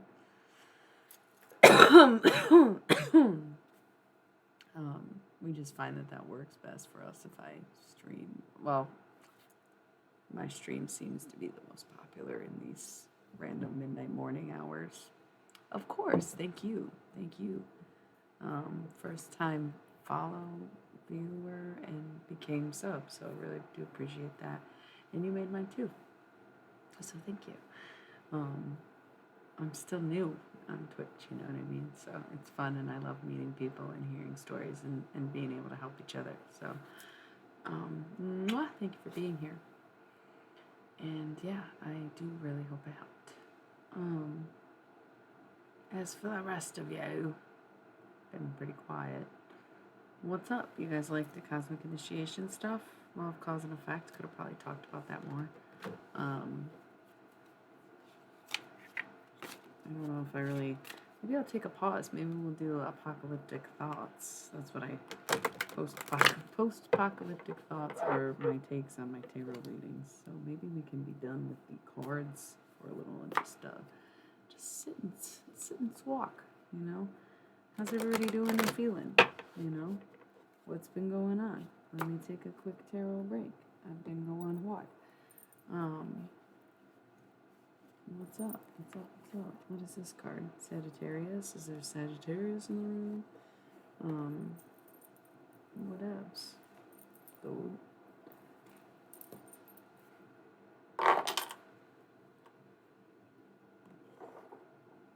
I'm so comfortable with this t-shirt, but also it is chilly, just like I expected. Don't feel like putting the sweater back on. But, yeah, so Anyways, if you feel like picking a number, I can always read poetry.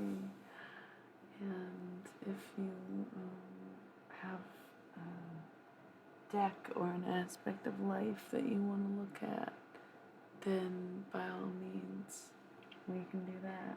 Like I said, I more or less have an hour if anybody wants to do anything with it. Tarot, talking, asking questions, finding answers together with each other, or asking the Akashic. Interesting, that's not necessarily my wheelhouse, but a lot of things come naturally to me. Or I can keep myself busy and do whatever the hell I want. Earlier I was totally digging the just me vibes where I was doing channeled messages with the Halloween Oracle, and it was like no one was here, no one was talking. It was kind of tight, but at this point in the night it's like, we've been a bit more social, we've moved on, we've broken the channel, let's switch it up and whatnot. But if everybody's hitting the hey, I could too, take a break, a longer break, a bigger break, and see you maybe later during the day. But I know I won't be back tonight during this hours because I've got shit to do tomorrow morning. So it's up to us. We're looking at the last couple weeks of Virgo season and whether or not our shit's gonna pay off. Banking on growth, praying for rain, those last minute, get them crops going kind of thing. And I personally am looking forward because I think I've done my best, and I'll be horrifically surprised if nothing comes of any of my efforts ever, right? And all I'll do is work at it better than I did before. Be a better version of myself, put in better efforts, put in more work, put in what I want out if I haven't already done that. Even if I feel like I have, I'll find out for myself come Libra season, just like everyone else. So, gotta have faith in yourself, but also be realistic and know that you could have fucked it up and maybe it wasn't meant for you and there's something else, right? Whatever. Whatever.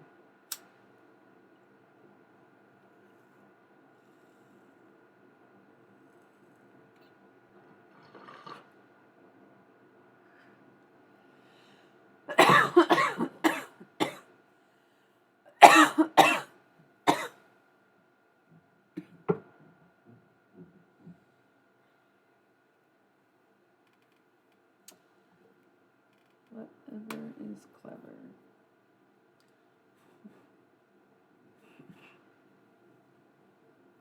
But yeah, I think fruits of our labor definitely rings true. It's like whatever we've been putting in is what we'll get back. And I've been trying to sort things out more than start them, right? A, B, C, 1, 2, 3, 1, 2, 3, 4, 5. Take time, do right night. I love justice. Do your dance. The way move is a mystery.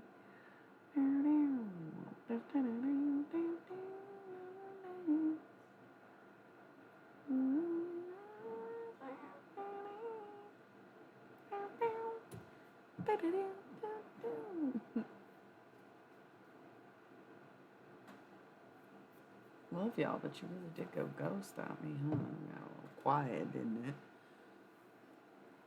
it? Really appreciate the creeps who just hold on for anything and nothing at the same time. Silently watch. Don't say a word. Appreciate y'all. It's been a pretty successful couple weeks in regards to Twitch. I've been loving it. I recently went affiliate. Still need to definitely upgrade all my shit, which is that's why I'm right now, if it's gonna stay quiet, I'll probably just leave and work on that kind of thing. I really appreciate all the support I'm getting. I really appreciate people encouraging me to be myself and just in general being into what I'm talking about. Like, it's refreshing for me because that's new. I've always been a bit of a weirdo, and one of the beautiful aspects of the internet is being able to find your corner of weird, right? So it's been a lot of fun. Probably call it for the evening because as much as I enjoyed talking to myself earlier, not so much now. I am going to work on some other things. Now that I'm not on my period anymore, yeah, it's crazy how much that really does make a difference. And we'll be back at it again all week long. Like I said, I might try to stream during the day. Might even, I've been drawing again lately.